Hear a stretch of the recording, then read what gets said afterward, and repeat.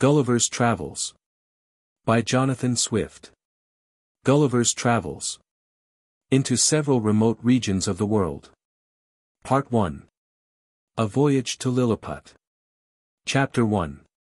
The author gives some account of himself and family, his first inducements to travel. He is shipwrecked, and swims for his life, gets safe ashore in the country of Lilliput, is made a prisoner, and carried up the country. My father had a small estate in Nottinghamshire. I was the third of 5 sons. He sent me to Emmanuel College in Cambridge at 14 years old, where I resided 3 years, and applied myself close to my studies.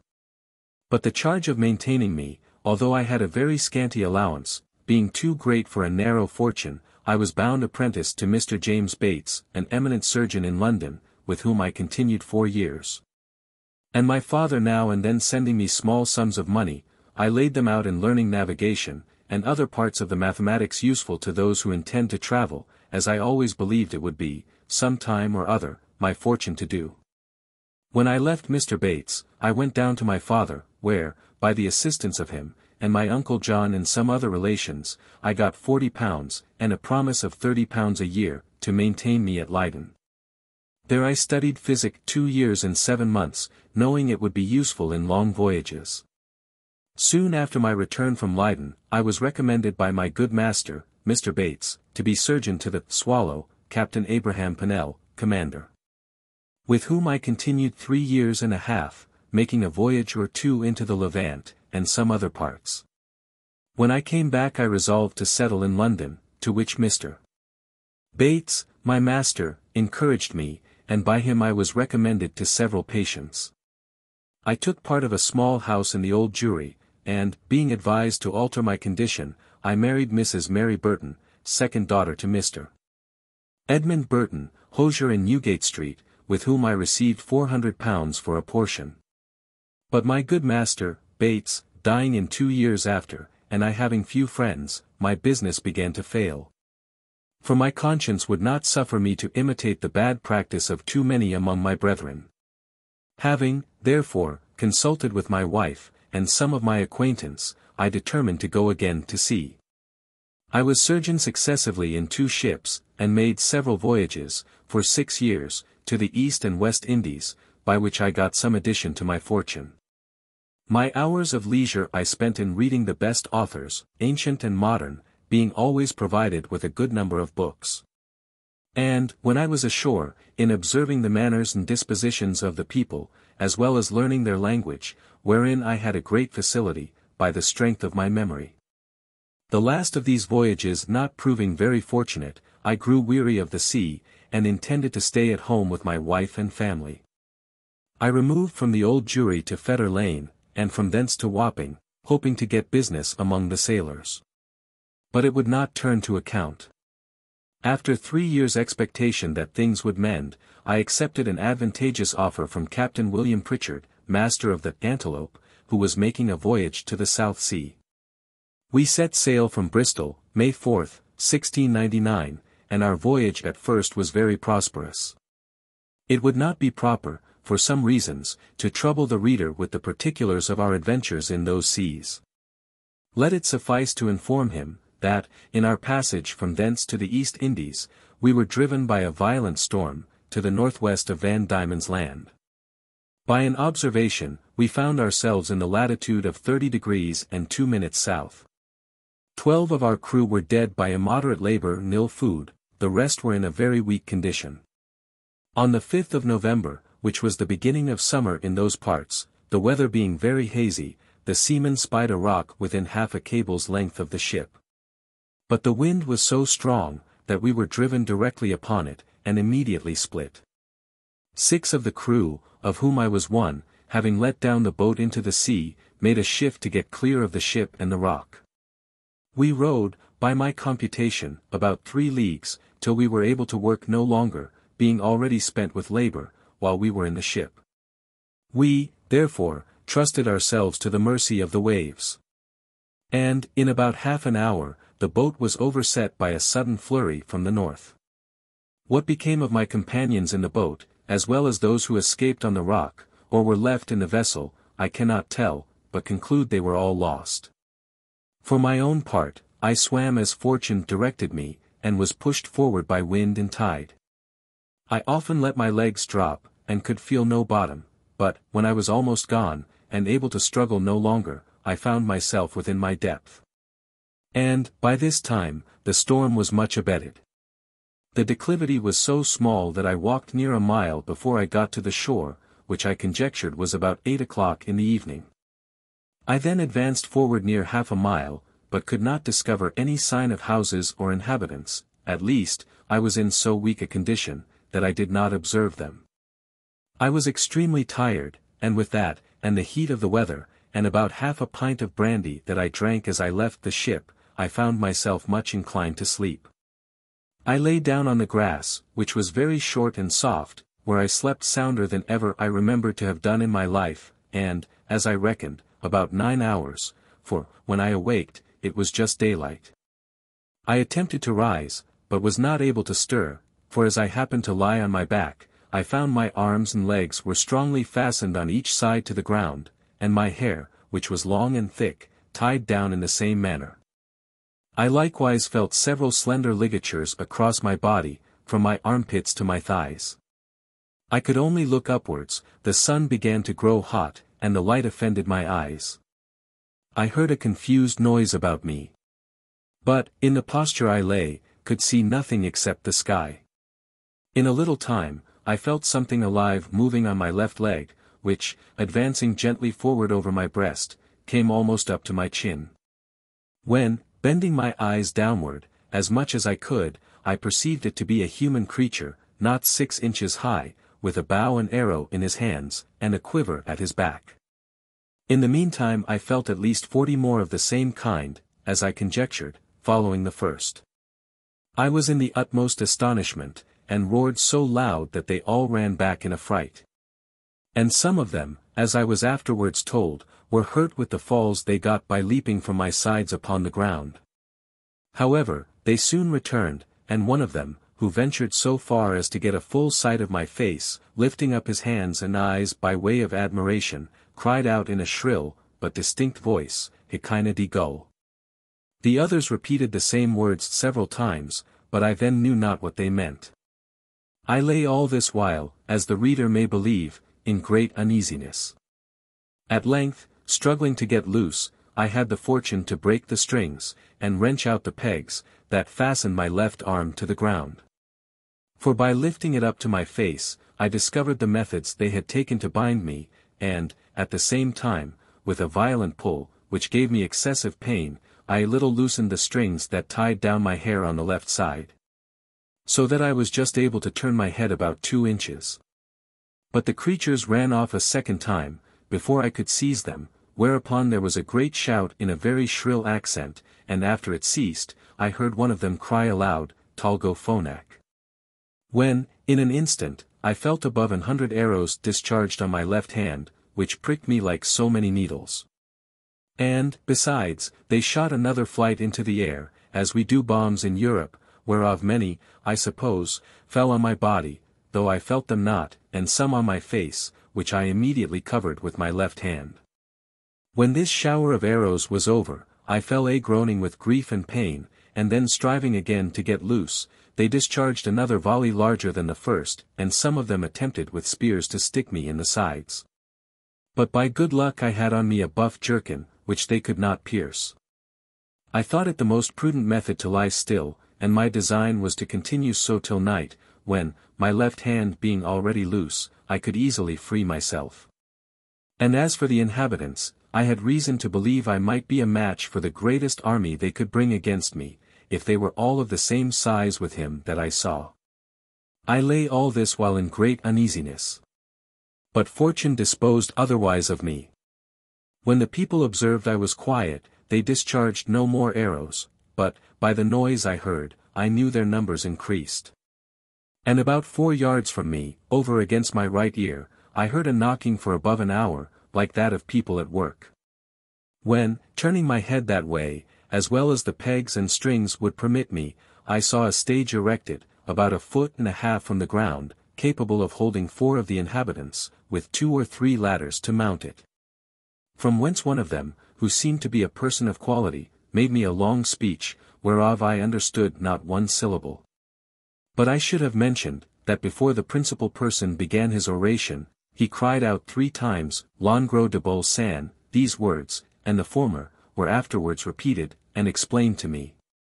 Whereupon immediately about 50 of the inhabitants came and cut the strings that fastened the left side of my head, which gave me the liberty of turning it to the right, and of observing the person and gesture of him that was to speak.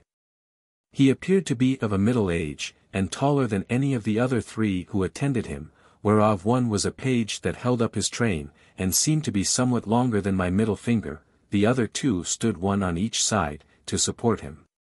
He acted every part of an orator, and I could observe many periods of threatenings, and others of promises, pity, and kindness. I answered in a few words, but in the most submissive manner, lifting up my left hand, and both my eyes, to the sun, as calling him for a witness, and, being almost famished with hunger. Having not eaten a morsel for some hours before I left the ship, I found the demands of nature so strong upon me, that I could not forbear showing my impatience, perhaps against the strict rules of decency, by putting my finger frequently to my mouth, to signify that I wanted food. The Hergo, for so they call a great lord, as I afterwards learned, understood me very well. He descended from the stage, and commanded that several ladders should be applied to my sides, on which above 100 of the inhabitants mounted, and walked towards my mouth, laden with baskets full of meat, which had been provided and sent thither by the king's orders, upon the first intelligence he received of me.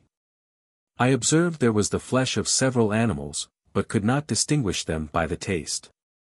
There were shoulders, legs, and loins, shaped like those of mutton, and very well dressed, but smaller than the wings of a lark. I ate them by 2 or 3 at a mouthful, and took 3 loaves at a time, about the bigness of musket bullets. They supplied me as they could, showing 1,000 marks of wonder and astonishment at my bulk and appetite. I then made another sign that I wanted drink. They found by my eating that a small quantity would not suffice me. And being a most ingenious people, they slung up with great dexterity one of their largest hogsheads, then rolled it towards my hand, and beat out the top. I drank it off at a draught, which I might well do, for it did not hold half a pint, and tasted like a small wine of Burgundy, but much more delicious.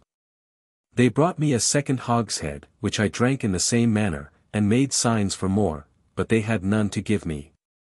When I had performed these wonders, they shouted for joy, and danced upon my breast, repeating, several times, as they did at first, Hekinah di Gull. They made me a sign, that I should throw down the 2 hogsheads, but first warning the people below to stand out of the way, crying aloud, Borach Nevola, and, when they saw the vessels in the air, there was an universal shout of Hekinah di Gull. I confess, I was often tempted, while they were passing backwards and forwards on my body, to seize 40 or 50 of the first that came in my reach, and dash them against the ground. But the remembrance of what I had felt, which probably might not be the worst they could do, and the promise of honor I made them, for so I interpreted my submissive behavior, soon drove out those imaginations. Besides, I now considered myself as bound, by the laws of hospitality, to a people who had treated me with so much expense and magnificence. However, in my thoughts I could not sufficiently wonder at the intrepidity of these diminutive mortals, who durst venture to mount and walk upon my body, while one of my hands was at liberty, without trembling at the very sight of so prodigious a creature, as I must appear to them. Producing his credentials. After some time, when they observed that I made no more demands for meat, there appeared before me a person of high rank from His Imperial Majesty. His Excellency, having mounted on the small of my right leg, advanced forwards up to my face, with about a dozen of his retinue, and, producing his credentials under the signet royal, which he applied close to my eyes, spoke about 10 minutes. Without any signs of anger, but with a kind of determinate resolution, often pointing forwards, which, as I afterwards found, was towards the capital city, about half a mile distant, whither it was agreed by His Majesty in council that I must be conveyed. I answered in few words, but to no purpose, and made a sign with my hand that was loose, putting it to the other, but over His Excellency's head, for fear of hurting him or his train, and then to my own head and body. to signify that I desired my liberty. It appeared that he understood me well enough, for he shook his head by way of disapprobation, and held his hand in a posture to show that I must be carried as a prisoner. However, he made other signs, to let me understand that I should have meat and drink enough, and very good treatment. Whereupon I once more thought of attempting to break my bonds. But again, when I felt the smart of their arrows upon my face and hands, which were all in blisters, and many of the darts still sticking in them, and observing, likewise, that the number of my enemies increased, I gave tokens to let them know that they might do with me what they pleased. Upon this the Hergo and his train withdrew, with much civility, and cheerful countenances. Soon after, I heard a general shout, with frequent repetitions of the words, Peplum Selen, and I felt great numbers of people on my left side, relaxing the cords to such a degree, that I was able to turn upon my right, and to get a little ease. But, before this, they had daubed my face and both my hands with a sort of ointment very pleasant to the smell, which, in a few minutes, removed all the smart of their arrows. These circumstances, added to the refreshment I had received by their victuals and drink, which were very nourishing, disposed me to sleep. I slept about 8 hours, as I was afterwards assured.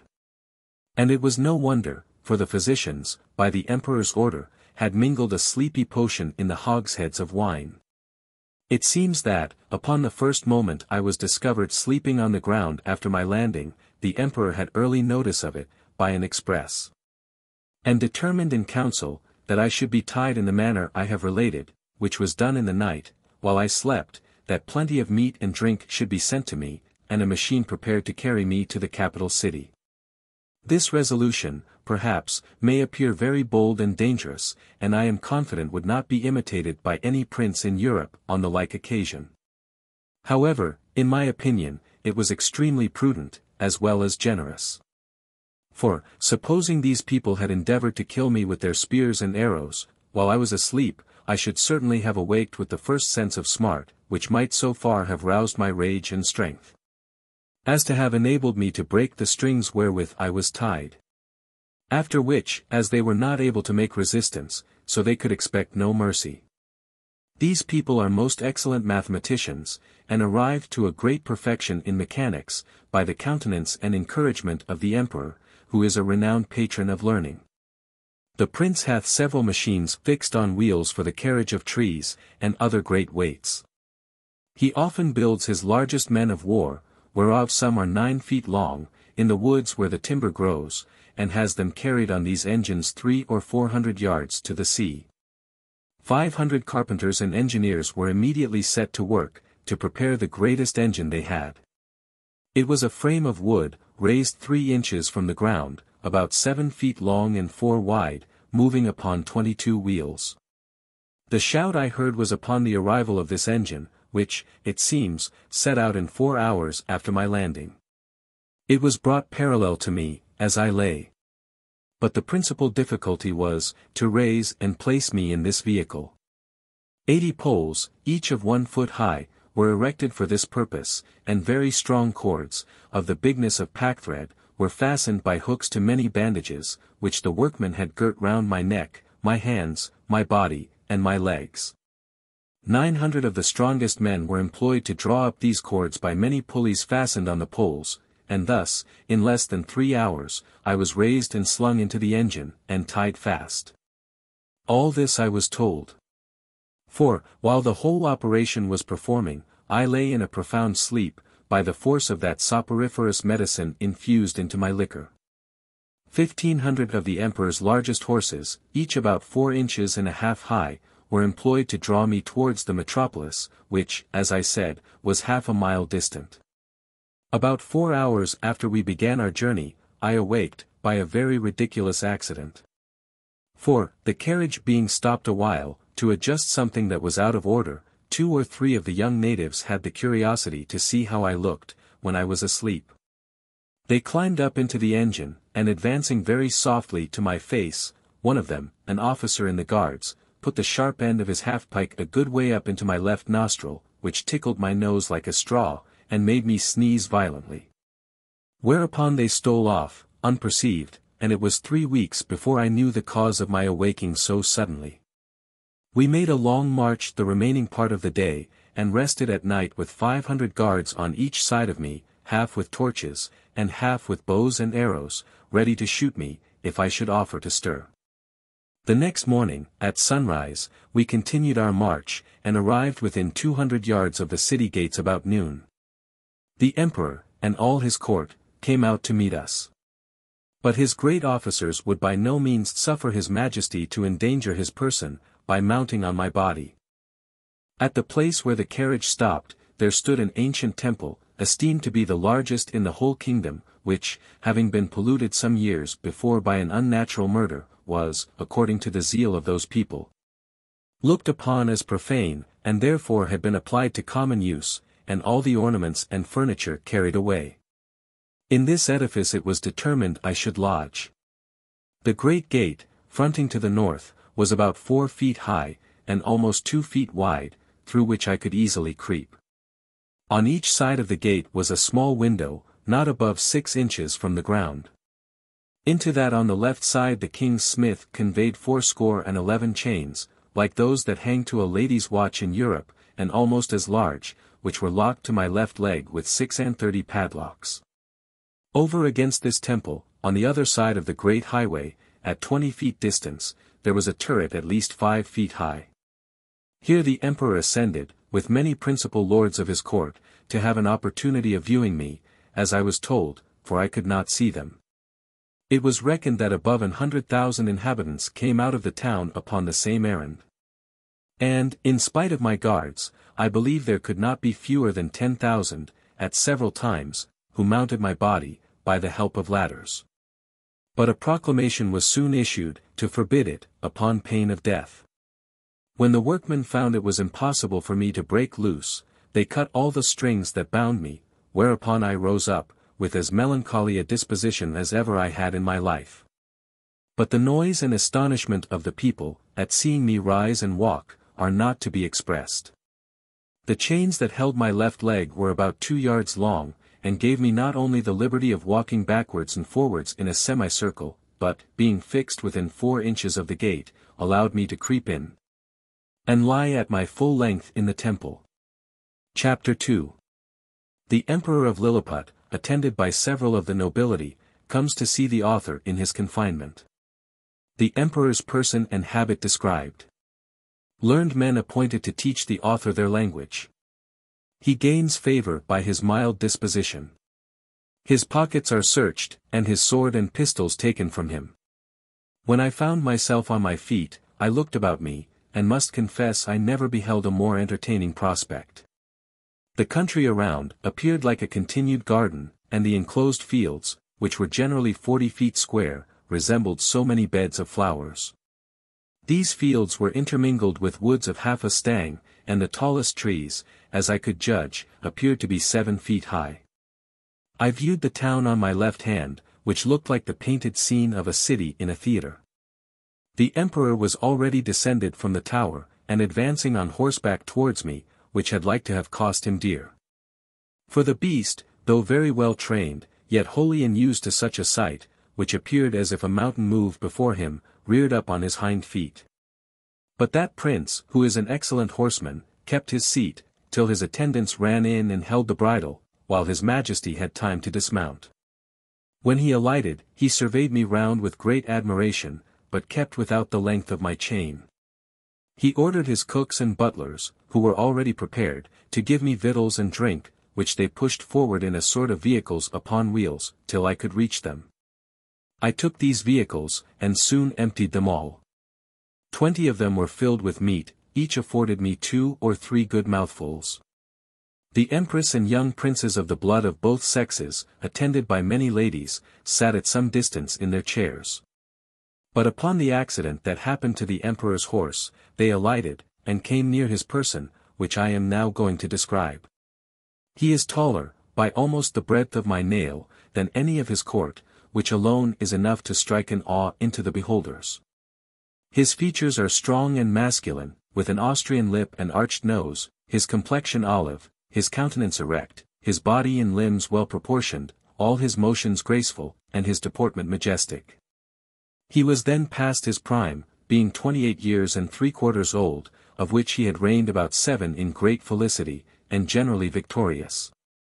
For the better convenience of beholding him, I lay on my side, so that my face was parallel to his, and he stood but 3 yards off.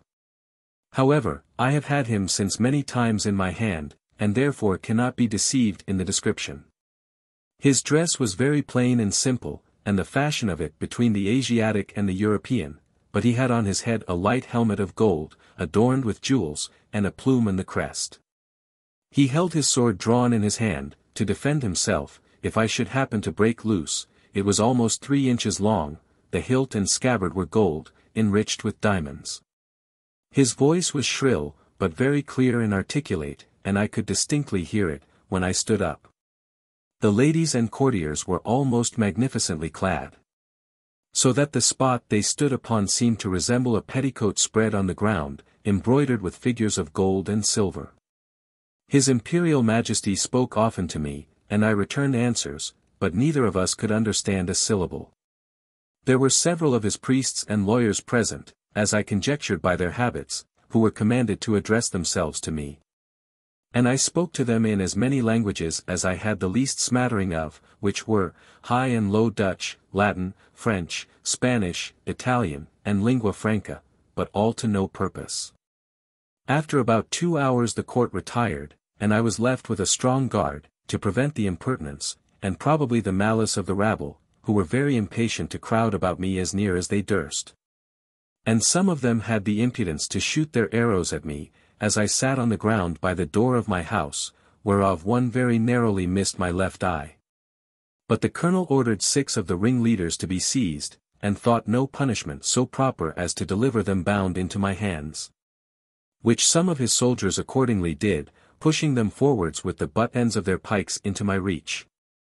I took them all on my right hand, put 5 of them into my coat pocket. And as to the 6th, I made a countenance as if I would eat him alive. The poor man squalled terribly, and the colonel and his officers were in much pain, especially when they saw me take out my penknife. But I soon put them out of fear, for, looking mildly, and immediately cutting the strings he was bound with, I set him gently on the ground, and away he ran. I treated the rest in the same manner, taking them one by one out of my pocket. And I observed both the soldiers and people were highly delighted at this mark of my clemency, which was represented very much to my advantage at court. Towards night, I got with some difficulty into my house, where I lay on the ground, and continued to do so about a fortnight, during which time the emperor gave orders to have a bed prepared for me. 600 beds, of the common measure, were brought in carriages and worked up in my house, and 150 of their beds, sewn together, made up the breadth and length. And these were 4 double, which, however, kept me but very indifferently from the hardness of the floor, which was of smooth stone. By the same computation, they provided me with sheets, blankets, and coverlets, which were tolerable enough for one who had been so long inured to hardships as I. As the news of my arrival spread through the kingdom, it brought prodigious numbers of rich, idle, and curious people to see me, so that the villages were almost emptied. And great neglect of tillage and household affairs must have ensued, if his Imperial Majesty had not provided, by several proclamations and orders of state, against this inconvenience. He directed that those who had already beheld me should return home, and not presume to come within 50 yards of my house without license from court, whereby the secretaries of state got considerable fees. In the meantime, the emperor held frequent councils, to debate what course should be taken with me. And I was afterwards assured by a particular friend, a person of great quality, who was as much in the secret as any, that the court was under many difficulties concerning me. They apprehended my breaking loose. That my diet would be very expensive, and might cause a famine. Sometimes they determined to starve me, or at least to shoot me in the face and hands with poisoned arrows, which would soon dispatch me, but again they considered that the stench of so large a carcass might produce a plague in the metropolis, and probably spread through the whole kingdom. In the midst of these consultations, several officers of the army went to the door of the great council chamber, and 2 of them being admitted, gave an account of my behavior to the 6 criminals above mentioned, which made so favorable an impression in the breast of his Majesty, and the whole board, in my behalf, that an imperial commission was issued out, obliging all the villages 900 yards round the city to deliver in, every morning, 6 beeves, 40 sheep, and other victuals, for my sustenance, together with a proportionable quantity of bread and wine, and other liquors, for the due payment of which his Majesty gave assignments upon his treasury. For this prince lives chiefly upon his own domains, seldom, except upon great occasions, raising any subsidies upon his subjects, who are bound to attend him in his wars at their own expense. An establishment was also made of 600 persons, to be my domestics, who had board wages allowed for their maintenance, and tents built for them very conveniently on each side of my door. It was likewise ordered that 300 tailors should make me a suit of clothes, after the fashion of the country, that 6 of his Majesty's greatest scholars should be employed to instruct me in their language. And lastly, that the emperor's horses, and those of the nobility and troops of guards, should be frequently exercised in my sight, to accustom themselves to me. All these orders were duly put in execution, and in about 3 weeks I made a great progress in learning their language, during which time the emperor frequently honored me with his visits, and was pleased to assist my masters in teaching me. We began already to converse together in some sort, and the first words I learnt were to express my desire that he would please give me my liberty, which I every day repeated on my knees. His answer, as I could apprehend it, was, that this must be a work of time, not to be thought on without the advice of his council, and that first I must lumos kelman peso damar lon imposo, that is, swear a peace with him and his kingdom. However, that I should be used with all kindness, and he advised me to acquire, by my patience and discreet behavior, the good opinion of himself and his subjects. He desired I would not take it ill, if he gave orders to certain proper officers to search me, for probably I might carry about me several weapons which must needs be dangerous things, if they answered the bulk of so prodigious a person. I said his Majesty should be satisfied, for I was ready to strip myself and turn up my pockets before him. This I delivered, part in words, and part in signs. He replied, that by the laws of the kingdom, I must be searched by 2 of his officers. That he knew this could not be done without my consent and assistance, that he had so good an opinion of my generosity and justice, as to trust their persons in my hands. That whatever they took from me should be returned when I left the country, or paid for at the rate which I should set upon them. I took up the 2 officers in my hands, put them first into my coat pockets, and then into every other pocket about me, except my 2 fobs and another secret pocket, which I had no mind should be searched, wherein I had some little necessaries that were of no consequence to any but myself. In one of my fobs there was a silver watch, and in the other a small quantity of gold in a purse. These gentlemen made an exact inventory of everything they saw. These gentlemen having pen, ink, and paper about them, made an exact inventory of everything they saw, and, when they had done, desired I would set them down, that they might deliver it to the emperor. This inventory I afterwards translated into English, and is word for word as follows. Imprimis, in the right coat pocket of the great Man Mountain, for so I interpret the words quinbus flestrin, after the strictest search. We found only one great piece of coarse cloth, large enough to be a footcloth for your Majesty's chief room of state. In the left pocket, we saw a huge silver chest, with a cover of the same metal, which we the searchers were not able to lift. We desired it should be opened, and one of us stepping into it, found himself up to the mid-leg in a sort of dust, some part whereof flying up to our faces, set us both a-sneezing for several times together.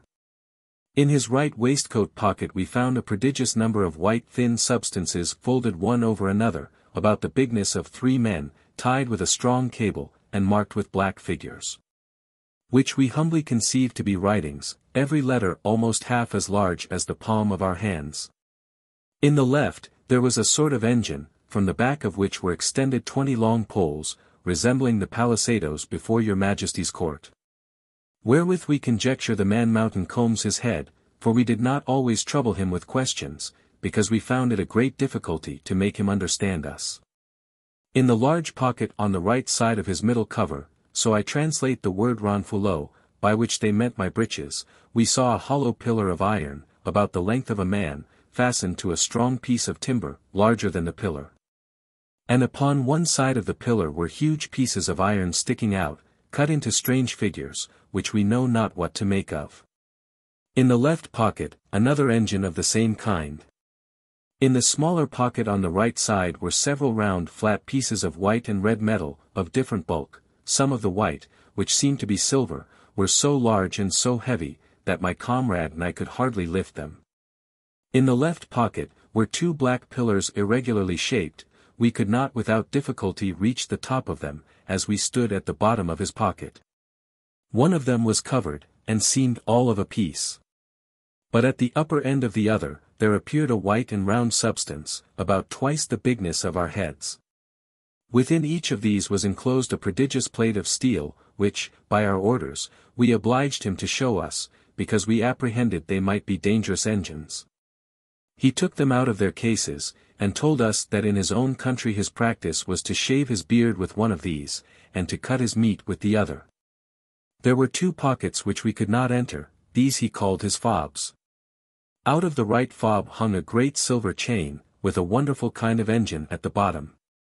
We directed him to draw out whatever was at the end of that chain, which appeared to be a globe, half silver, and half of some transparent metal. For on the transparent side we saw certain strange figures, circularly drawn, and thought we could touch them till we found our fingers stopped by that lucid substance.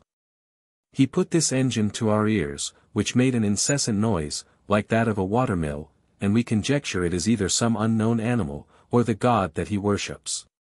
But we are more inclined to the latter opinion, because he assured us, if we understood him right, for he expressed himself very imperfectly, that he seldom did anything without consulting it. He called it his oracle, and said it pointed out the time for every action of his life. From the left fob he took out a net almost large enough for a fisherman, but contrived to open and shut like a purse, and serve him for the same use. We found therein several massy pieces of yellow metal, which, if they be real gold, must be of immense value. Having thus, in obedience to your Majesty's commands, diligently searched all his pockets, we observed a girdle about his waist, made of the hide of some prodigious animal, from which, on the left side, hung a sword of the length of 5 men. And on the right, a bag or pouch, divided into 2 cells, each cell capable of holding 3 of your Majesty's subjects. In one of these cells were several globes, or balls, of a most ponderous metal, about the bigness of our heads, and required a strong hand to lift them. The other cell contained a heap of certain black grains, but of no great bulk or weight, for we could hold about 50 of them in the palms of our hands. This is an exact inventory of what we found about the body of the Man Mountain, who used us with great civility and due respect to your Majesty's commission. Signed and sealed, on the 4th day of the 89th moon of your Majesty's auspicious reign. Clefrin Frelick. Marcy Frelick. When this inventory was read over to the Emperor, he directed me, although in very gentle terms, to deliver up the several particulars. He first called for my scimitar, which I took out, scabbard and all. In the meantime, he ordered 3,000 of his choicest troops, who then attended him, to surround me at a distance, with their bows and arrows just ready to discharge, but I did not observe it, for mine eyes were wholly fixed upon his Majesty. He then desired me to draw my scimitar, which, although it had got some rust by the sea water, was in most parts exceedingly bright. I did so, and immediately all the troops gave a shout between terror and surprise. For the sun shone clear, and the reflection dazzled their eyes, as I waved the scimitar to and fro in my hand. His Majesty, who is a most magnanimous prince, was less daunted than I could expect. He ordered me to return it into the scabbard, and cast it on the ground as gently as I could, about 6 feet from the end of my chain. The next thing he demanded was one of the hollow iron pillars, by which he met my pocket pistols. I drew it out, and at his desire, as well as I could, expressed to him the use of it.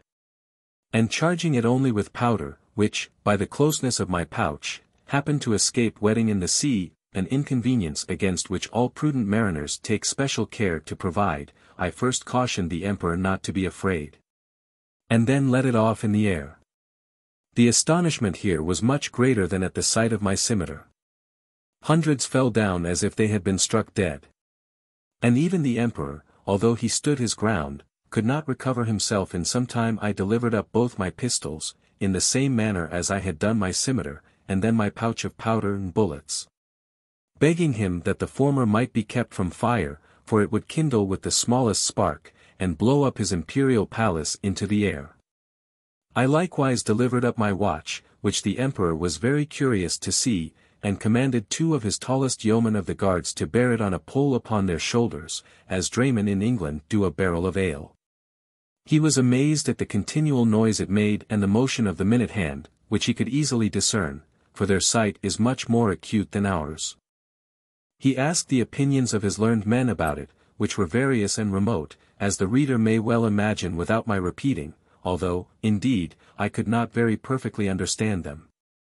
I then gave up my silver and copper money, my purse, with 9 large pieces of gold, and some smaller ones, my knife and razor, my comb and silver snuff-box, my handkerchief and journal-book. My scimitar, pistols, and pouch were conveyed in carriages to His Majesty's stores, but the rest of my goods were returned to me.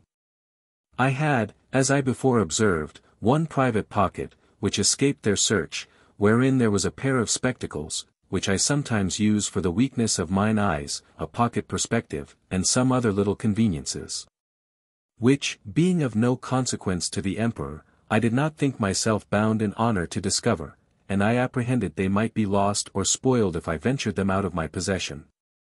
Chapter 3. The author diverts the emperor and his nobility of both sexes in a very uncommon manner. The diversions of the court of Lilliput described.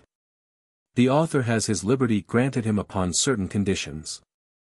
My gentleness and good behavior had gained so far on the emperor and his court, and indeed upon the army and people in general, that I began to conceive hopes of getting my liberty in a short time. I took all possible methods to cultivate this favorable disposition. The natives came by degrees to be less apprehensive of any danger from me. I would sometimes lie down, and let 5 or 6 of them dance on my hand, and at last the boys and girls would venture to come and play at hide and seek in my hair. I had now made a good progress in understanding and speaking their language. The emperor had a mind, one day, to entertain me with one of the country shows, wherein they exceed all nations I have known, both for dexterity and magnificence. I was diverted with none so much as that of the rope dancers, performed upon a slender white thread, extended about 2 feet, and 12 inches from the ground. Upon which I shall desire liberty, with the reader's patience, to enlarge a little.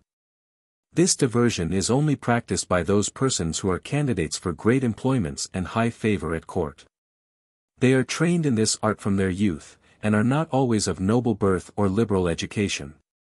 When a great office is vacant either by death or disgrace, which often happens, 5 or 6 of those candidates petition the emperor to entertain His Majesty, and the court, with a dance on the rope, and whoever jumps the highest, without falling, succeeds in the office. Very often the chief ministers themselves are commanded to show their skill, and to convince the emperor that they have not lost their faculty. Flimnap, the treasurer, is allowed to cut a caper on the straight rope, at least an inch higher than any lord in the whole empire. I have seen him do the somersault several times together upon a trencher, fixed on a rope, which is no thicker than a common packthread in England. My friend Reldressel, principal secretary for private affairs, is, in my opinion, if I am not partial, the second after the treasurer. The rest of the great officers are much upon a par. These diversions are often attended with fatal accidents, whereof great numbers are on record. I myself have seen 2 or 3 candidates break a limb. But the danger is much greater when the ministers themselves are commanded to show their dexterity. For, by contending to excel themselves and their fellows, they strain so far that there is hardly one of them who hath not received a fall, and some of them 2 or 3.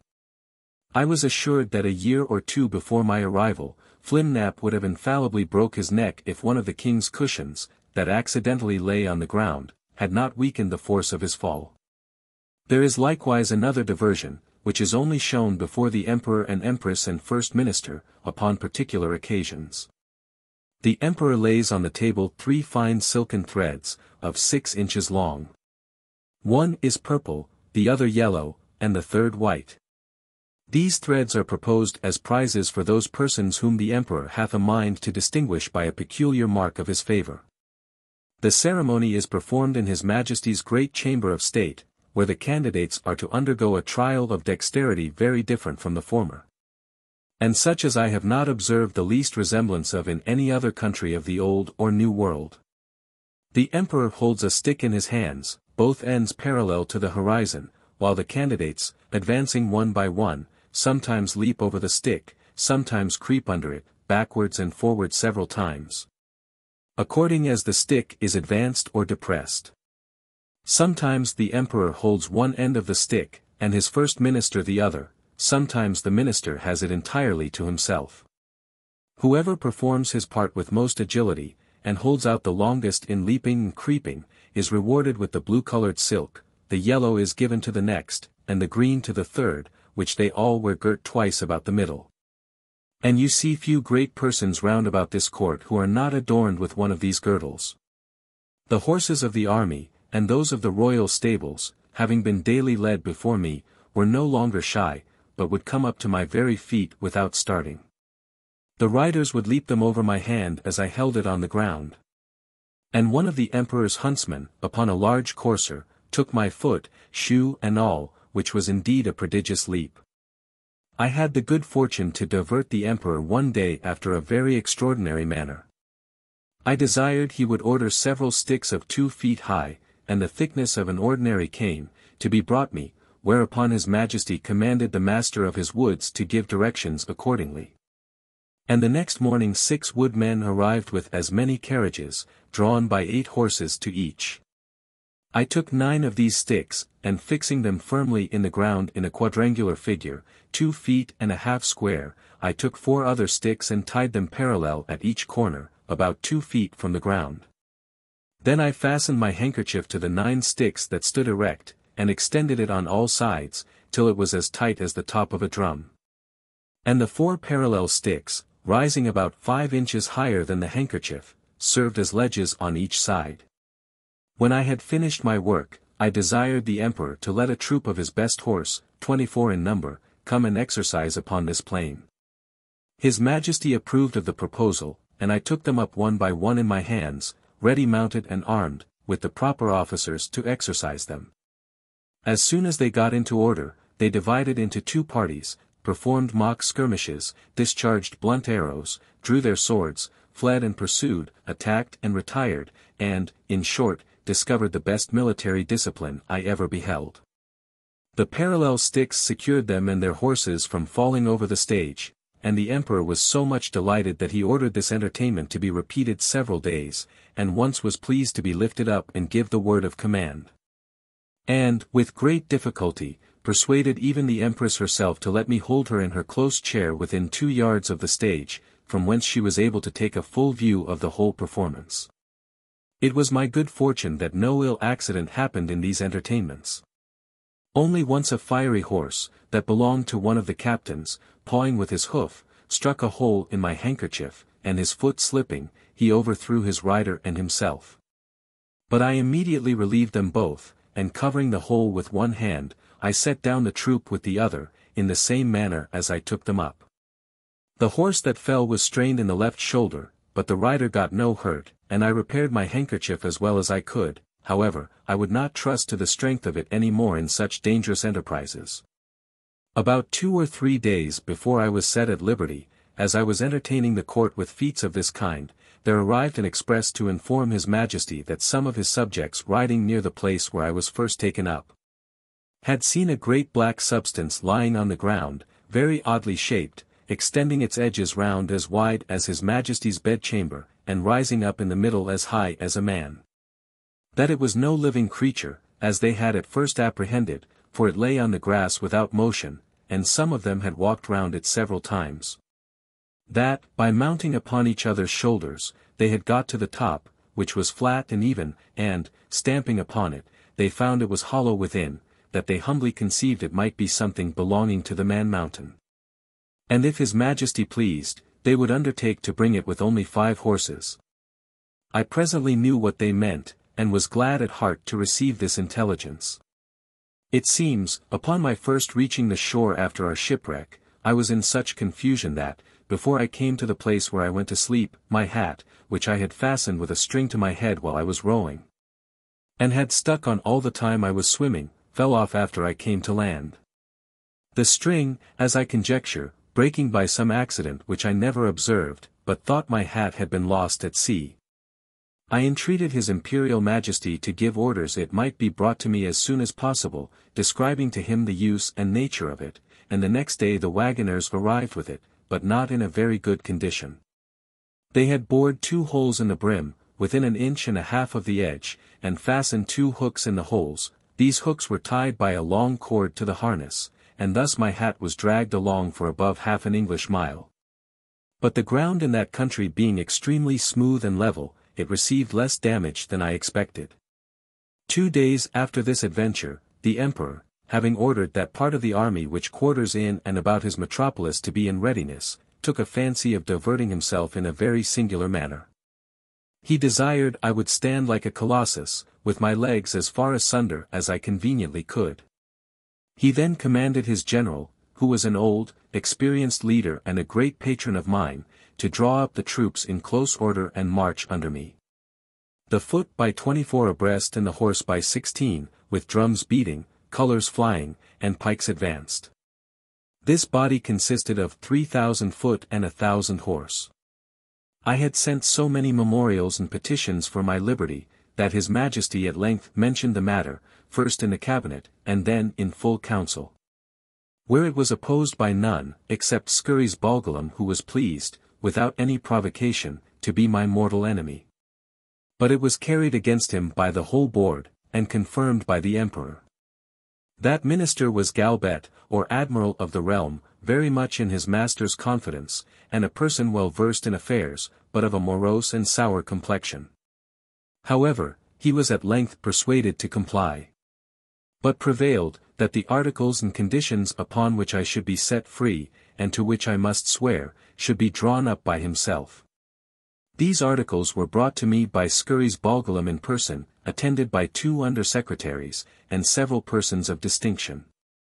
After they were read, I was demanded to swear to the performance of them, first in the manner of my own country, and afterwards in the method prescribed by their laws. Which was, to hold my right foot in my left hand, and to place the middle finger of my right hand on the crown of my head, and my thumb on the tip of my right ear.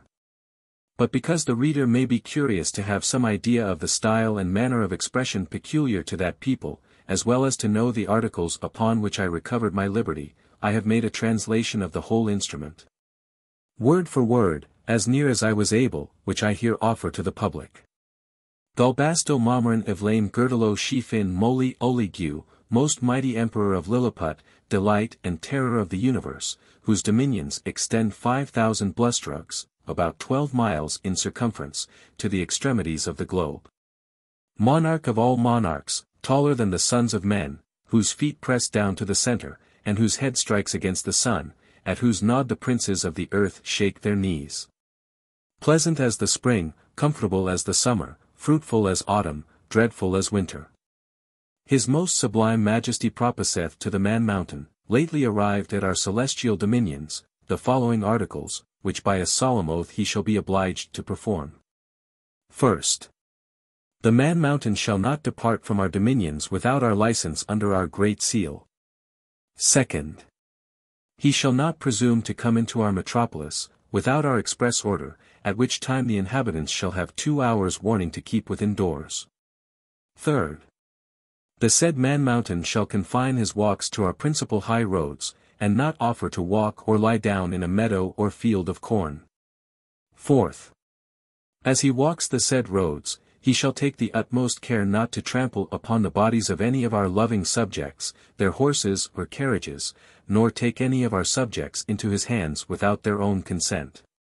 Fifth, if an express requires extraordinary dispatch, the Man Mountain shall be obliged to carry in his pocket the messenger and horse a 6 days' journey once in every moon, and return the said messenger back, if so required, safe to our imperial presence.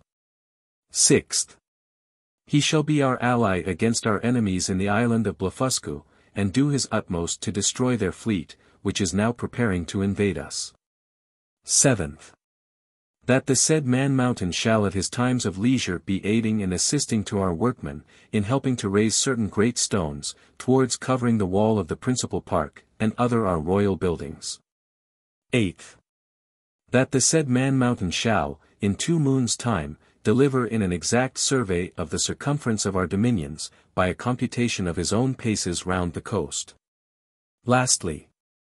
That upon his solemn oath to observe all the above articles, the said Man Mountain shall have a daily allowance of meat and drink sufficient for the support of 1,724 of our subjects, with free access to our royal person, and other marks of our favor. Given at our palace at Belfabarak, the 12th day of the 91st moon of our reign. I swore and subscribed to the articles with great cheerfulness and content, although some of them were not so honorable as I could have wished. Which proceeded wholly from the malice of Scuris Balgalam, the High Admiral, whereupon my chains were immediately unlocked, and I was at full liberty. The Emperor himself in person did me the honor to be by at the whole ceremony. I made my acknowledgments, by prostrating myself at His Majesty's feet, but he commanded me to rise. And after many gracious expressions, which, to avoid the censure of vanity, I shall not repeat, he added, that he hoped I should prove a useful servant, and well deserve all the favors he had already conferred upon me, or might do for the future. The reader may please to observe, that, in the last article for the recovery of my liberty, the Emperor stipulates to allow me a quantity of meat and drink sufficient for the support of 1724 Lilliputians. Some time after, asking a friend at court, how they came to fix on that determinate number, he told me, that His Majesty's mathematicians having taken the height of my body by the help of a quadrant, and finding it to exceed theirs in the proportion of 12 to 1, they concluded, from the similarity of their bodies, that mine must contain at least 1724 of theirs, and consequently would require as much food as was necessary to support that number of Lilliputians. By which the reader may conceive an idea of the ingenuity of that people, as well as the prudent and exact economy of so great a prince. Chapter 4. Milendo, the metropolis of Lilliput, described together with the Emperor's palace. A conversation between the author and a principal secretary, concerning the affairs of that empire. The author offers to serve the Emperor in his wars. The first request I made, after I had obtained my liberty, was, that I might have license to see Milendo, the metropolis, which the Emperor easily granted me, but with a special charge to do no hurt either to the inhabitants or their houses. The people had notice, by proclamation, of my design to visit the town. The wall, which encompassed it, is 2 feet and a half high, and at least 11 inches broad, so that a coach and horses may be driven very safely round it. And it is flanked with strong towers at 10 feet distance. I stepped over the great western gate, and passed very gently, and sidling, through the 2 principal streets, only in my short waistcoat, for fear of damaging the roofs and eaves of the houses with the skirts of my coat. I walked with the utmost circumspection, to avoid treading on any stragglers who might remain in the streets, although the orders were very strict, that all people should keep in their houses at their own peril. The garret windows and tops of houses were so crowded with spectators, that I thought in all my travels I had not seen a more populous place. The city is an exact square, each side of the wall being 500 feet long. The 2 great streets, which run across and divide it into 4 quarters, are 5 feet wide. The lanes and alleys, which I could not enter, but only viewed them as I passed, are from 12 to 18 inches. The town is capable of holding 500,000 souls, the houses are from 3 to 5 stories, the shops and markets well provided. The Emperor's palace is in the center of the city, where the 2 great streets meet. It is enclosed by a wall of 2 foot high, and 20 foot distant from the buildings.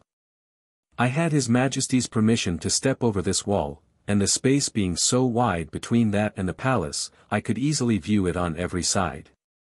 The outward court is a square of 40 feet, and includes 2 other courts. In the inmost are the royal apartments, which I was very desirous to see, but found it extremely difficult. For the great gates from one square into another were but 18 inches high, and 7 inches wide. Now the buildings of the outer court were at least 5 feet high, and it was impossible for me to stride over them without infinite damage to the pile, though the walls were strongly built of hewn stone, and 4 inches thick. At the same time, the emperor had a great desire that I should see the magnificence of his palace. But this I was not able to do till 3 days after, which I spent in cutting down, with my knife, some of the largest trees in the royal park, about 100 yards distance from the city. Of these trees I made 2 stools, each about 3 feet high, and strong enough to bear my weight. Her Imperial Majesty was pleased to smile very graciously upon me. The people having received notice a second time, I went again through the city to the palace, with my 2 stools in my hands. When I came to the side of the outer court, I stood upon one stool, and took the other in my hand. This I lifted over the roof, and gently set it down on the space between the first and second court, which was 8 feet wide. I then stepped over the building very conveniently, from one stool to the other, and drew up the first after me with a hooked stick. By this contrivance I got into the inmost court. And, lying down upon my side, I applied my face to the windows of the middle stories, which were left open on purpose, and discovered the most splendid apartments that can be imagined. There I saw the Empress and the young princes in their several lodgings, with their chief attendants about them. Her Imperial Majesty was pleased to smile very graciously upon me, and gave me out of the window her hand to kiss. But I shall not anticipate the reader with farther descriptions of this kind, because I reserve them for a greater work, which is now almost ready for the press, containing a general description of this empire, from its first erection. Through a long series of princes, with a particular account of their wars and politics, laws, learning, and religion, their plants and animals, their peculiar manners and customs, with other matters very curious and useful. My chief design, at present, being only to relate such events and transactions as happen to the public, or to myself, during a residence of about 9 months in that empire. One morning, about a fortnight after I had obtained my liberty, Reldressel, principal secretary, as they style him, for private affairs, came to my house, attended only by one servant. He ordered his coach to wait at a distance, and desired I would give him an hour's audience. Which I readily consented to, on account of his quality and personal merits, as well as of the many good offices he had done me during my solicitations at court. I offered to lie down, that he might the more conveniently reach my ear. But he chose rather to let me hold him in my hand during our conversation. He began with compliments on my liberty, said he might pretend to some merit in it. But however, added, that if it had not been for the present situation of things at court, perhaps I might not have obtained it so soon. For, said he, as flourishing a condition as we may appear to be in to foreigners, we labor under 2 mighty evils, a violent faction at home, and the danger of an invasion, by a most potent enemy, from abroad. As to the first, you are to understand, that, for above 70 moons past, there have been 2 struggling parties in this empire, under the names of Tremexin and Slamexin, from the high and low heels of their shoes, by which they distinguish themselves. It is alleged, indeed, that the high heels are most agreeable to our ancient constitution. But, however this may be, His Majesty hath determined to make use only of low heels in the administration of the government, and all offices in the gift of the crown, as you cannot but observe, and particularly that His Majesty's imperial heels are lower, at least by a drur, than any of his court. Drur is a measure about the 14th part of an inch. The animosities between these 2 parties run so high, that they will neither eat nor drink nor talk with each other. We compute the Tremexin, or high heels, to exceed us in number, but the power is wholly on our side. We apprehend His Imperial Highness, the heir to the crown, to have some tendency towards the high heels. At least, we can plainly discover that one of his heels is higher than the other, which gives him a hobble in his gait. Now, in the midst of these intestine disquiets, we are threatened with an invasion from the island of Blefuscu, which is the other great empire of the universe, almost as large and powerful as this of His Majesty.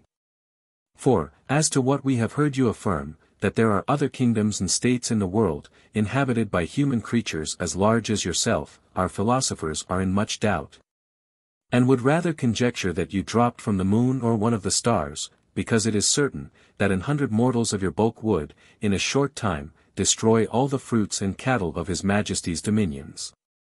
Besides, our histories of 6,000 moons make no mention of any other regions than the two great empires of Lilliput and Blefuscu. Which two mighty powers have, as I was going to tell you, been engaged in a most obstinate war for 36 moons past. It began upon the following occasion. It is allowed on all hands, that the primitive way of breaking eggs, before we eat them, was upon the larger end. But His present Majesty's grandfather, while he was a boy, going to eat an egg, and breaking it according to the ancient practice, happened to cut one of his fingers. Whereupon the emperor, his father, published an edict, commanding all his subjects, upon great penalties, to break the smaller end of their eggs. The people so highly resented this law, that our histories tell us, there have been 6 rebellions raised on that account, wherein one emperor lost his life, and another his crown. These civil commotions were constantly fomented by the monarchs of Blefuscu, and when they were quelled, the exiles always fled for refuge to that empire. It is computed, that 11,000 persons have, at several times, suffered death, rather than submit to break their eggs at the smaller end.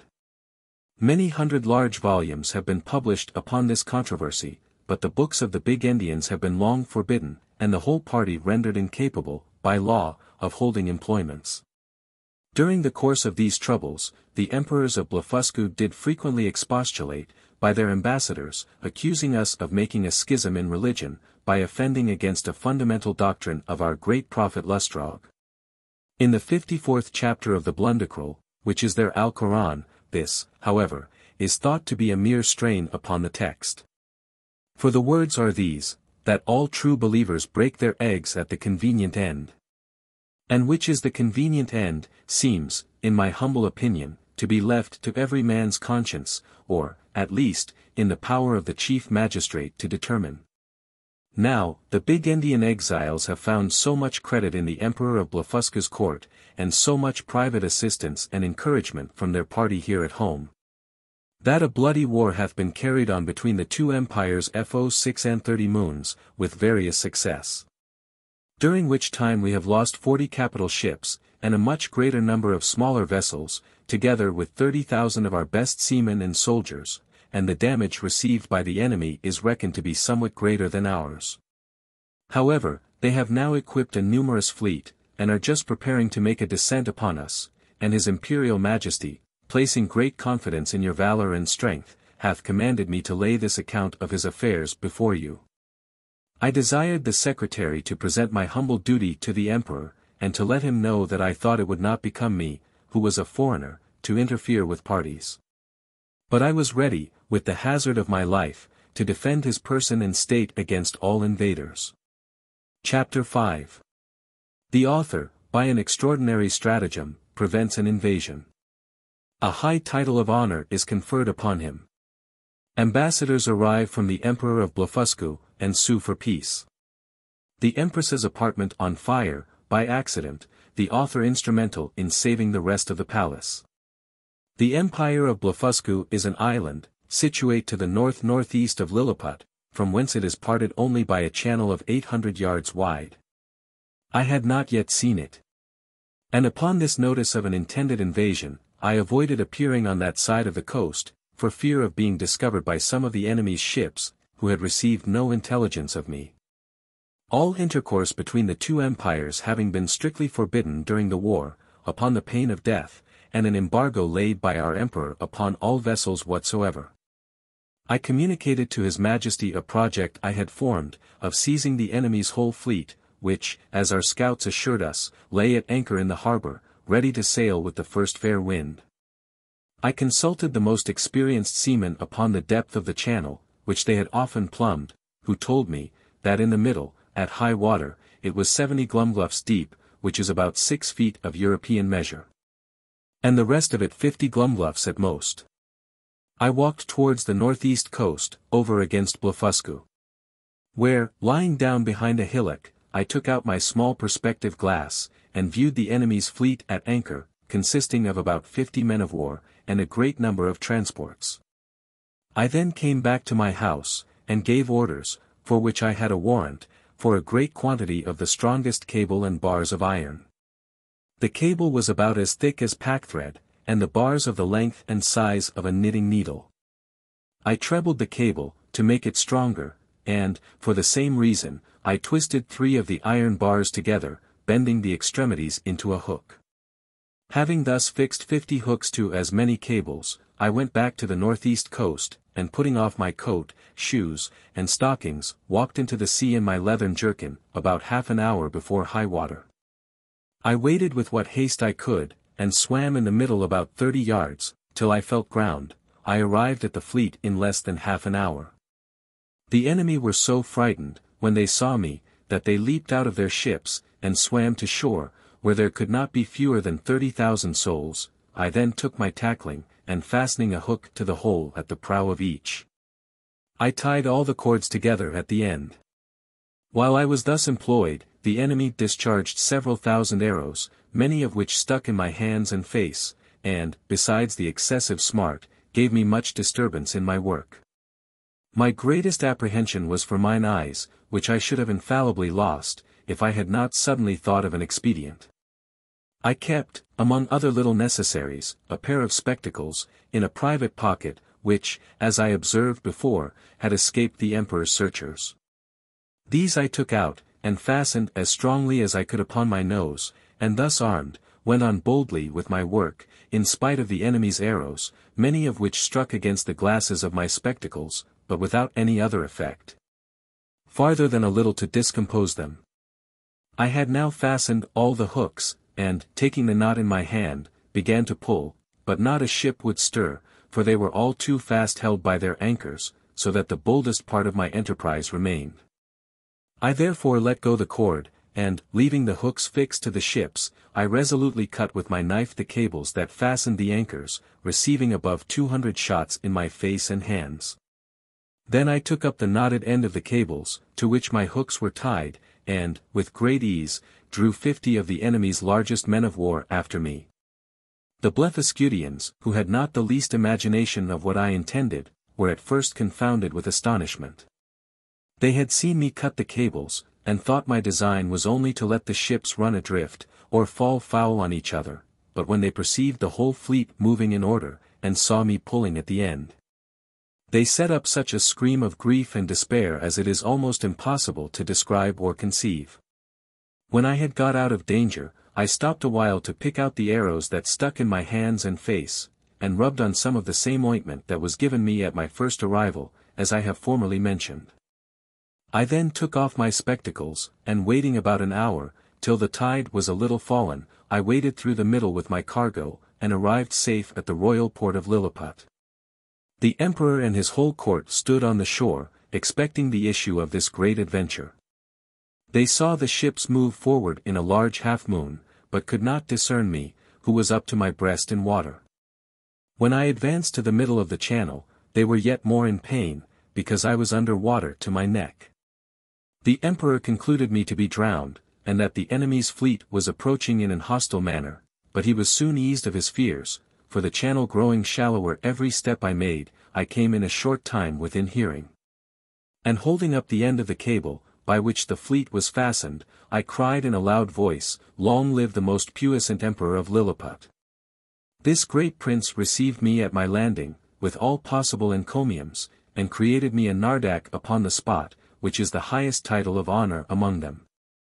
His Majesty desired I would take some other opportunity of bringing all the rest of his enemies' ships into his ports.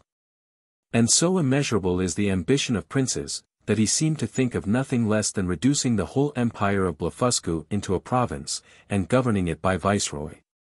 Of destroying the big Indian exiles, and compelling that people to break the smaller end of their eggs, by which he would remain the sole monarch of the whole world.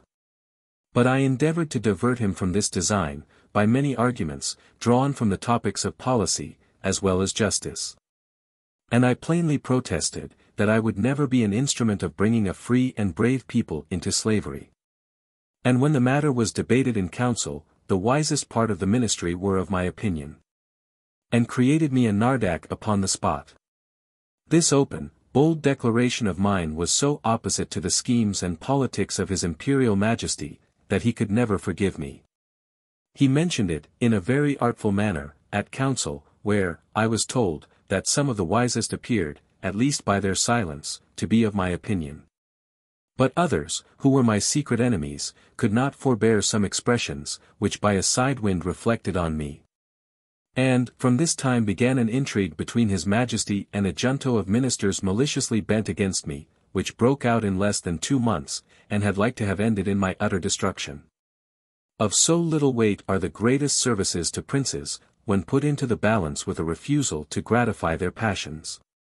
About 3 weeks after this exploit, there arrived a solemn embassy from Blefuscu, with humble offers of peace, which was soon concluded, upon conditions very advantageous to our emperor, wherewith I shall not trouble the reader. There were 6 ambassadors, with a train of about 500 persons. And their entry was very magnificent, suitable to the grandeur of their master, and the importance of their business. When their treaty was finished, wherein I did them several good offices, by the credit I now had, or at least appeared to have at court, their excellencies, who were privately told how much I had been their friend, made me a visit in form. They began with many compliments upon my valor and generosity, invited me to that kingdom, in the emperor their master's name, and desired me to show some proofs of my prodigious strength, of which they had heard so many wonders. Wherein I readily obliged them, but shall not trouble the reader with the particulars. When I had for some time entertained their excellencies, to their infinite satisfaction and surprise, I desired they would do me the honor to present my most humble respects to the emperor their master, the renown of whose virtues had so justly filled the whole world with admiration, and whose royal person I resolved to attend, before I returned to my own country. Accordingly, the next time I had the honor to see our emperor, I desired his general license to wait on the Blefuscudian monarch, which he was pleased to grant me, as I could plainly perceive, in a very cold manner. But could not guess the reason, till I had a whisper from a certain person, that Flimnap and Bolgolam had represented my intercourse with those ambassadors as a mark of disaffection, from which, I am sure, my heart was wholly free. And this was the first time I began to conceive some imperfect idea of courts and ministers. It is to be observed, that these ambassadors spoke to me by an interpreter, the languages of both empires differing as much from each other as any two in Europe, and each nation priding itself upon the antiquity, beauty, and energy of its own tongue, with an avowed contempt for that of its neighbor. Yet our emperor, standing upon the advantage he had got by the seizure of their fleet, obliged them to deliver their credentials, and make their speech in the Lilliputian tongue.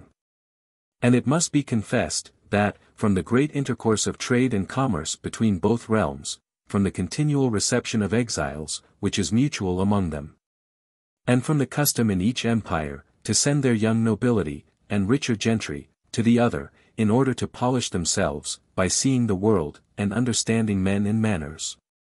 There are few persons of distinction, or merchants, or seamen, who dwell in the maritime parts, but what can hold conversation in both tongues, as I found some weeks after, when I went to pay my respects to the Emperor of Blefuscu, which, in the midst of great misfortunes, through the malice of my enemies, proved a very happy adventure to me, as I shall relate in its proper place. The reader may remember, that when I signed those articles, upon which I recovered my liberty, there were some which I disliked, upon account of their being too servile, neither could anything but an extreme necessity have forced me to submit. But, being now a Nardak of the highest rank in that empire, such offices were looked upon as below my dignity, and the emperor, to do him justice, never once mentioned them to me. However, it was not long before I had an opportunity of doing His Majesty, at least as I then thought, a most signal service. I was alarmed at midnight with the cries of many hundred people at my door, by which, being suddenly awaked, I was in some kind of terror. I heard the word Burglum repeated incessantly.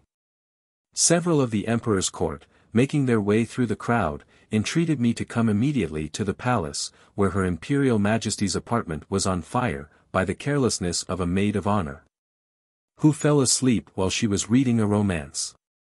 I got up in an instant, and orders being given to clear the way before me, and it being likewise a moonshine night, I made a shift to get to the palace, without trampling on any of the people. I found they had already applied ladders to the walls of the apartment, and were well provided with buckets, but the water was at some distance. These buckets were about the size of a large thimble, and the poor people supplied me with them as fast as they could, but the flame was so violent that they did little good. I might easily have stifled it with my coat, which I unfortunately left behind me for haste, and came away only in my leathern jerkin. The case seemed wholly desperate and deplorable, and this magnificent palace would have infallibly been burnt down to the ground, if, by a presence of mind unusual to me, I had not suddenly thought of an expedient by which in 3 minutes the fire was wholly extinguished, and the rest of that noble pile, which had cost so many ages in erecting, preserved from destruction. It was now daylight, and I returned to my house, without waiting to congratulate with the emperor.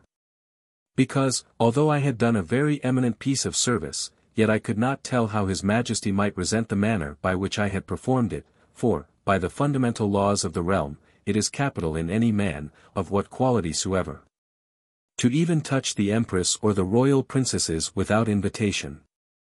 But I was a little comforted by a message from His Majesty, that he would give orders to the Grand Justiciary for passing my pardon in form, which, however, I could not obtain. And I was privately assured that the Empress, conceiving the greatest abhorrence of me, and, in the presence of her chief confidants, could not forbear vowing revenge. Chapter 6. Of the inhabitants of Lilliput, their learning, laws, and customs.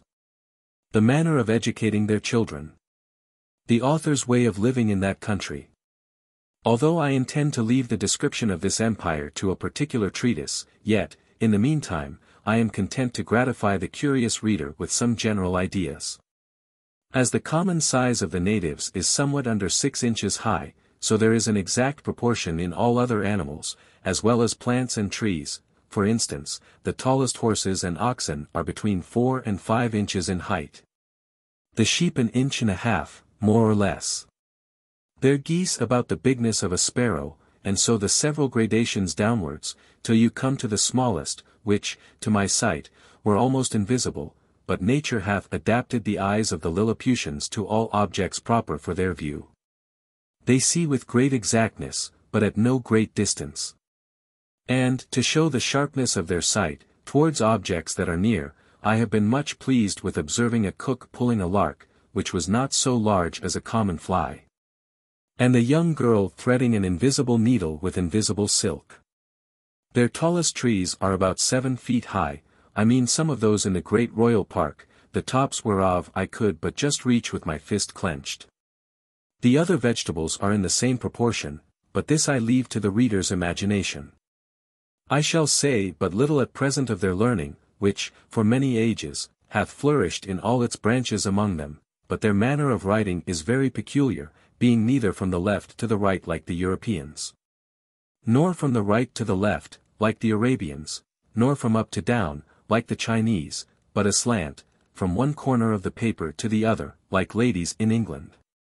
They bury their dead with their heads directly downwards, because they hold an opinion, that in 11,000 moons they are all to rise again, in which period the earth, which they conceive to be flat, will turn upside down. And by this means they shall, at the resurrection, be found ready, standing on their feet. The learned among them confess the absurdity of this doctrine, but the practice still continues, in compliance to the vulgar. There are some laws and customs in this empire very peculiar. And, if they were not so directly contrary to those of my own dear country, I should be tempted to say a little in their justification. It is only to be wished they were as well executed. The first I shall mention relates to informers. All crimes against the state are punished here with the utmost severity, but, if the person accused mocketh his innocence plainly to appear upon his trial, the accuser is immediately put to an ignominious death. And, out of his goods, or lands, the innocent person is quadruply recompensed for the loss of his time, for the danger he underwent, for the hardship of his imprisonment, and for all the charges he hath been at in making his defence, or, if that fund be deficient, it is largely supplied by the crown. The emperor also confers on him some public mark of his favor, and proclamation is made of his innocence through the whole city. They look upon fraud as a greater crime than theft, and therefore seldom fail to punish it with death. For they allege, that care and vigilance, with a very common understanding, may preserve a man's goods from thieves, but honesty has no fence against superior cunning. And, since it is necessary that there should be a perpetual intercourse of buying and selling, and dealing upon credit, where fraud is permitted and connived at, or hath no law to punish it, the honest dealer is always undone. And the knave gets the advantage. I remember, when I was once interceding with the king for a criminal, who had wronged his master of a great sum of money, which he had received by order, and run away with, and happening to tell his majesty, by way of extenuation, that it was only a breach of trust, the emperor thought it monstrous in me, to offer as a defense the greatest aggravation of the crime. And, truly, I had little to say in return, farther than the common answer, that different nations had different customs, for, I confess, I was heartily ashamed. Although we usually call reward and punishment the two hinges upon which all government turns, yet I could never observe this maxim to be put in practice by any nation except that of Lilliput. Whoever can there bring sufficient proof that he hath strictly observed the laws of his country for 73 moons, hath a claim to certain privileges, according to his quality and condition of life, with a proportionable sum out of a fund appropriated for that use. He likewise acquires the title of Snilpol, or legal, which is added to his name, but doth not descend to his posterity. And these people thought it a prodigious defect of policy among us, when I told them that our laws were enforced only by penalties, without any mention of reward.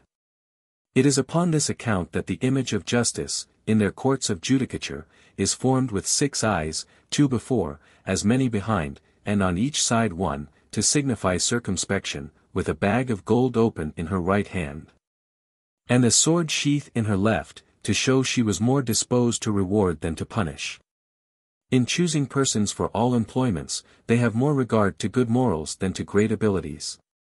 For, since government is necessary to mankind, they believe that the common size of human understanding is fitted to some station or other, and that Providence never intended to make the management of public affairs a mystery, to be comprehended only by a few persons of sublime genius, of which there seldom are 3 born in an age. But they suppose truth, justice, temperance, and the like, to be in every man's power, the practice of which virtues, assisted by experience, and a good intention, would qualify any man for the service of his country, except where a course of study is required. But they thought the want of moral virtues was so far from being supplied by superior endowments of the mind, that employments could never be put into such dangerous hands as those of persons so qualified. And at least, that the mistakes committed by ignorance, in a virtuous disposition, would never be of such fatal consequences to the public weal as the practices of a man whose inclinations led him to be corrupt, and who had great abilities to manage, to multiply, and defend his corruptions. In like manner, the disbelief of a divine providence renders a man incapable of holding any public station. For, since kings avow themselves to be the deputies of Providence, the Lilliputians think nothing can be more absurd than for a prince to employ such men as disown the authority under which he acts. In relating these and the following laws, would only be understood to mean the original institutions, and not the most scandalous corruptions into which these people are fallen, by the degenerate nature of man. For, as to that infamous practice of acquiring great employments by dancing on the ropes, or badges of favor and distinction by leaping over sticks, and creeping under them, the reader is to observe that they were first introduced by the grandfather of the emperor, now reigning, and grew to the present height by the gradual increase of party and faction. Ingratitude is, among them, a capital crime, as we read it to have been in some other countries. For they reason thus, that whoever makes ill returns to his benefactor, must needs be a common enemy to the rest of mankind, from whom he hath received no obligation, and therefore such a man is not fit to live. Their notions relating to the duties of parents and children differ extremely from ours. Their opinion is, that parents are the last of all others to be trusted with the education of their own children. And, therefore, they have, in every town, public nurseries, where all parents, except cottagers and laborers, are obliged to send their infants of both sexes to be reared and educated, when they come to the age of 20 moons. At which time they are supposed to have some rudiments of docility. These schools are of several kinds, suited to different qualities, and to both sexes. They have certain professors, well skilled in preparing children for such a condition of life as befits the rank of their parents, and their own capacities as well as inclinations. I shall first say something of the male nurseries, and then of the female. The nurseries for males of noble or eminent birth are provided with grave and learned professors, and their several deputies. The clothes and food of the children are plain and simple. They are bred up in the principles of honor, justice, courage, modesty, clemency, religion, and love of their country. They are always employed in some business, except in the times of eating and sleeping, which are very short, and 2 hours for diversions, consisting of bodily exercises. They are dressed by men till 4 years of age, and then are obliged to dress themselves, although their quality be ever so great, and the women attendants, who are aged proportionably to ours at 50, perform only the most menial offices. They are never suffered to converse with servants, but go together in smaller or greater numbers to take their diversions, and always in the presence of a professor, or one of his deputies. Whereby they avoid those early bad impressions of folly and vice, to which our children are subject. Their parents are suffered to see them only twice a year, the visit to last but an hour. They are allowed to kiss the child at meeting and parting. But a professor, who always stands by on those occasions, will not suffer them to whisper, or use any fondling expressions, or bring any presents of toys, sweetmeats, and the like. The pension from each family, for the education and entertainment of a child, upon failure of due payment, is levied by the emperor's officers. The nurseries for children of ordinary gentlemen, merchants, traders, and handicrafts, are managed proportionally after the same manner. Only those designed for trades are put out apprentices at 11 years old, whereas those persons of quality continue in their exercises till 15, which answers to 21 with us. But the confinement is gradually lessened for the last 3 years. In the female nurseries, the young girls of quality are educated much like the males, only they are dressed by orderly servants of their own sex. But always in the presence of a professor or deputy, till they come to dress themselves, which is at 5 years old. And if it be found that these nurses ever presume to entertain the girls with frightful or foolish stories, or the common follies practiced by the chambermaids among us, they are publicly whipped thrice about the city, imprisoned for a year, and banished for life to the most desolate part of the country. Thus, the young ladies there are as much ashamed of being cowards and fools as the men, and despise all personal ornaments beyond decency and cleanliness. Neither did I perceive any difference in their education, made by their difference of sex. Only that the exercises of the women were not altogether so robust, and that some rules were given them relating to domestic life, and a smaller compass of learning was enjoined them, for their maxim is that, among people of quality, a wife should be always a reasonable and agreeable companion, because she cannot always be young. When the girls are 12 years old, which among them is the marriageable age, their parents or guardians take them home, with great expressions of gratitude to the professors, and seldom without tears of the young lady and her companions.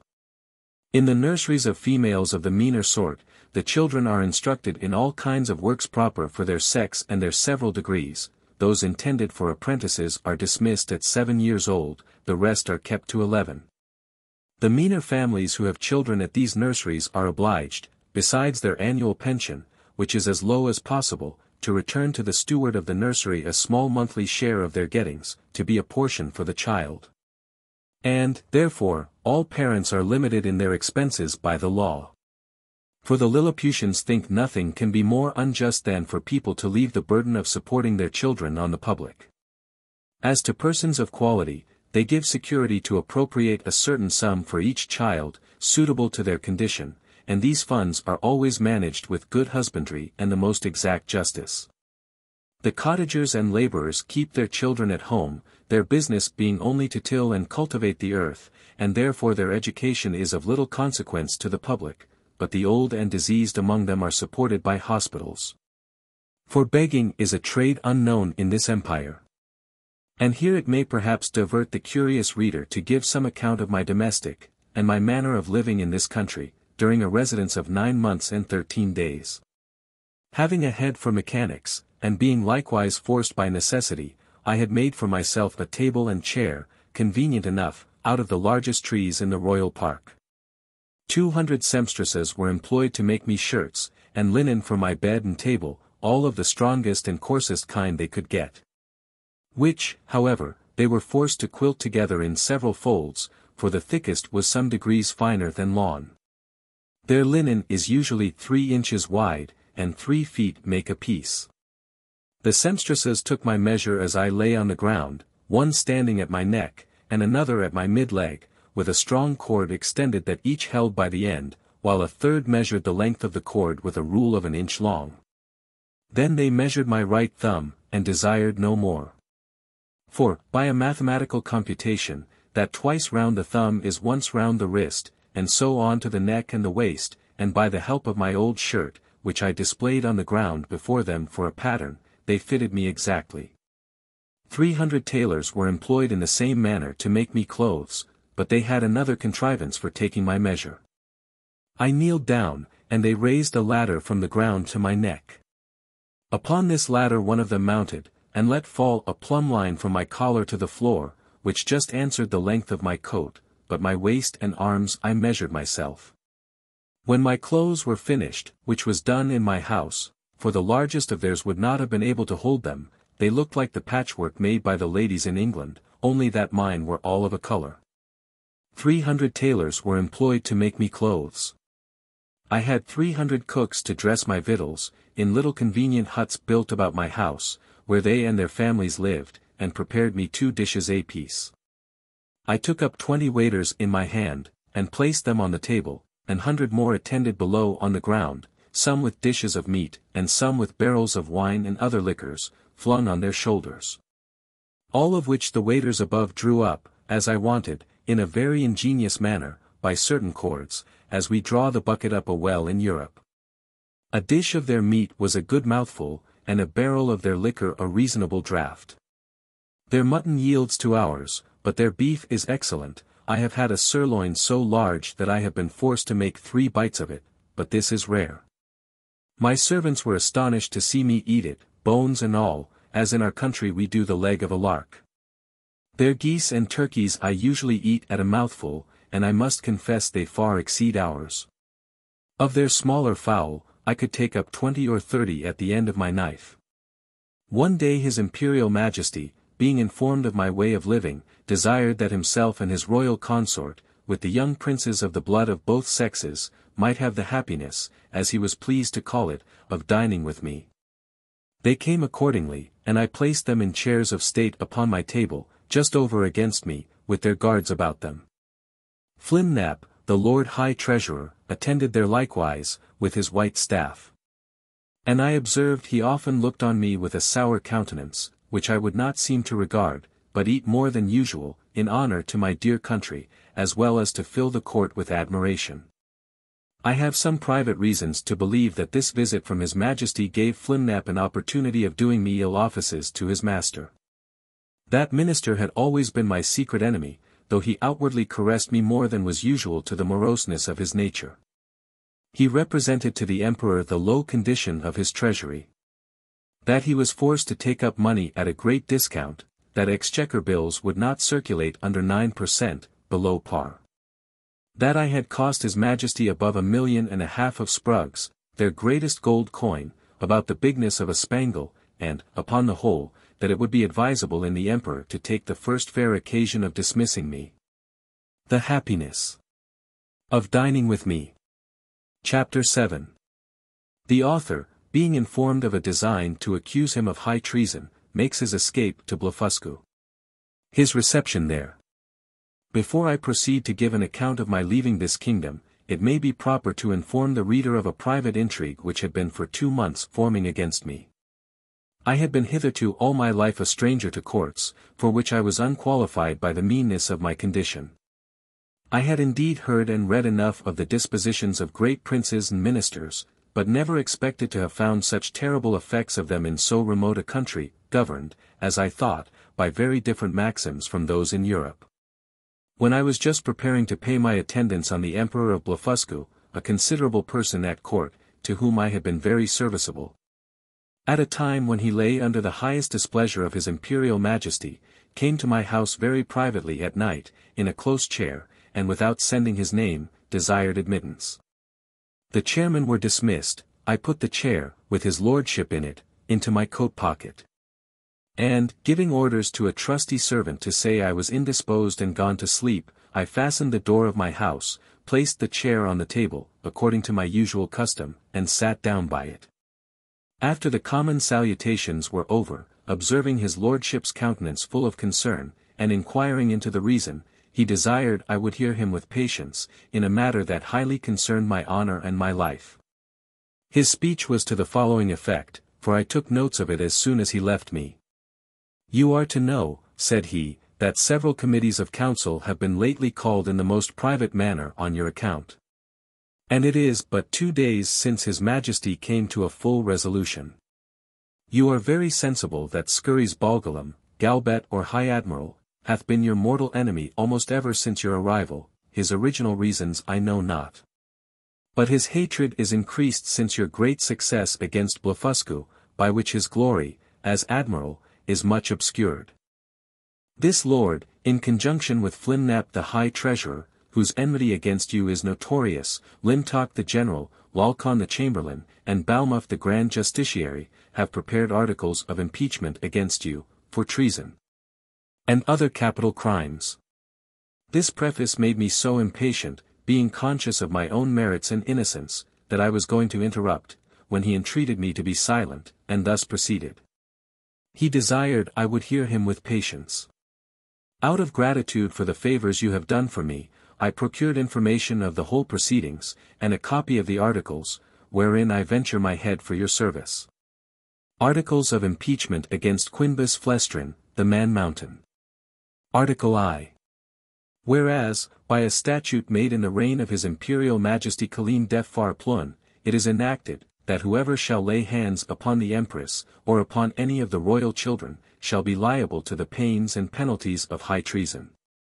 Notwithstanding, the said Quinbus Flestrin, in open breach of the said law, under colour of extinguishing the fire kindled in the apartment of His Majesty's most dear imperial consort, did maliciously, and traitorously, pull her by the arms, and lift her high in the air in both his hands, against the statute in that case provided, and against the duty, and Article 2. That the said Quinbus Flestrin, having brought the imperial fleet of Blefuscu into the royal port, and being afterwards commanded by His Imperial Majesty to seize all the other ships of the said Empire of Blefuscu, and reduce that empire to a province, to be governed by a viceroy from hence, and to destroy and put to death, not only all the big Indian exiles, but likewise all the people of that empire who would not immediately forsake the big Indian heresy. He, the said Flestrin, like a false traitor against his most auspicious, serene, imperial majesty, did petition to be excused from the said service, upon pretence of unwillingness to force the consciences or destroy the liberties and lives of an innocent people. Article 3. That, whereas certain ambassadors arrived from the court of Blefuscu, to sue for peace in His Majesty's court, he, the said Flestrin, did, like a false traitor, aid, abet, comfort, and divert the said ambassadors, although he knew them to be servants to a prince who was lately an open enemy to His Imperial Majesty, and in open war against his said Majesty. Article 4. That the said Quinbus Flestrin, contrary to the duty of a faithful subject, is now preparing to make a voyage to the court and empire of Blefuscu, for which he hath received only verbal license from His Imperial Majesty.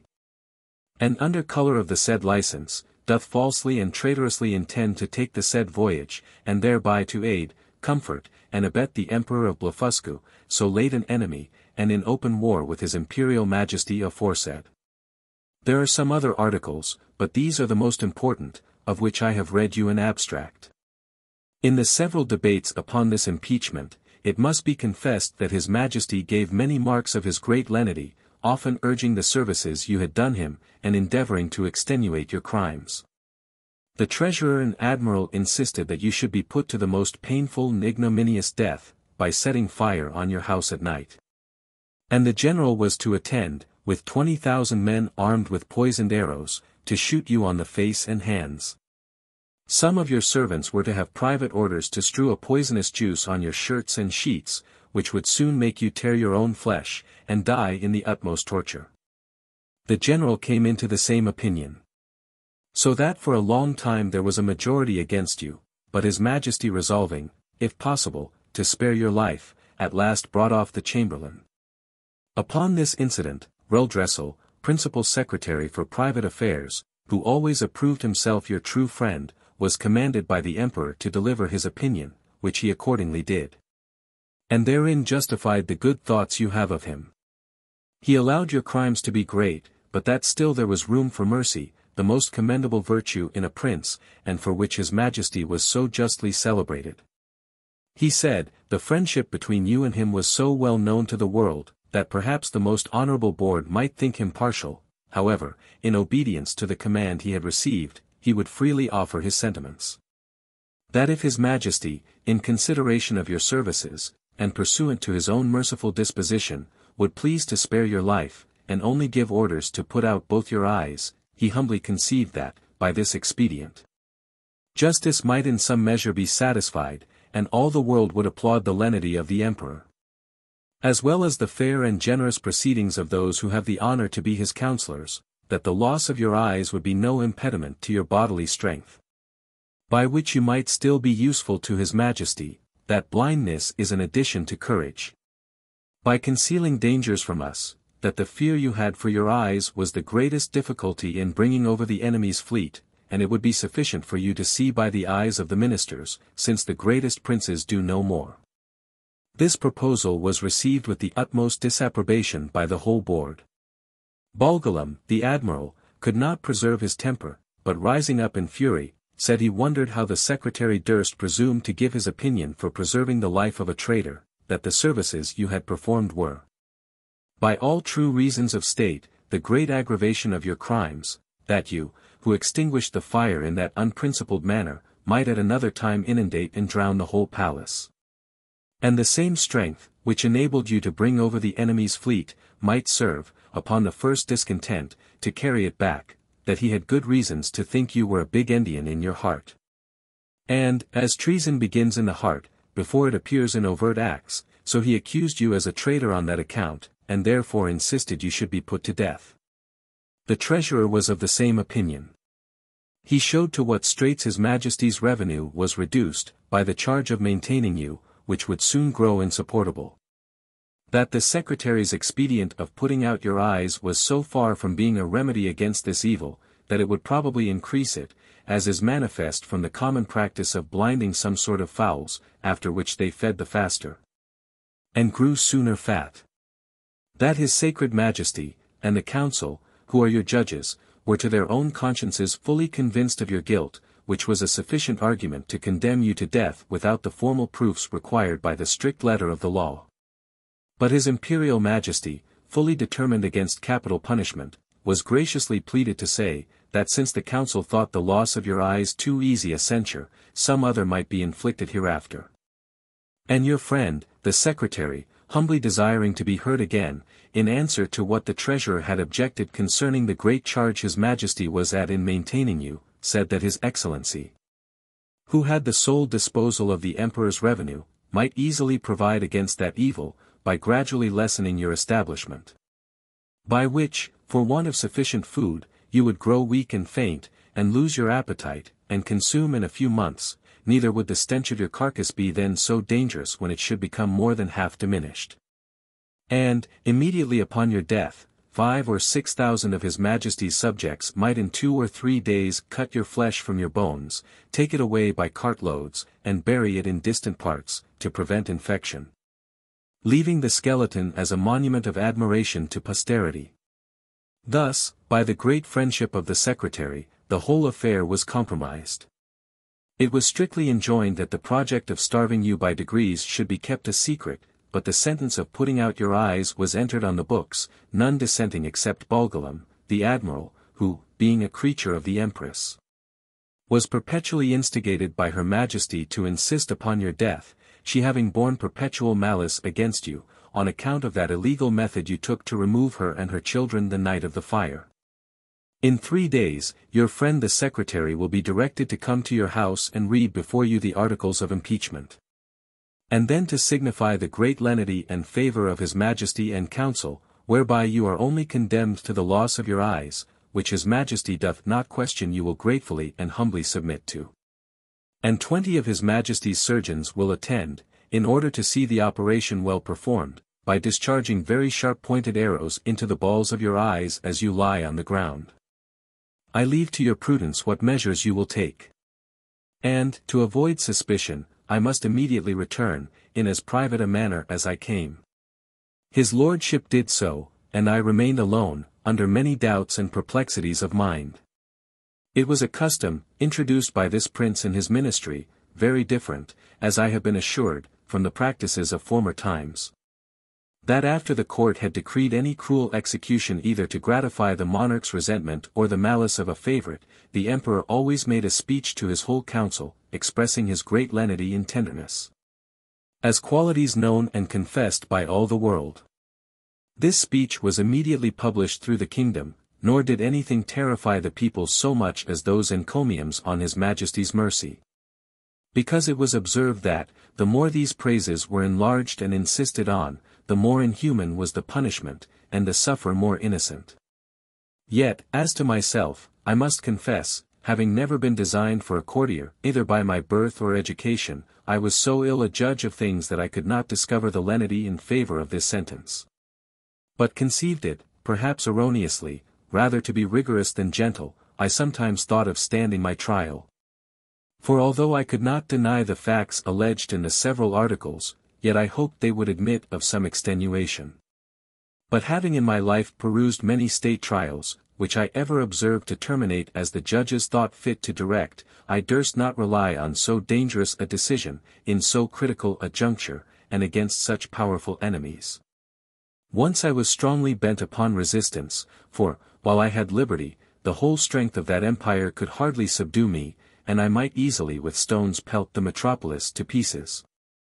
But I soon rejected that project with horror, by remembering the oath I had made to the emperor, the favors I received from him, and the high title of Nardak he conferred upon me.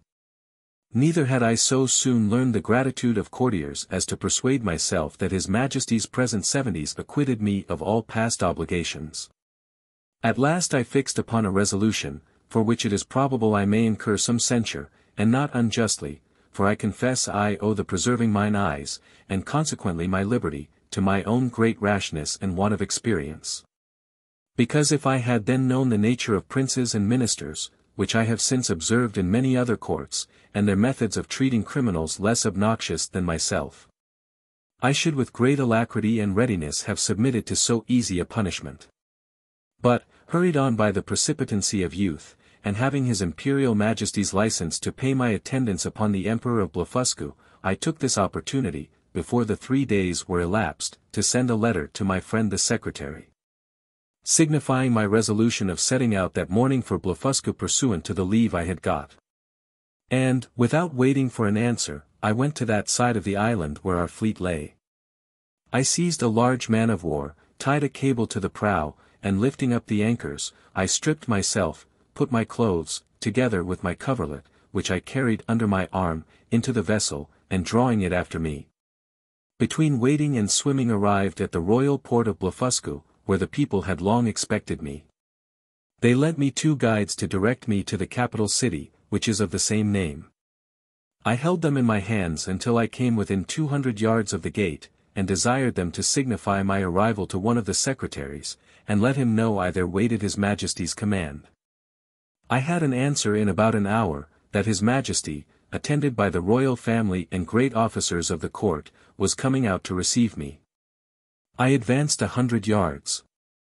The emperor and his train alighted from their horses, the empress and ladies from their coaches, and I did not perceive they were in any fright or concern.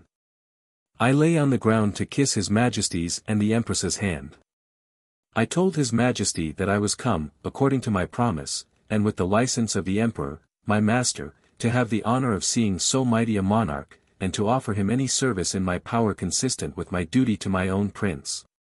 Not mentioning a word of my disgrace, because I had hitherto no regular information of it, and might suppose myself wholly ignorant of any such design. Neither could I reasonably conceive that the emperor would discover the secret while I was out of his power, wherein however it soon appeared I was deceived. I shall not trouble the reader with the particular account of my reception at this court, which was suitable to the generosity of so great a prince. Nor of the difficulties I was in for want of a house and bed, being forced to lie on the ground, wrapped up in my coverlet. Chapter 8. The author, by a lucky accident, finds means to leave Blefuscu, and after some difficulties, returns safe to his native country. 3 days after my arrival, walking out of curiosity to the northeast coast of the island, I observed, about half a league off in the sea, somewhat that looked like a boat overturned. I pulled off my shoes and stockings, and wading 200 or 300 yards, I found the object to approach nearer by force of the tide. And then plainly saw it to be a real boat, which I supposed might by some tempest have been driven from a ship, whereupon I returned immediately towards the city, and desired his imperial majesty to lend me 20 of the tallest vessels he had left after the loss of his fleet, and 3,000 seamen under the command of his vice-admiral. This fleet sailed round, while I went back the shortest way to the coast, where I first discovered the boat. I found the tide had driven it still nearer. The seamen were all provided with cordage, which I had beforehand twisted to a sufficient strength. When the ships came up, I stripped myself, and waited till I came within 100 yards of the boat, after which I was forced to swim till I got up to it. The seamen threw me the end of the cord, which I fastened to a hole in the forepart of the boat, and the other end to a man-of-war. But I found all my labor to little purpose, for, being out of my depth, I was not able to work. In this necessity, I was forced to swim behind, and push the boat forwards as often as I could with one of my hands, and, the tide favoring me, I advanced so far, that I could just hold up my chin and feel the ground. I rested 2 or 3 minutes, and then gave the boat another shove, and so on till the sea was no higher than my armpits. And now, the most laborious part being over, I took out my other cables, which were stowed in one of the ships, and fastened them first to the boat, and then to 9 of the vessels which attended me. The wind being favorable, the seamen towed, and I shoved, till we arrived within 40 yards of the shore, and waiting till the tide was out, I got dry to the boat, and, by the assistance of 2,000 men, with ropes and engines, I made a shift to turn it on its bottom, and found it was but little damaged. I shall not trouble the reader with the difficulties I was under, by the help of certain paddles, which cost me 10 days making, to get my boat to the royal port of Blefuscu, where a mighty concourse of people appeared upon my arrival, full of wonder at the sight of so prodigious a vessel. I told the emperor that my good fortune had thrown this boat in my way, to carry me to some place from whence I might return into my native country, and begged his majesty's orders for getting materials to fit it up, together with his license to depart, which, after some kind expostulation, he was pleased to grant. I did very much wonder, in all this time, not to have heard of any express relating to me from our emperor to the court of Blefuscu. But I was afterwards given privately to understand that his imperial majesty, never imagining I had the least notice of his designs, believed I was only gone to Blefuscu in performance of my promise according to the license he had given me, which was well known at our court, and would return in a few days when the ceremony was ended. But he was at last in pain at my long absence, and, after consulting with the treasurer and the rest of that cabal, a person of quality was dispatched with the copy of the articles against me. This envoy had instructions to represent to the monarch of Blefuscu the great lenity of his master, who was content to punish me no farther than the loss of mine eyes. That I had fled from justice, and, if I did not return in 2 hours, I should be deprived of my title of Nardak and declared a traitor. The envoy farther added that, in order to maintain the peace and amity between both empires, his master expected that his brother of Blefuscu would give orders to have me sent back to Lilliput, bound hand and foot, to be punished as a traitor. The emperor of Blefuscu, having taken 3 days to consult, returned an answer consisting of many civilities and excuses. He said that, as for sending me bound, his brother knew it was impossible. That, although I had deprived him of his fleet, yet he owed great obligations to me for many good offices I had done him in making the peace. That, however, both their majesties would soon be made easy. For I had found a prodigious vessel on the shore, able to carry me on the sea, which he had given orders to fit up with my own assistance and direction, and he hoped in a few weeks both empires would be freed from so insupportable an encumbrance. With this answer the envoy returned to Lilliput, and the monarch of Blefuscu related to me all that had passed, offering me at the same time, but under the strictest confidence, his gracious protection if I would continue in his service. Wherein, although I believed him sincere, yet I resolved never more to put any confidence in princes or ministers where I could possibly avoid it.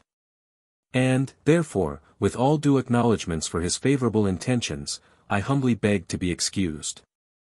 I told him that, since fortune, whether good or evil, had thrown a vessel in my way, I was resolved to venture myself in the ocean, rather than be an occasion of difference between two such mighty monarchs.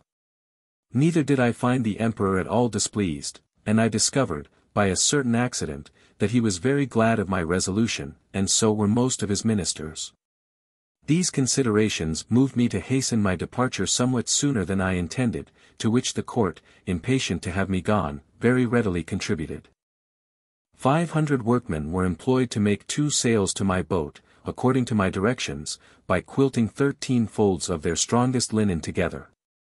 I was at the pains of making ropes and cables, by twisting 10, 20, or 30 of the thickest and strongest of theirs. A great stone, that I happened to find after a long search by the seashore, served me for an anchor. I had the tallow of 300 cows for greasing my boat, and other uses.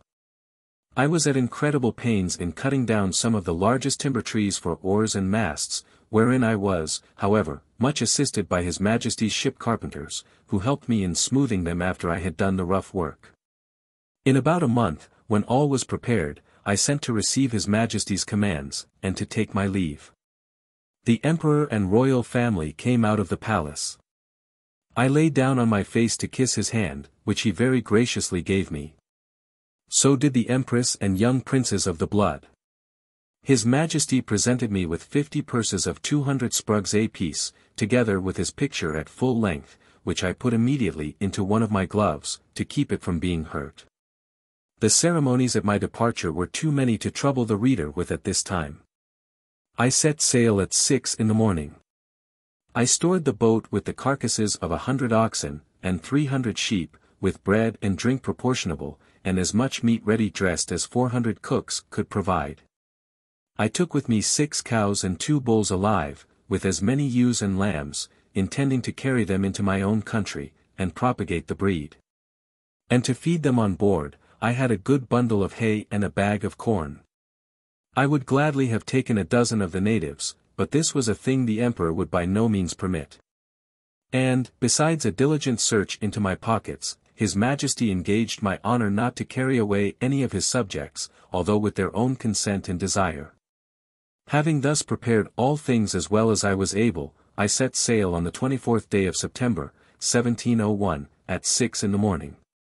And, when I had gone about 4 leagues to the northward, the wind being at southeast, at 6 in the evening I descried a small island about half a league to the northwest. I advanced forward, and cast anchor on the lee side of the island, which seemed to be uninhabited. I then took some refreshment, and went to my rest. I slept well, and, as I conjecture, at least 6 hours, for I found the day broke 2 hours after I awaked. It was a clear night. I ate my breakfast before the sun was up. And heaving anchor, the wind being favorable, I steered the same course that I had done the day before, wherein I was directed by my pocket compass. My intention was to reach, if possible, one of those islands, which, I had reason to believe, lay to the northeast of Van Diemen's Land. I discovered nothing all that day. But upon the next, about 3 o'clock in the afternoon, when I had, by my computation, made 24 leagues from Blefuscu, I descried a sail steering to the southeast. My course was due east. I hailed her, but could get no answer. Yet I found I gained upon her, for the wind slackened. I made all the sail I could, and in half an hour she spied me, then hung out her ancient, and discharged a gun. It is not easy to express the joy I was in, upon the unexpected hope of once more seeing my beloved country, and the dear pledges I left in it. The ship slackened her sails, and I came up with her, between 5 and 6 in the evening, September 26th, but my heart leaped within me to see her English colors. I put my cows and sheep into my coat pockets, and got on board with all my little cargo of provisions. The vessel was an English merchantman.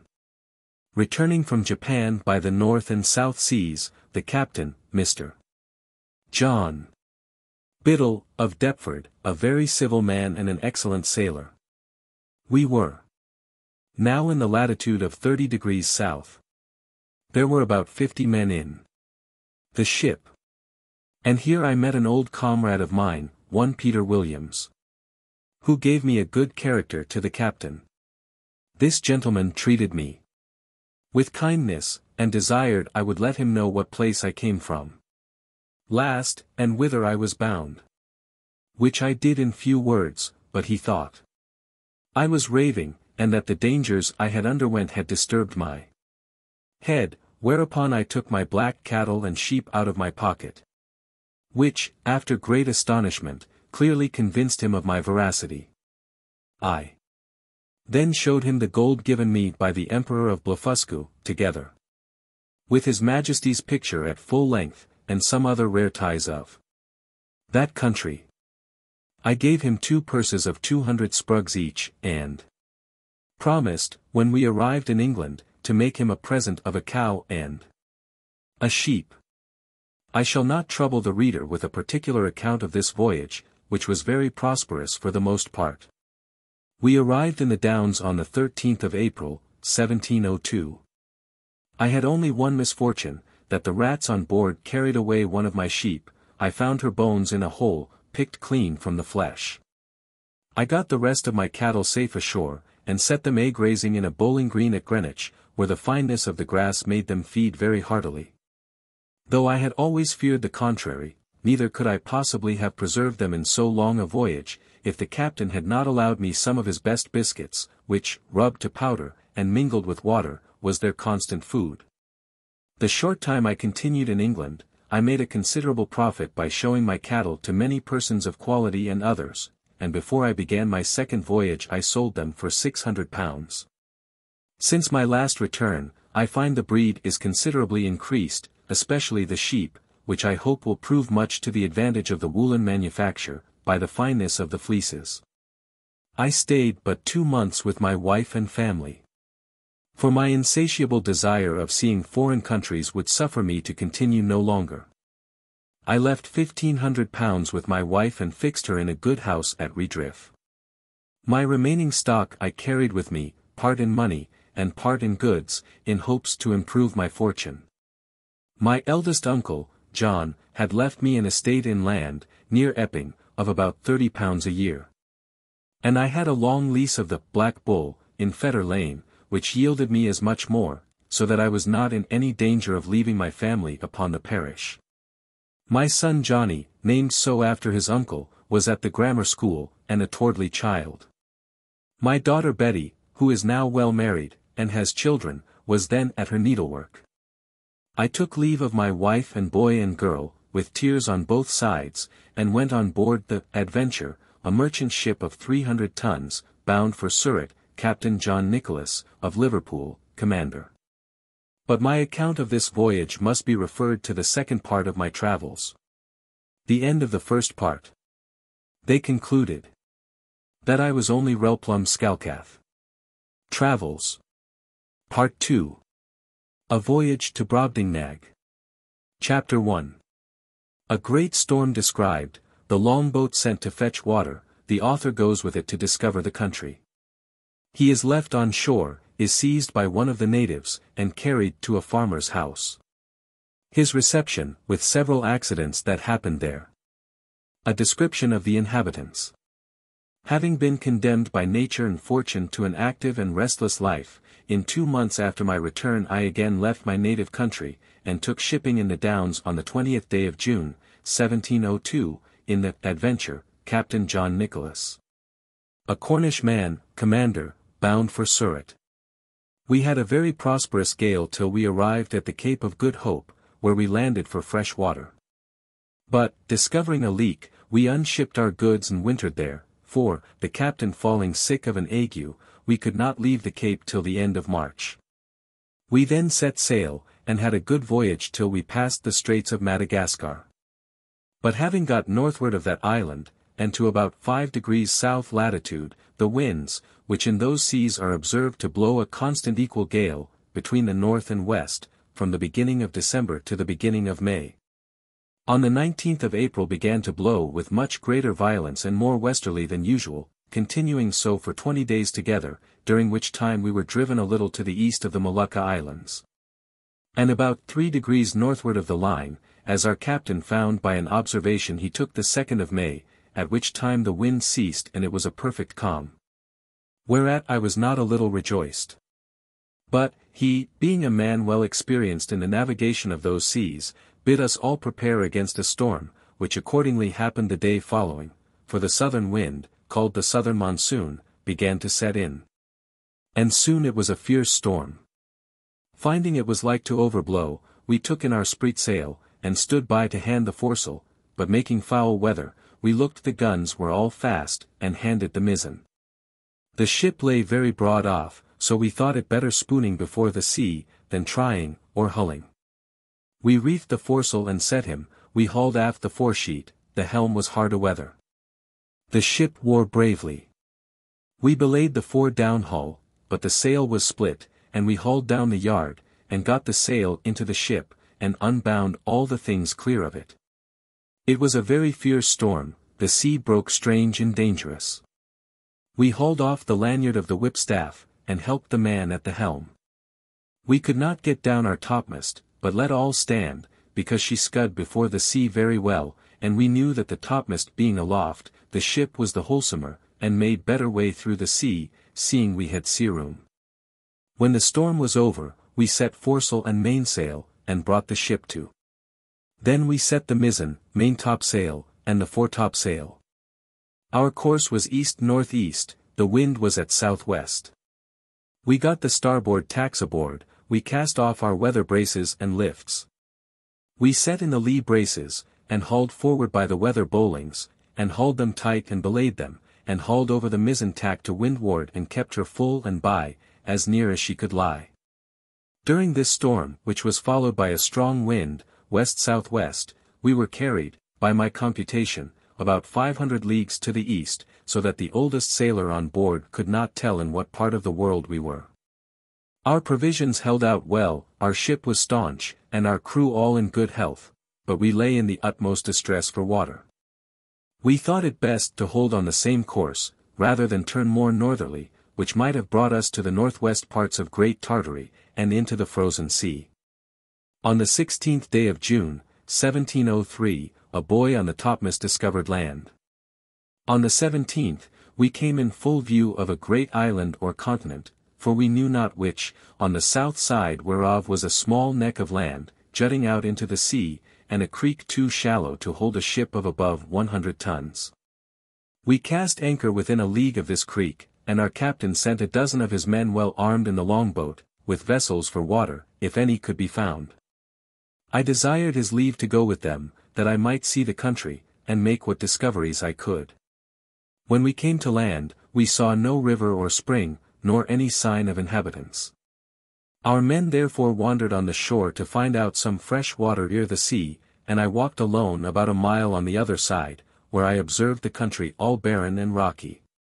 I now began to be weary, and seeing nothing to entertain my curiosity, I returned gently down toward the creek, and the sea being full in my view, I saw our men already got into the boat, and rowing for life to the ship. I was going to holla after them, although it had been to little purpose, when I observed a huge creature walking after them in the sea, as fast as he could. He waded not much deeper than his knees, and took prodigious strides. But our men had the start of him about half a league, and the sea thereabouts being full of pointed rocks, the monster was not able to overtake the boat. This I was afterwards told, for I durst not stay to see the issue of the adventure, but ran as fast as I could the way I first went, and then climbed up a steep hill, which gave me some prospect of the country. I found it fully cultivated. But that which first surprised me was the length of the grass, which, in those grounds that seemed to be kept for hay, was about 20 feet high. A huge creature walking in the sea. I fell into a high road, for so I took it to be, though it served to the inhabitants only as a footpath through a field of barley.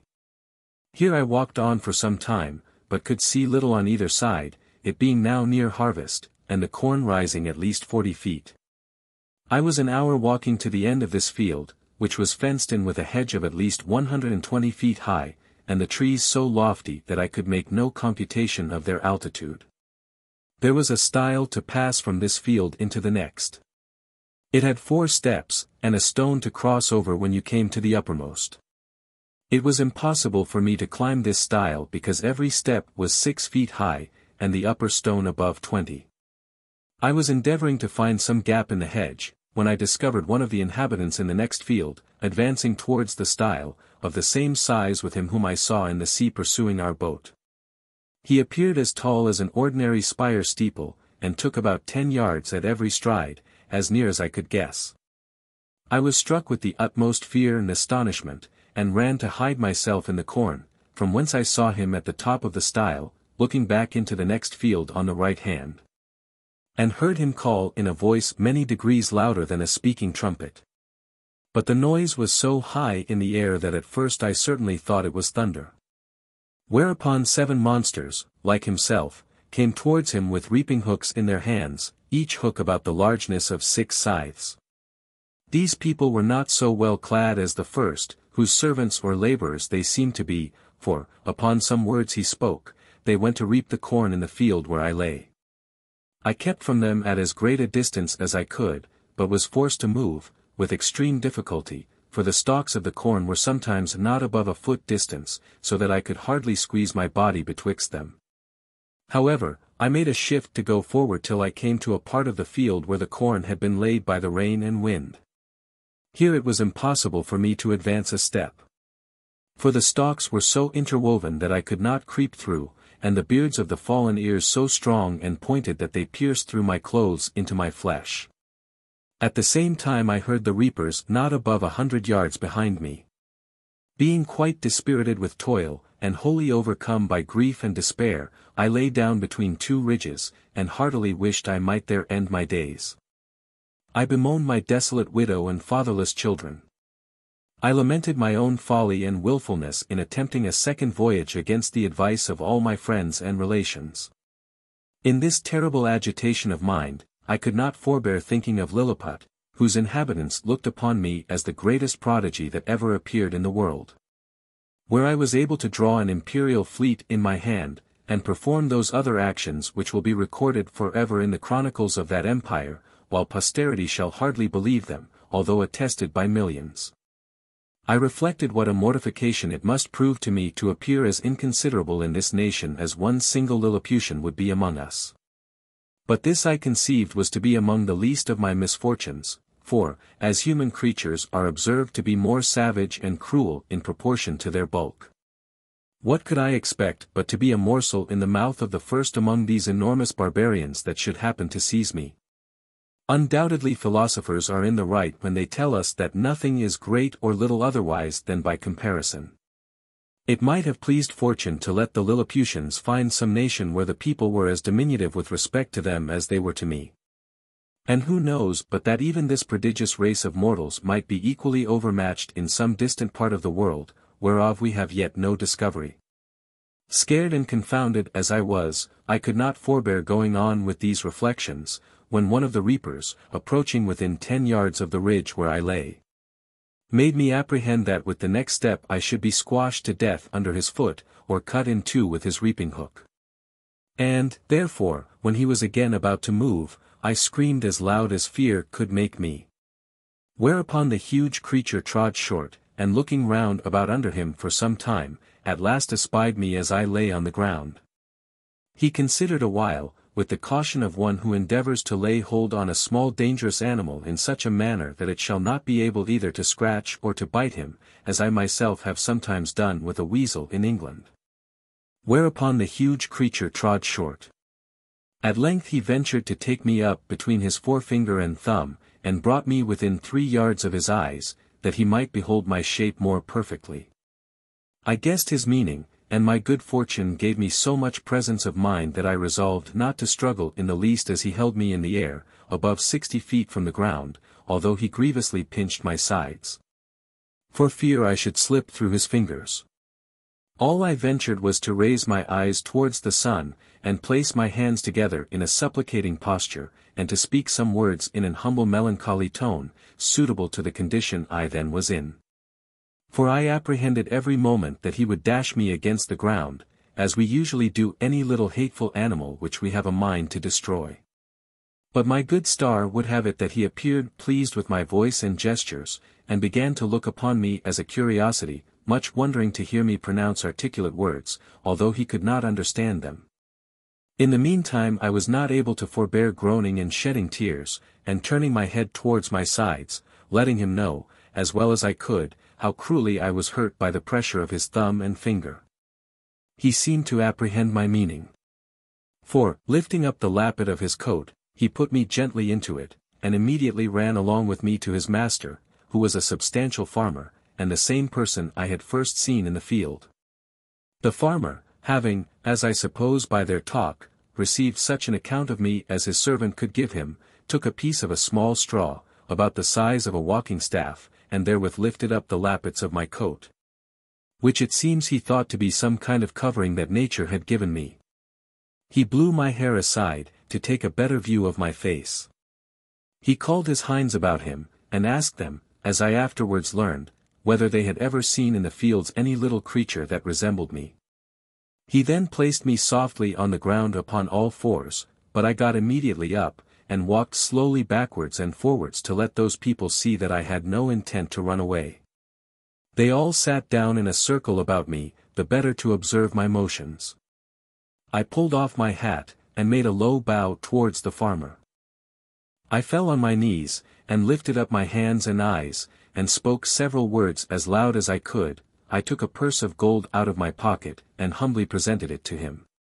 He received it on the palm of his hand, then applied it close to his eye to see what it was, and afterwards turned it several times with the point of a pin, which he took out of his sleeve, but could make nothing of it. Whereupon I made a sign that he should place his hand on the ground. I then took the purse, and opening it, poured all the gold into his palm. There were 6 Spanish pieces, of 4 pistoles each, besides 20 or 30 smaller coins. I saw him wet the tip of his little finger upon his tongue, and take up one of my largest pieces, and then another, but he seemed to be wholly ignorant what they were. He made me a sign to put them again into my purse, and the purse again into my pocket, which, after offering it to him several times, I thought it best to do. The farmer by this time was convinced I must be a rational creature. He spoke often to me, but the sound of his voice pierced my ears like that of a water-mill, yet his words were articulate enough. I answered as loud as I could in several languages, and he often laid his ear within 2 yards of me. But all in vain, for we were wholly unintelligible to each other. He then sent his servants to their work, and taking his handkerchief out of his pocket, he doubled and spread it on his left hand, which he placed flat on the ground, with the palm upwards, making me a sign to step into it, as I could easily do. For it was not above a foot in thickness. I thought it my part to obey, and, for fear of falling, laid myself at full length upon the handkerchief, with the remainder of which he lapped me up to the head for farther security, and in this manner carried me home to his house. There he called his wife, and showed me to her, but she screamed and ran back, as women in England do at the sight of a toad or a spider. However, when she had a while seen my behavior, and how well I observed the signs her husband made, she was soon reconciled, and by degrees grew extremely tender of me. It was about 12 at noon, and a servant brought in dinner. It was only one substantial dish of meat, fit for the plain condition of an husbandman, in a dish of about 24 feet diameter. The company were the farmer and his wife, 3 children, and an old grandmother. When they were sat down, the farmer placed me at some distance from him on the table, which was 30 feet high from the floor. I was in a terrible fright, and kept as far as I could from the edge for fear of falling. The wife minced a bit of meat, then crumbled some bread on a trencher, and placed it before me. I made her a low bow, took out my knife and fork, and fell to eat, which gave them exceeding delight. The mistress sent her maid for a small dram cup, which held about 3 gallons, and filled it with drink. I took up the vessel with much difficulty in both hands, and in a most respectful manner drank to her ladyship's health, expressing the words as loud as I could in English, which made the company laugh so heartily that I was almost deafened by the noise. This liquor tasted like a small cider, and was not unpleasant. Then the master made me a sign to come to his trencher side. But as I walked on the table, being in great surprise all the time, as the indulgent reader will easily conceive an excuse, I happened to stumble against a crust, and fell flat on my face, but received no hurt. I got up immediately, and observing the good people to be in much concern, I took my hat, which I held under my arm out of good manners, and, waving it over my head, made 3 huzzas, to show that I had got no mischief by my fall.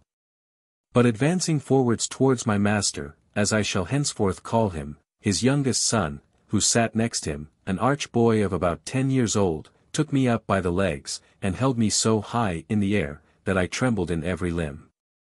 But his father snatched me from him, and at the same time gave him such a box in the left ear as would have felled an European troop of horse to the earth, ordering him to be taken from the table. But being afraid the boy might owe me a spite, and well remembering how mischievous all children among us naturally are to sparrows, rabbits, young kittens, and puppy dogs, I fell on my knees, and, pointing to the boy, made my master to understand as well as I could, that I desired his son might be pardoned. The father complied, and the lad took his seat again, whereupon I went to him and kissed his hand, which my master took, and made him stroke me gently with it.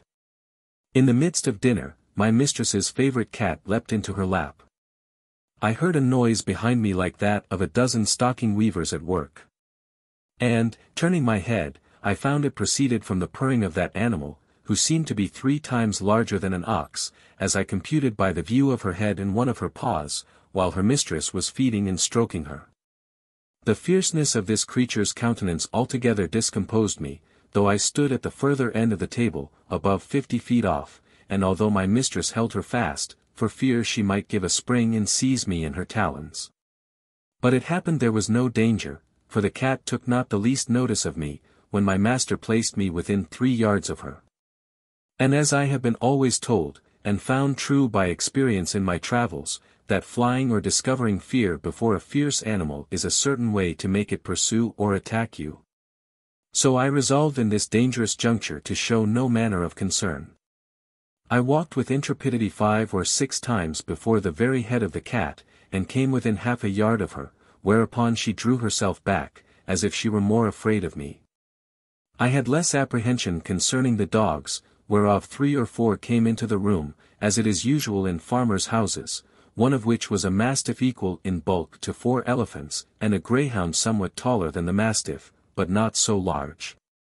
When dinner was almost done, the nurse came in with a child of a year old in her arms, who immediately spied me, and began a squall that you might have heard from London Bridge to Chelsea, after the usual oratory of infants, to get me for a plaything. The mother out of pure indulgence took me up, and put me towards the child, who presently seized me by the middle and got my head in its mouth, where I roared so loud that the urchin was frightened, and let me drop.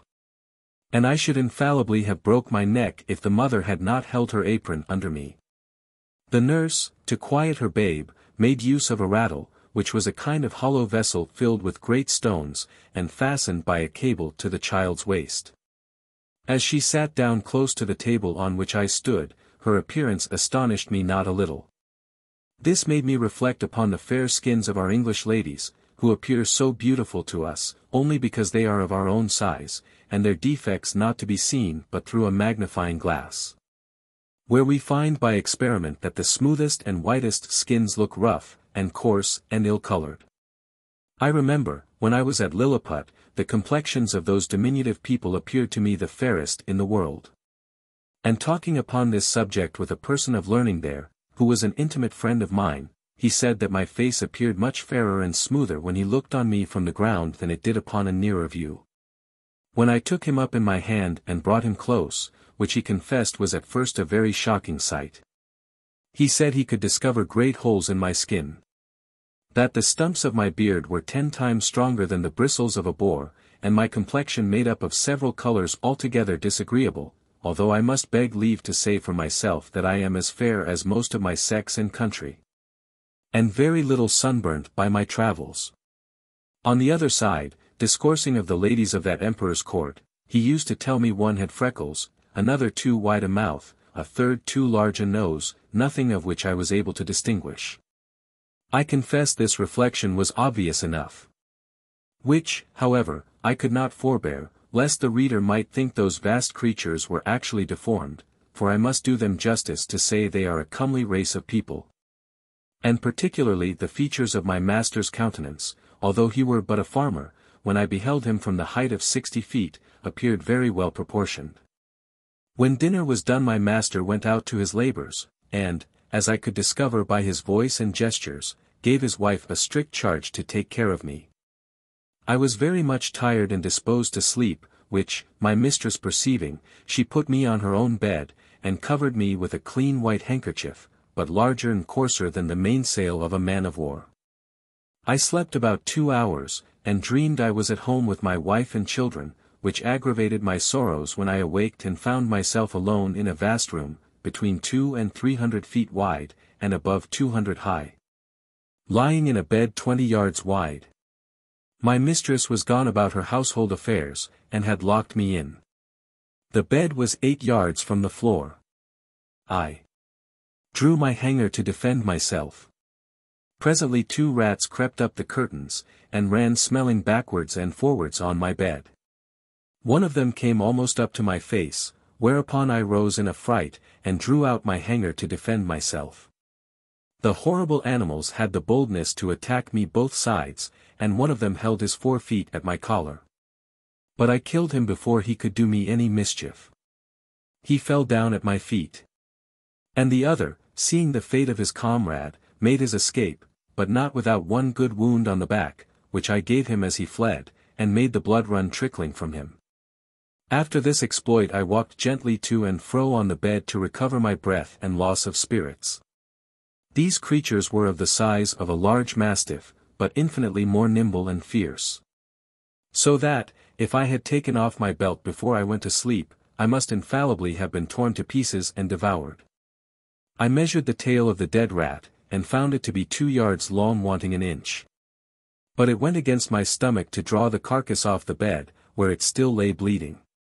I observed it had yet some life, but, with a strong slash across the neck, I thoroughly dispatched it.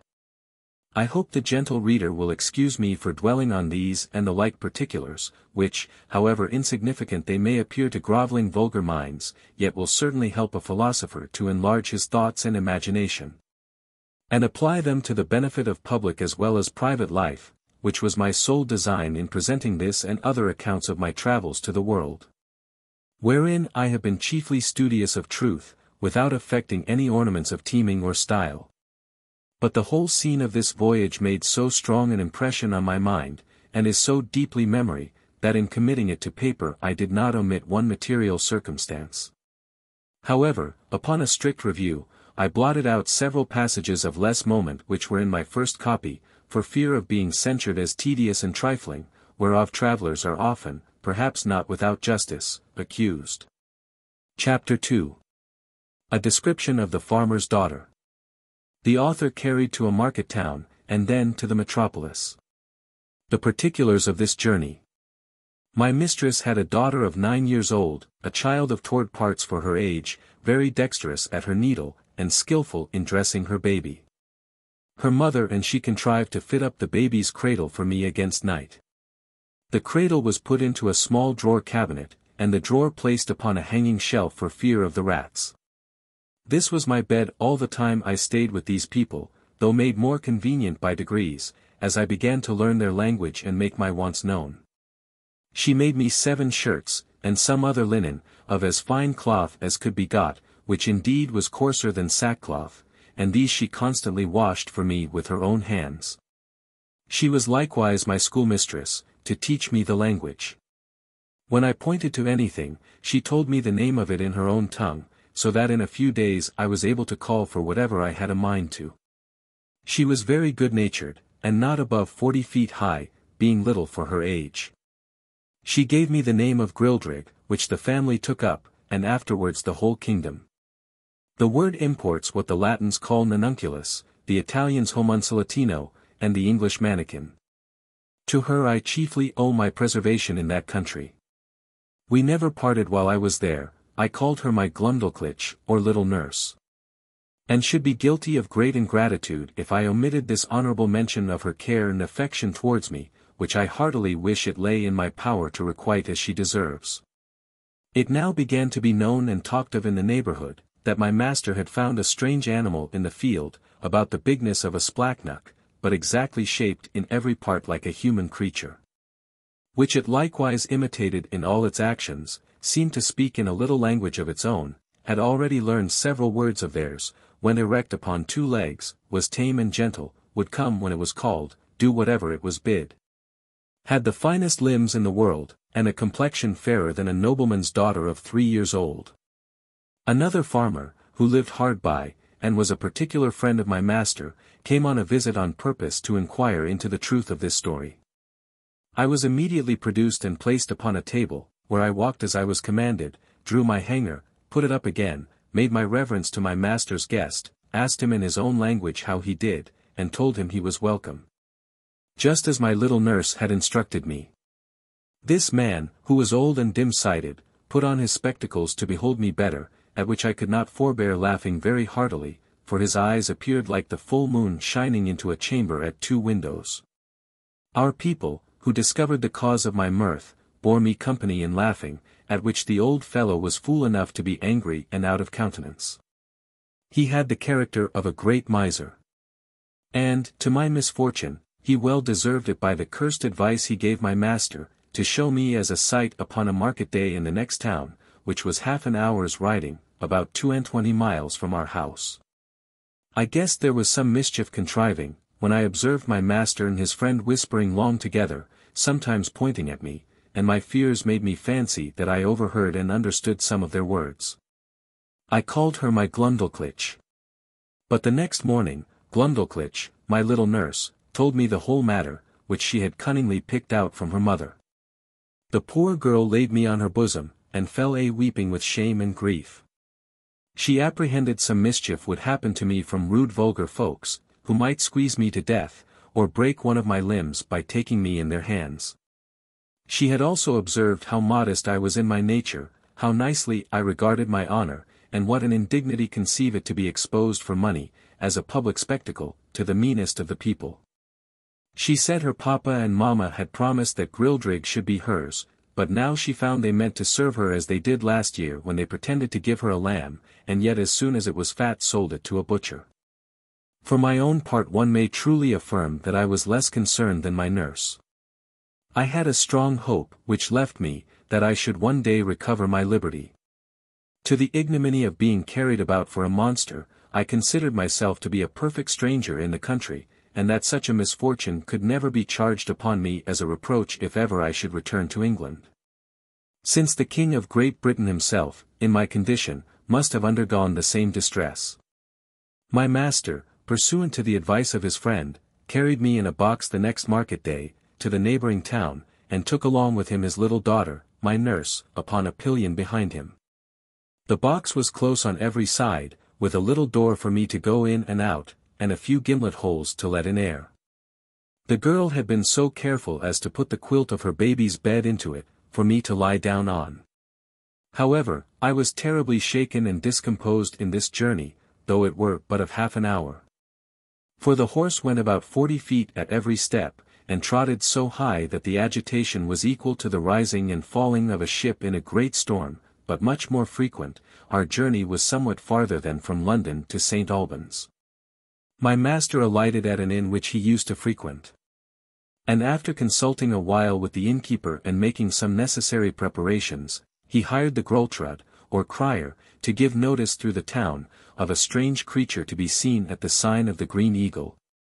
Not so big as a splachnock, an animal in that country, very finely shaped, about 6 feet long, and in every part of the body resembling a human creature, could speak several words, and perform 100 diverting tricks. I was placed upon a table in the largest room of the inn, which might be near 300 feet square. My little nurse stood on a low stool close to the table, to take care of me, and direct what I should do. My master, to avoid a crowd, would suffer only 30 people at a time to see me. I walked about on the table as the girl commanded. She asked me questions, as far as she knew my understanding of the language reached, and I answered them as loud as I could. I turned about several times to the company, paid my humble respects, said they were welcome, and used some other speeches I had been taught. I took a thimble filled with liquor, which Glumdalclitch had given me for a cup, and drank their health. I drew out my hanger, and flourished with it, after the manner of fencers in England. My nurse gave me part of a straw, which I exercised as a pike, having learnt the art in my youth. I was that day shown to 12 sets of company, and as often forced to act over again the same fopperies, till I was half dead with weariness and vexation. For those who had seen me made such wonderful reports, that the people were ready to break down the doors to come in. My master, for his own interest, would not suffer any one to touch me except my nurse, and, to prevent danger, benches were set round the table at such a distance as to put me out of everybody's reach. However, an unlucky schoolboy aimed a hazelnut directly at my head, which very narrowly missed me, otherwise, it came with so much violence, that it would have infallibly knocked out my brains, for it was almost as large as a small pump-iron. But I had the satisfaction to see the young rogue well beaten, and turned out of the room. Flourished after the manner of fencers in England. My master gave public notice that he would show me again the next market day, and in the meantime he prepared a more convenient vehicle for me, which he had reason enough to do. For I was so tired with my first journey, and with entertaining company for 8 hours together, that I could hardly stand upon my legs or speak a word. It was at least 3 days before I recovered my strength. And that I might have no rest at home, all the neighboring gentlemen, from 100 miles round, hearing of my fame, came to see me at my master's own house. There could not be fewer than 30 persons with their wives and children, for the country was very populous, and my master demanded the rate of a full room whenever he showed me at home, although it were only to a single family. So that for some time I had but little ease every day of the week, except Wednesday, which is their Sabbath, although I was not carried to the town. My master, finding how profitable I was like to be, resolved to carry me to the most considerable cities of the kingdom. Having, therefore, provided himself with all things necessary for a long journey, and settled his affairs at home, he took leave of his wife, and upon the 17th of August, 1703, about 2 months after my arrival, we set out for the metropolis.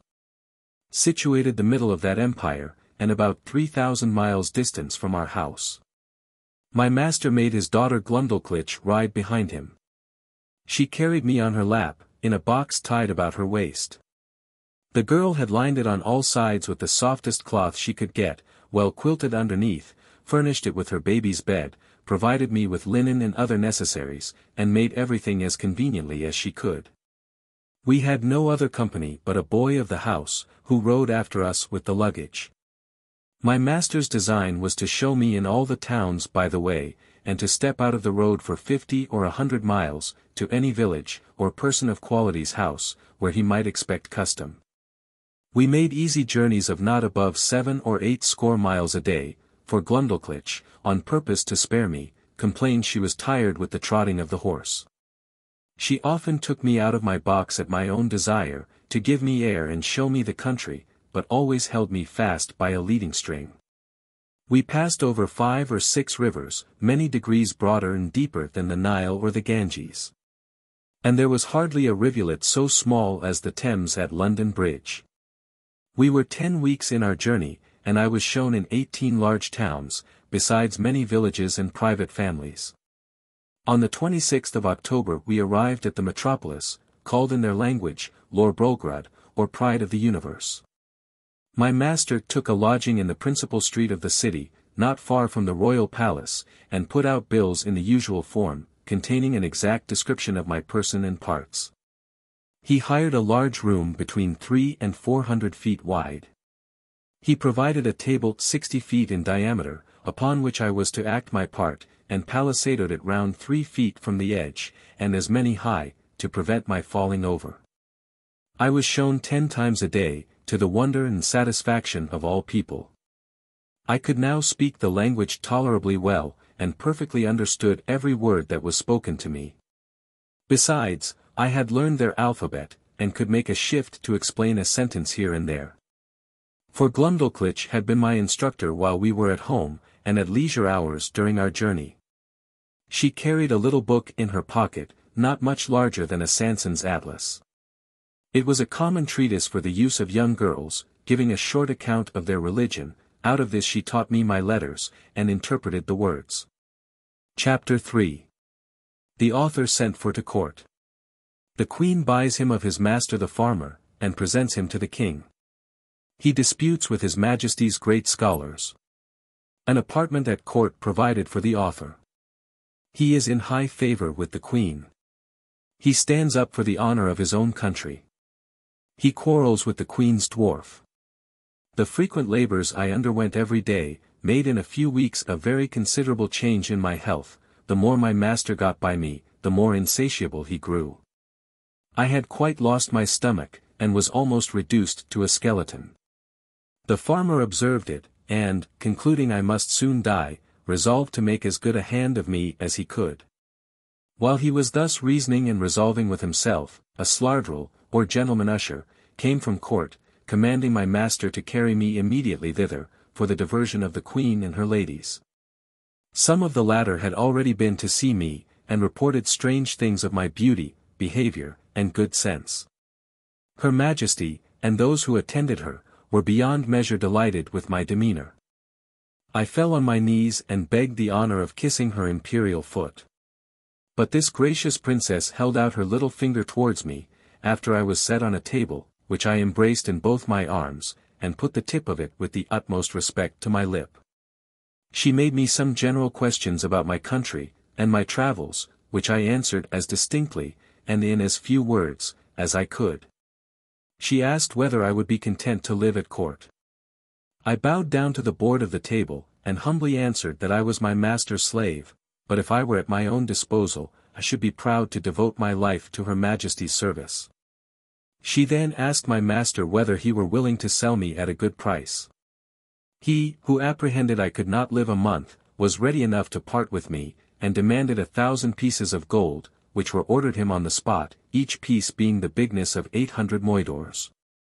But, for the proportion of all things between that country and Europe, and the high price of gold among them, was hardly so great a sum as 1,000 guineas would be in England.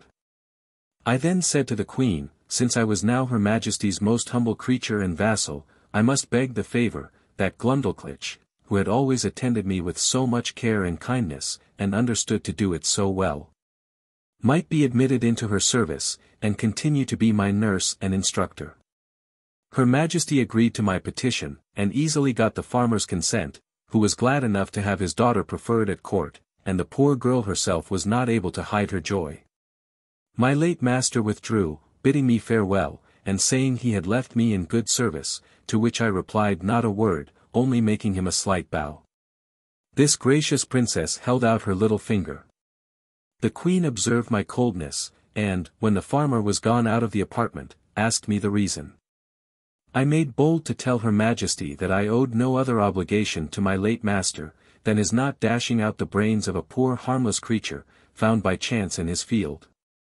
Which obligation was amply recompensed by the gain he had made in showing me through half the kingdom, and the price he had now sold me for. That the life I had since led was laborious enough to kill an animal of 10 times my strength. That my health was much impaired by the continual drudgery of entertaining the rabble every hour of the day, and that, if my master had not thought my life in danger, Her Majesty would not have got so cheap a bargain.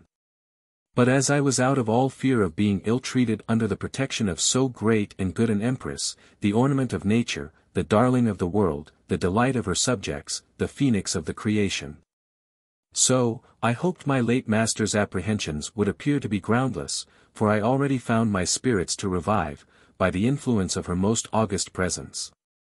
This was the sum of my speech, delivered with great improprieties and hesitation. The latter part was altogether framed in the style peculiar to that people, whereof I learned some phrases from Glumdalclitch, while she was carrying me to court. The Queen, giving great allowance for my defectiveness in speaking, was, however, surprised at so much wit and good sense in so diminutive an animal. She carried me to the king. She took me in her own hand, and carried me to the king, who was then retired to his cabinet. His Majesty, a prince of much gravity and austere countenance, not well observing my shape at first view, asked the Queen, after a cold manner, how long it was since she grew fond of a splachnock. For such it seems he took me to be, as I lay upon my breast in her Majesty's right hand.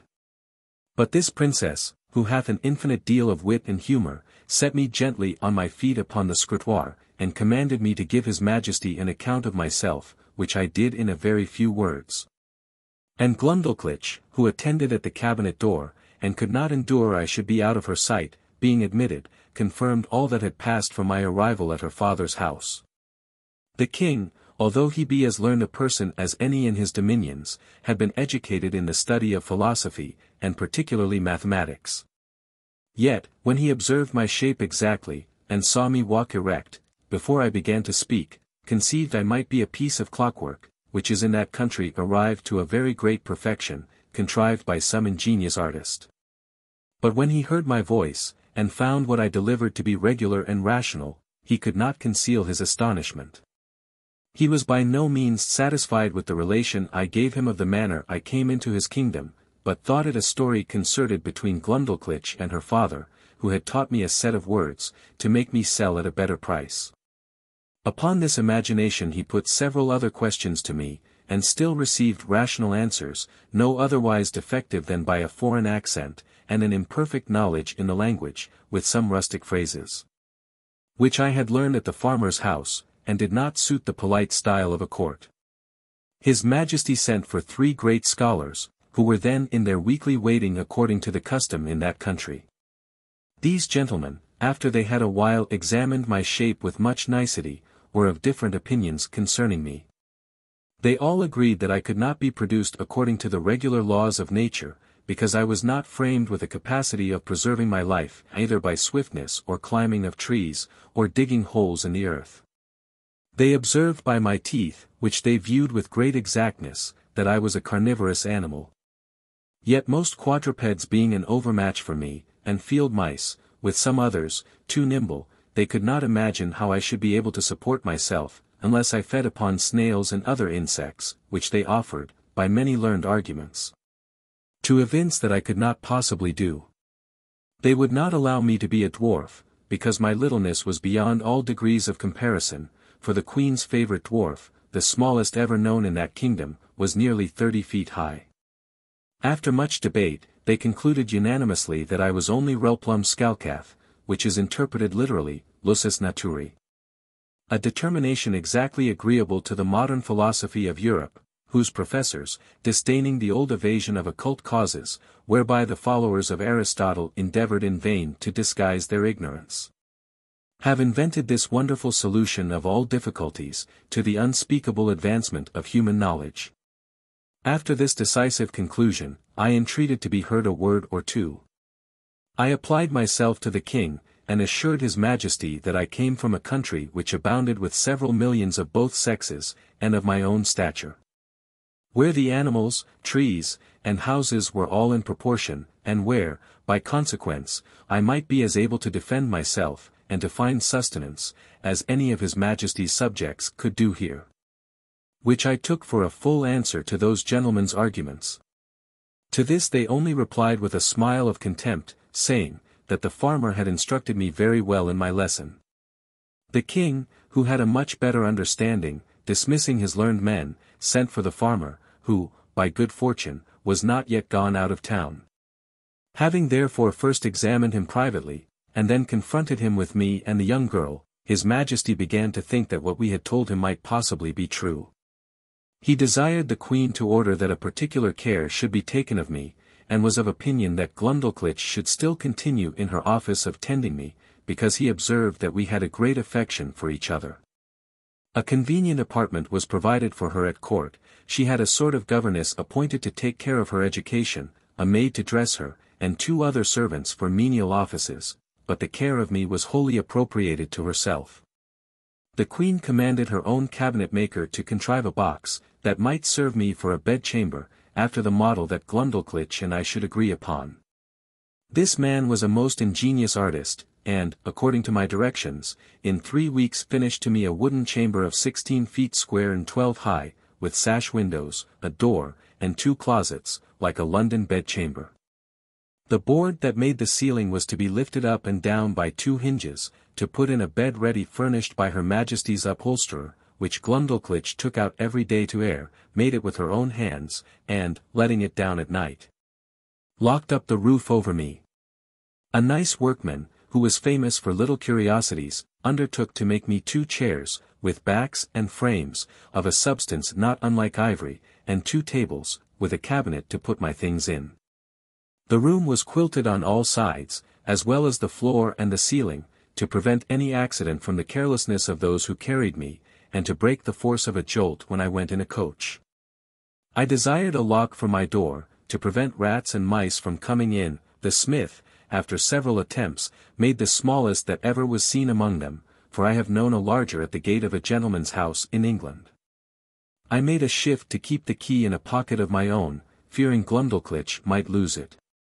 The Queen likewise ordered the thinnest silks that could be gotten to make me clothes, not much thicker than an English blanket, very cumbersome, till I was accustomed to them. They were after the fashion of the kingdom, partly resembling the Persian, and partly the Chinese, and are a very grave and decent habit. The Queen became so fond of my company that she could not dine without me. I had a table placed upon the same at which Her Majesty ate, just at her left elbow, and a chair to sit on. Glumdalclitch stood on a stool on the floor, near my table, to assist and take care of me.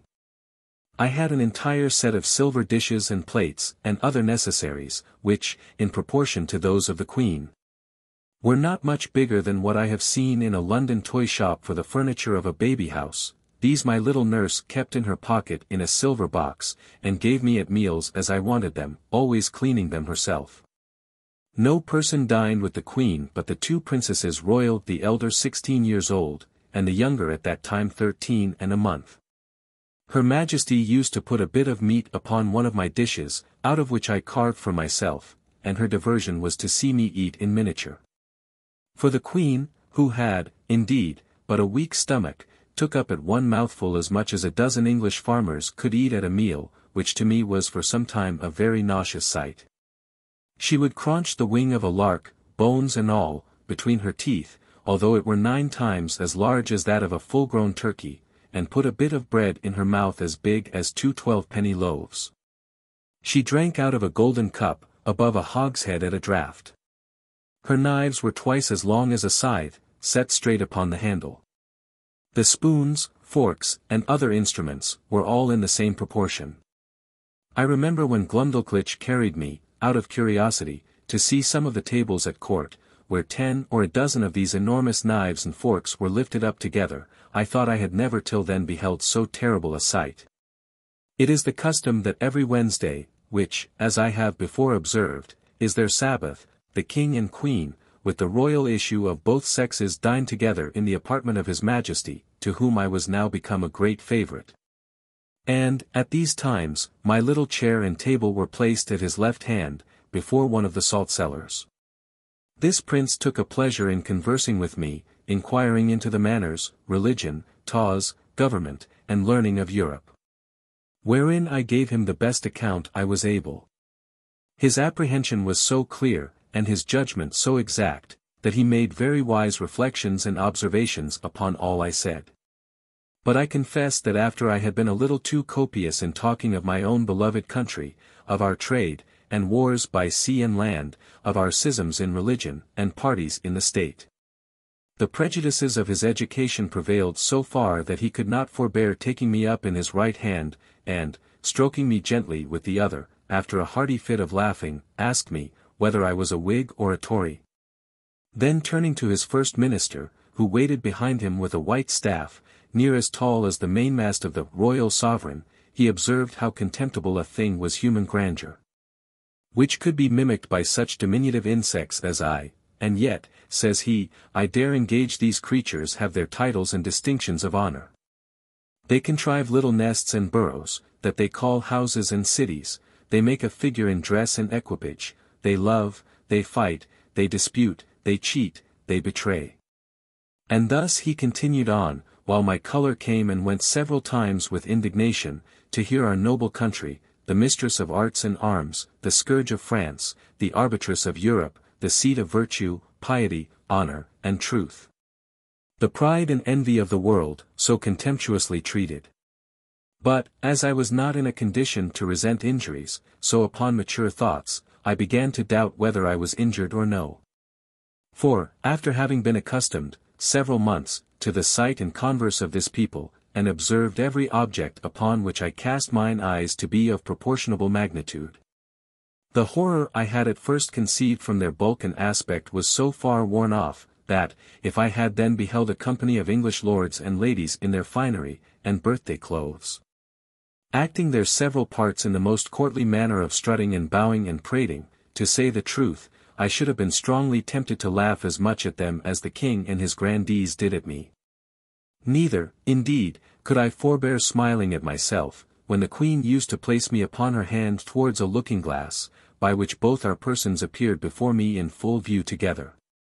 And there could nothing be more ridiculous than the comparison, so that I really began to imagine myself dwindled many degrees below my usual size. Nothing angered and mortified me so much, as the queen's dwarf, who being of the lowest stature that ever in that country, for I verily think he was not full 30 feet high, became so insolent at seeing a creature so much beneath him, that he would always affect to swagger, and look big, as he passed by me in the queen's antechamber, while I was standing on some table, talking with the lords or ladies of the court, and he seldom failed of a smart word or two upon my littleness, against which I could only revenge myself, by calling him brother, challenging him to wrestle, and such repartees as are usual in the mouths of court pages. One day, at dinner, this malicious little cub was so nettled with something I had said to him, that, raising himself upon the frame of Her Majesty's chair, he took me up, as I was sitting down, not thinking any harm, and let me drop into a large silver bowl of cream, and then ran away as fast as he could. I fell over head and ears, and, if I had not been a good swimmer, it might have gone very hard with me. For Glumdalclitch, in that instant, happened to be at the other end of the room, and the queen was in such a fright, that she wanted presence of mind to assist me. But my little nurse ran to my relief, and took me out, after I had swallowed above a quart of cream. I was put to bed, however, I received no other damage than the loss of a suit of clothes, which was utterly spoiled. The dwarf was soundly whipped, and, as a farther punishment, forced to drink up the bowl of cream into which he had thrown me, neither was he ever restored to favor. For, soon after, the queen bestowed him on a lady of high quality, so that I saw him no more, to my very great satisfaction, for I could not tell to what extremity such a malicious urchin might have carried his resentment. I could only revenge myself by calling him brother. He had before served me a scurvy trick, which set the queen a-laughing, although, at the same time she was heartily vexed, and would have immediately cashiered him, if I had not been so generous as to intercede. Her Majesty had taken a marrow bone upon her plate and, after knocking out the marrow, placed the bone on the dish erect, as it stood before. The dwarf watching his opportunity, while Glumdalclitch was gone to the sideboard, mounted upon the stool she stood on to take care of me at meals, took me up in both hands, and, squeezing my legs together, wedged them into the marrow bone above my waist, where I stuck for some time, and made a very ridiculous figure. I believe it was near a minute before any one knew what was became of me, for I thought it below me to cry out. But, as princes seldom get their meat hot, my legs were not scalded, only my stockings and breeches in a sad condition. The dwarf, at my entreaty, had no other punishment than a sound whipping. I was frequently rallied by the queen upon account of my fearfulness, and she used to ask me, whether the people of my country were as great cowards as myself. The occasion was this: the kingdom is much pestered with flies in summer, And these odious insects, each of them as big as a Dunstable lark, hardly gave me any rest, while I sat at dinner, with their continual humming and buzzing about my ears.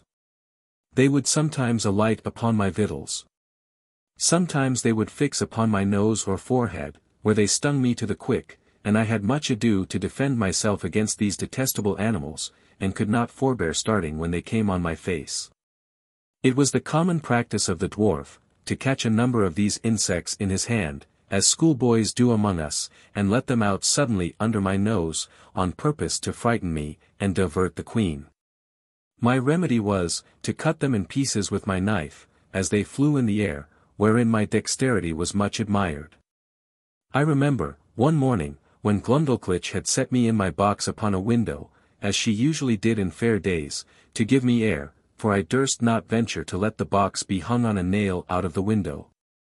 As we do with cages in England, after I had lifted up one of my sashes, and sat down at my table to eat a piece of sweet cake for my breakfast, above 20 wasps, allured by the smell, came flying into the room, humming louder than the drones of as many bagpipes. Some of them seized my cake, and carried it piecemeal away, others flew about my head and face, confounding me with the noise, and putting me in the utmost terror of their stings. However, I had the courage to rise and draw my hanger, and attack them in the air. I dispatched 4 of them, but the rest got away, and I presently shut my window. These creatures were as large as partridges. I took out their stings, found them 1.5 inches long, and as sharp as needles. I carefully preserved them all, and having since shown them, with some other curiosities, in several parts of Europe, upon my return to England, I gave 3 of them to Gresham College, and kept the 4th for myself. Chapter 4.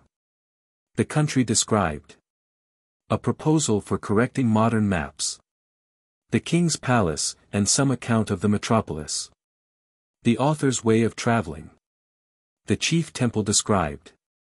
I now intend to give the reader a short description of this country, as far as I travelled in it, which was not above 2,000 miles round Lorbrulgrud, the metropolis. For the Queen, whom I always attended, never went farther when she accompanied the King in his progresses, and there stayed till his Majesty returned from viewing his frontiers. The whole extent of this prince's dominions reacheth about 6,000 miles in length, and from 3 to 5 in breadth. From whence I cannot but conclude, that our geographers of Europe are in a great error, by supposing nothing but sea between Japan and California. For it was ever my opinion, that there must be a balance of earth to counterpoise the great continent of Tartary. And therefore they ought to correct their maps and charts, by joining this vast tract of land to the northwest parts of America, wherein I shall be ready to lend them my assistance. The kingdom is a peninsula, terminated to the northeast by a ridge of mountains, 30 miles high, which are altogether impassable. By reason of the volcanoes upon the tops, neither do the most learned know what sort of mortals inhabit beyond those mountains, or whether they be inhabited at all. On the 3 other sides it is bounded by the ocean. There is not one seaport in the whole kingdom, and those parts of the coasts into which the rivers issue, are so full of pointed rocks, and the sea generally so rough, that there is no venturing with the smallest of their boats. So that these people are wholly excluded from any commerce with the rest of the world. But the large rivers are full of vessels, and abound with excellent fish, for they seldom get any from the sea, because the sea fish are of the same size with those in Europe and consequently not worth catching, whereby it is manifest, that nature, in the production of plants and animals of so extraordinary a bulk, is wholly confined to this continent, of which I leave the reasons to be determined by philosophers. However, now and then, they take a whale, that happens to be dashed against the rocks, which the common people feed on heartily. These whales I have known so large, that a man could hardly carry one upon his shoulders. And sometimes, for curiosity, they are brought in hampers to Lorbrulgrud. I saw one of them in a dish at the king's table, which passed for a rarity, but I did not observe he was fond of it. For I think indeed the bigness disgusted him, although I have seen one somewhat larger in Greenland. The country is well inhabited, for it contains 51 cities, near 100 walled towns, and a great number of villages. To satisfy my curious reader, it may be sufficient to describe Lorbrulgrud.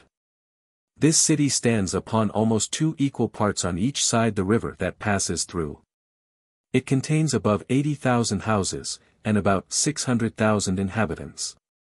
It is in length 3 glomglungs, which make about 54 English miles, and 2.5 in breadth, as I measured it myself in the royal map made by the king's order, which was laid on the ground on purpose for me. And extended 100 feet, I paced the diameter and circumference several times barefoot, and, computing by the scale, measured it pretty exactly. The king's palace is no regular edifice, but a heap of buildings, about 7 miles round. The chief rooms are generally 240 feet high, and broad and long in proportion. A coach was allowed to Glumdalclitch and me, wherein her governess frequently took her out to see the town, or go among the shops, and I was always of the party, carried in my box. Although the girl, at my own desire, would often take me out, and hold me in her hand, that I might more conveniently view the houses and the people as we passed along the streets, I reckon our coach to be about the square of Westminster Hall. But not altogether so high, however, I cannot be very exact.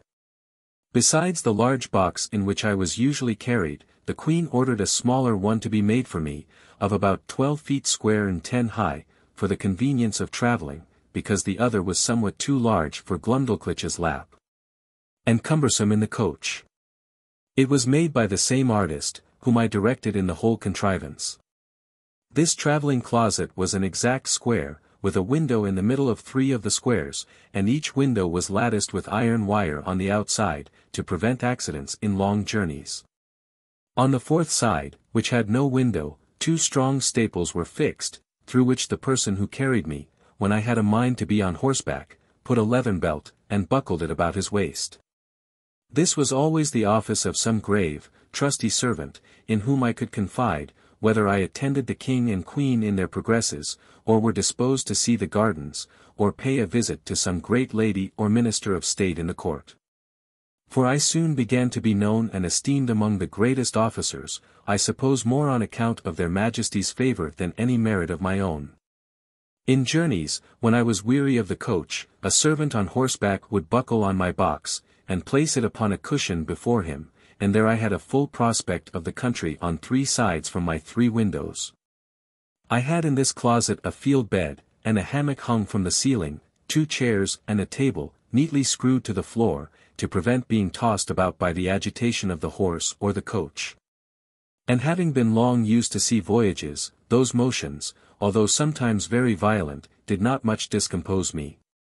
Whenever I had a mind to see the town, it was always in my travelling closet, which Glumdalclitch held in her lap, in a kind of open sedan, after the fashion of the country, borne by 4 men, and attended by 2 others in the Queen's livery.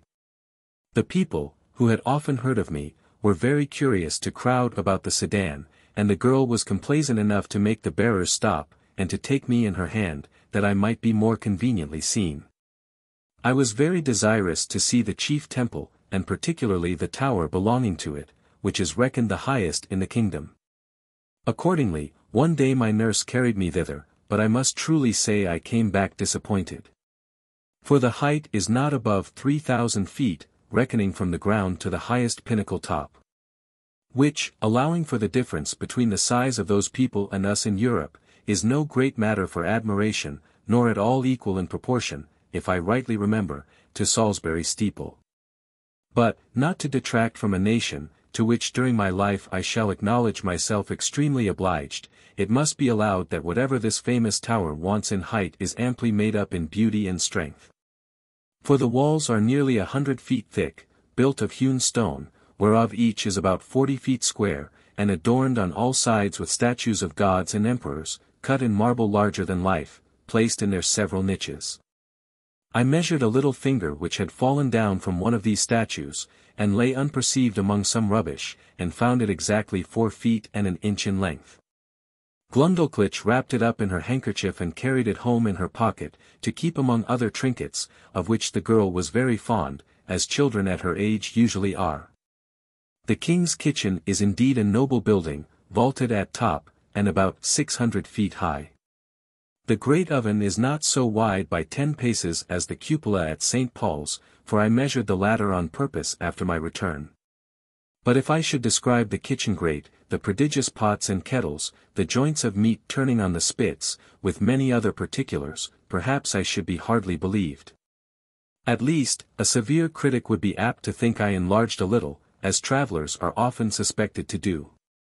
To avoid which censure, I fear I have run too much into the other extreme. And that if this treatise should happen to be translated into the language of Brobdingnag, which is the general name of that kingdom, and transmitted thither, the king and his people would have reason to complain that I had done them an injury by a false and diminutive representation. His Majesty seldom keeps above 600 horses in his stables, they are generally from 54 to 60 feet high. But when he goes abroad on solemn days, he is attended for state by a militia guard of 500 horse, which indeed I thought was the most splendid sight that could be ever beheld, till I saw part of his army in Batalia. Whereof I shall find another occasion to speak. Chapter 5.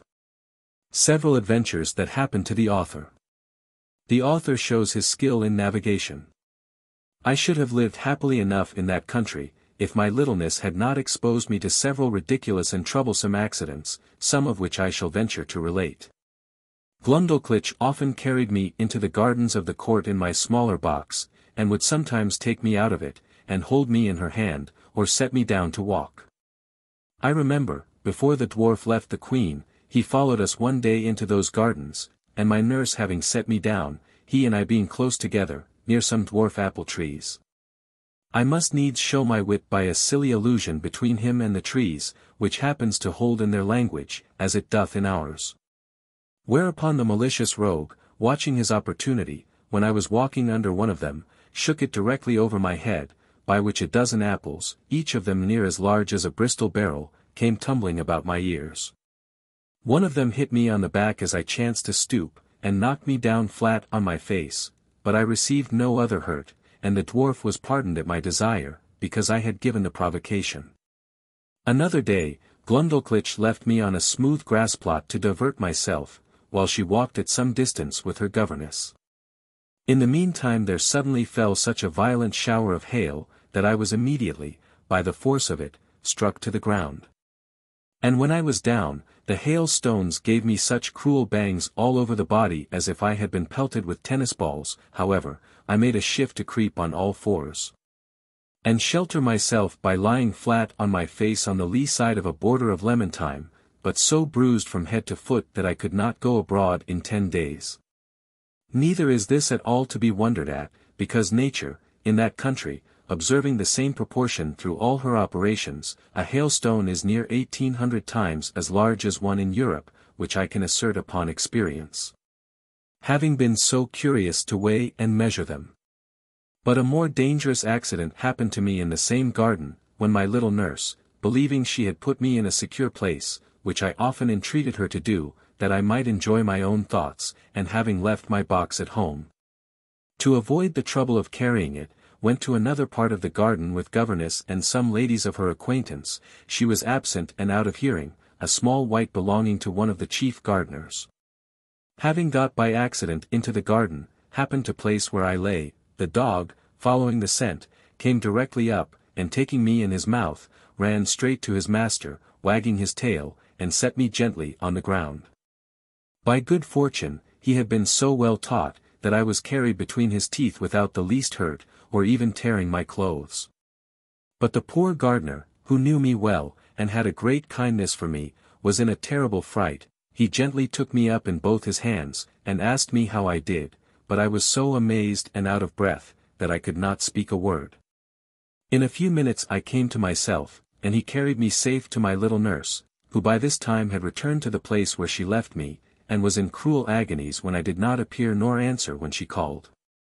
She severely reprimanded the gardener on account of his dog, but the thing was bushed up and never known at court.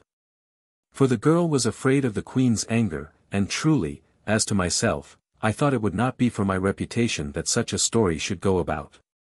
This accident absolutely determined Glumdalclitch never to trust me abroad for the future out of her sight. I had been long afraid of this resolution, and therefore concealed from her some little unlucky adventures that happened in those times when I was left by myself. Once a kite, hovering over the garden, made a stoop at me. And if I had not resolutely drawn my hanger, and run under a thick espalier, he would have certainly carried me away in his talons. Another time, walking to the top of a fresh molehill, I fell to my neck in the hole through which that animal had cast up the earth. I likewise broke my right shin against the shell of a snail, which I happened to stumble over as I was walking alone and thinking on poor England. I cannot tell whether I were more pleased or mortified to observe in those solitary walks that the smaller birds did not appear to be at all afraid of me, but would hop about within a yard's distance, looking for worms and other food, with as much indifference and security as if no creature at all were near them. I remember a thrush had the confidence to snatch out of my hand with his bill a piece of cake that Glumdalclitch had just given me for my breakfast. When I attempted to catch any of these birds they would boldly turn against me, endeavoring to pick my fingers, which I durst not venture within their reach, and then they would hop back unconcerned to hunt for worms and snails as they did before. But one day I took a thick cudgel, and threw it with all my strength so luckily at a linnet that I knocked him down, and seizing him by the neck with both my hands ran with him in triumph to my nurse. However, the bird, who had only been stunned, recovering himself, gave me so many boxes with his wings on both sides of my head and body, though I held him at arm's length and was out of the reach of his claws, that I was 20 times thinking of letting him go. But I was soon relieved by one of our servants, who wrung off the bird's neck, and I had him next day for dinner by the Queen's command. This linnet, as near as I can remember, seemed to be somewhat larger than an English swan. The Queen, who often used to hear me talk of my sea voyages, and took all occasions to divert me when I was melancholy, asked me, whether I understood how to handle a sail or an oar, and whether a little exercise of rowing might not be convenient for my health. I answered, that I understood both very well, for, although my proper employment had been to be surgeon or doctor to the ship, yet often, upon a pinch, I was forced to work like a common mariner. But I could not see how this could be done in their country, where the smallest wherry was equal to a first-rate man-of-war among us, and such a boat as I could manage would never live in any of their rivers. The smaller birds did not appear to be at all afraid of me. Her Majesty said, if I could contrive a boat, her own joiner should make it, and she would provide a place for me to sail in. The fellow was an ingenious workman, and, by my instructions, in 10 days finished a pleasure boat, with all its tackling, able conveniently to hold 8 Europeans. When it was finished, the Queen was so delighted that she ran with it in her lap to the King, who ordered it to be put in a cistern full of water, with me in it, by way of trial, where I could not manage my 2 sculls, or little oars, for want of room. But the Queen had before contrived another project. She ordered the joiner to make a wooden trough of 300 feet long, 50 broad, and 8 deep, which, being well pitched, to prevent leaking, was placed on the floor along the wall in an outer room of the palace. It had a cock near the bottom to let out the water, when it began to grow stale, and 2 servants could easily fill it in half an hour. Here I often used to row for my own diversion, as well as that of the Queen and her ladies, who thought themselves well entertained with my skill and agility. Sometimes I would put up my sail, and then my business was only to steer, while the ladies gave me a gale with their fans. And when they were weary, some of their pages would blow my sail forward with their breath, while I showed my art by steering starboard or larboard, as I pleased. When I had done, Glumdalclitch always carried back my boat, into her closet, and hung it o' a nail to dry. In this exercise I once met an accident, which had like to have cost me my life. For one of the pages having put my boat into the trough, the governess, who attended Glumdalclitch, very officiously lifted me up to place me in the boat, but I happened to slip through her fingers, and should infallibly have fallen down 40 feet upon the floor, if, by the luckiest chance in the world, I had not been stopped by a corking pin that stuck in the good gentlewoman's stomacher. The head of the pin passed between my shirt and the waistband of my breeches, and thus I held by the middle in the air, till Glumdalclitch ran to my relief, gave me a gale with their fans. Another time, one of the servants, whose office it was to fill my trough every 3rd day with fresh water, was so careless as to let a huge frog, not perceiving it, slip out of his pail. The frog lay concealed till I was put into my boat, but then seeing a resting place, climbed up, and made it lean so much on one side that I was forced to balance it with all my weight on the other to prevent overturning. When the frog was got in, it hopped at once half the length of the boat, and then over my head backwards and forwards. The largeness of its features made it appear the most deformed animal that can be conceived. However, I desired Glumdalclitch to let me deal with it alone. I banged it a good while with one of my sculls, and at last forced it to leap out of the boat. But the greatest danger I ever underwent in that kingdom was from a monkey, who belonged to one of the clerks of the kitchen. Glumdalclitch had locked me up in her closet, while she went somewhere upon business or a visit. The weather being very warm, the closet window was left open, as well as the windows and the door of my bigger box, in which I usually lived, because of its largeness and conveniency.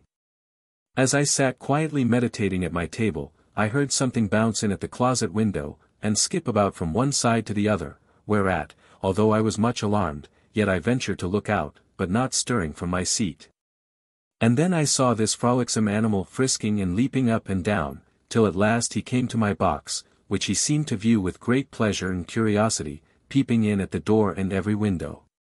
I retreated to the farther corner of my room or box, but the monkey looking in at every side, put me into such a fright that I wanted presence of mind to conceal myself under the bed, as I might easily have done. After some time spent in peeping, grinning, and chattering, he at last espied me, and reaching one of his paws in at the door, as a cat does when she plays with a mouse, although I often shifted place to avoid him. He at length seized the lappet of my coat, which, being made of that country silk, was very thick and strong, and dragged me out. He took me out in his right forefoot, and held me as a nurse does a child, just as I have seen the same sort of creature do with a kitten in Europe, and, when I offered to struggle, he squeezed me so hard that I thought it more prudent to submit. I have good reason to believe that he took me for a young one of his own species, by his often stroking my face very gently with his other paw. In these diversions he was interrupted by a noise at the closet door, as if somebody were opening it. Whereupon he suddenly leaped up to the window, at which he had come in, and thence upon the leads and gutters, walking upon 3 legs, and holding me in the 4th, till he clambered up to a roof that was next to ours. I heard Glumdalclitch give a shriek at the moment he was carrying me out. The poor girl was almost distracted. That quarter of the palace was all in an uproar, the servants ran for ladders. The monkey was seen by hundreds in the court, sitting upon the ridge of a building, holding me like a baby in one of his forepaws, whereat many of the rabble below could not forbear laughing. Neither do I think they justly ought to be blamed, for without question, the sight was ridiculous enough to everybody but myself. Some of the people threw up stones, hoping to drive the monkey down.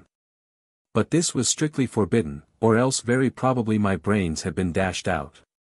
The ladders were now applied, and mounted by several men, which the monkey observing, and finding himself almost encompassed, not being able to make speed enough with his 3 legs, let me drop on a ridge tile, and made his escape.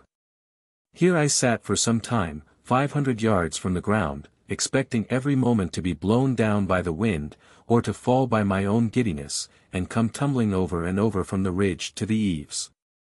But an honest lad, one of my nurse's footmen, climbed up, and putting me into his breeches pocket, brought me down safe. I was so weak and bruised in the sides with the squeezes given me by this odious animal, that I was forced to keep my bed a fortnight. The king, queen, and all the court, sent every day to inquire after my health, and Her Majesty made me several visits during my sickness. The monkey was killed, and an order made that no such animal should be kept about the palace. When I attended the king, after my recovery, to return him thanks for his favors, he was pleased to rally me a good deal upon this adventure. He asked me what my thoughts and speculations were while I lay in the monkey's paw. He desired to know what I would have done upon such an occasion in my own country. I told His Majesty that in Europe we had no monkeys, except such as were brought for curiosities from other places, and so small, that I could deal with 12 of them together if they presumed to attack me. And as for that monstrous animal with whom I was so lately engaged, it was, indeed, as large as an elephant, if my fears had suffered me to think so far as to make use of my hanger, looking fiercely, and clapping my hand upon the hilt. As I spoke, when he poked his paw into my chamber, perhaps I should have given him such a wound as would have made him glad to withdraw it with more haste than he put it in. This I delivered in a firm tone, like a person who was jealous lest his courage should be called in question. However, my speech produced nothing else besides a loud laughter, which all the respect due to his majesty from those about him could not make them contain. This made me reflect how vain an attempt it is for a man to endeavor to do himself honor among those who are out of all degree of equality or comparison with him. And yet I have seen the moral of my own behavior very frequent in England since my return, where a little contemptible varlet, without the least title to birth, person, wit, or common sense, shall presume to look with importance, and put himself upon a foot with the greatest persons of the kingdom. I was every day furnishing the court with some ridiculous story, and Glumdalclitch, although she loved me to excess, yet was arch enough to inform the Queen whenever I committed any folly that she thought would be diverting to her Majesty. The girl, who had been out of order, was carried by her governess to take the air about an hour's distance, or 30 miles from town. They alighted out of the coach near a small footpath in a field, and, Glumdalclitch setting down my travelling box, I went out of it to walk. There was a pool of mud in the path, and I must needs try my activity by attempting to leap over it. I took a run, but unfortunately jumped short, and found myself just in the middle up to my knees. I waded through with some difficulty, and one of the footmen wiped me as clean as he could with his handkerchief, for I was filthily bemired. And my nurse confined me to my box till we returned home, when the Queen was soon informed of what had passed, and the footman spread it about the court, so that all the mirth for some days was at my expense. Chapter 6. Several contrivances of the author to please the King and Queen. He shows his skill in music. The King inquires into the state of England, which the author relates to him. The King's observations thereon. I used to attend the King's levee once or twice a week, and had often seen him under the barber's hand, which indeed was at first very terrible to behold, for the razor was almost twice as long as an ordinary scythe. His Majesty, according to the custom of the country, was only shaved twice a week. I once prevailed on the barber to give me some of the suds or lather, out of which I picked 40 or 50 of the strongest stumps of hair. I then took a piece of fine wood and cut it like the back of a comb, making several holes in it at equal distance with as small a needle as I could get from Glumdalclitch. I fixed in the stumps so artificially, scraping and sloping them with my knife towards the points, that I made a very tolerable comb, which was a seasonable supply, my own being so much broken in the teeth that it was almost useless. Neither did I know any artist in that country so nice and exact as would undertake to make me another. And this puts me in mind of an amusement wherein I spent many of my leisure hours. I desired the Queen's woman to save for me the combings of her Majesty's hair, whereof in time I got a good quantity. And consulting with my friend the cabinet maker, who had received general orders to do little jobs for me, I directed him to make 2 chair frames, no larger than those I had in my box, and then to bore little holes with a fine all round those parts where I designed the backs and seats. Through these holes I wove the strongest hairs I could pick out, just after the manner of cane chairs in England. When they were finished I made a present of them to her Majesty, who kept them in her cabinet, and used to shew them for curiosities, as indeed they were the wonder of every one that beheld them. Of these hairs, as I had always a mechanical genius, I likewise made a neat little purse, about 5 feet long, with her Majesty's name deciphered in gold letters, which I gave to Glumdalclitch, by the Queen's consent. To say the truth, it was more for show than use, being not of strength to bear the weight of the larger coins, and therefore she kept nothing in it, but some little coins that girls are fond of. The King, who delighted in music, had frequent concerts at court, to which I was sometimes carried, and set in my box on a table to hear them, but the noise was so great that I could hardly distinguish the tunes. I am confident that all the drums and trumpets of a royal army beating and sounding together just at your ears, could not equal it. My practice was to have my box removed from the place where the performers sat, as far as I could, then to shut the doors and windows of it, and draw the window curtains, after which I found their music not disagreeable. I had learnt in my youth to play a little upon the spinet. Glumdalclitch kept one in her chamber, and a master attended twice a week to teach her. I called it a spinet, because it somewhat resembled that instrument, and was played upon in the same manner. A fancy came into my head that I would entertain the king and queen with an English tune upon this instrument. But this appeared extremely difficult. For the spinet was nearly 60 feet long, each key being almost a foot wide, so that with my arms extended I could not reach to above 5 keys, and to press them down required a good smart stroke with my fist, which would be too great a labor. And to no purpose. The method I contrived was this: I prepared 2 round sticks, about the bigness of common cudgels. They were thicker at one end than the other, and I covered the thicker ends with a piece of mouse's skin, that by rapping on them I might neither damage the tops of the keys nor interrupt the sound. Before the spinet a bench was placed about 4 feet below the keys, and I was put upon the bench. I ran sidling upon it that way and this as fast as I could, banging the proper keys with my 2 sticks, and made a shift to play a jig to the great satisfaction of both their majesties. But it was the most violent exercise I ever underwent, and yet I could not strike above 16 keys, nor consequently play the bass and treble together as other artists do, which was a great disadvantage to my performance.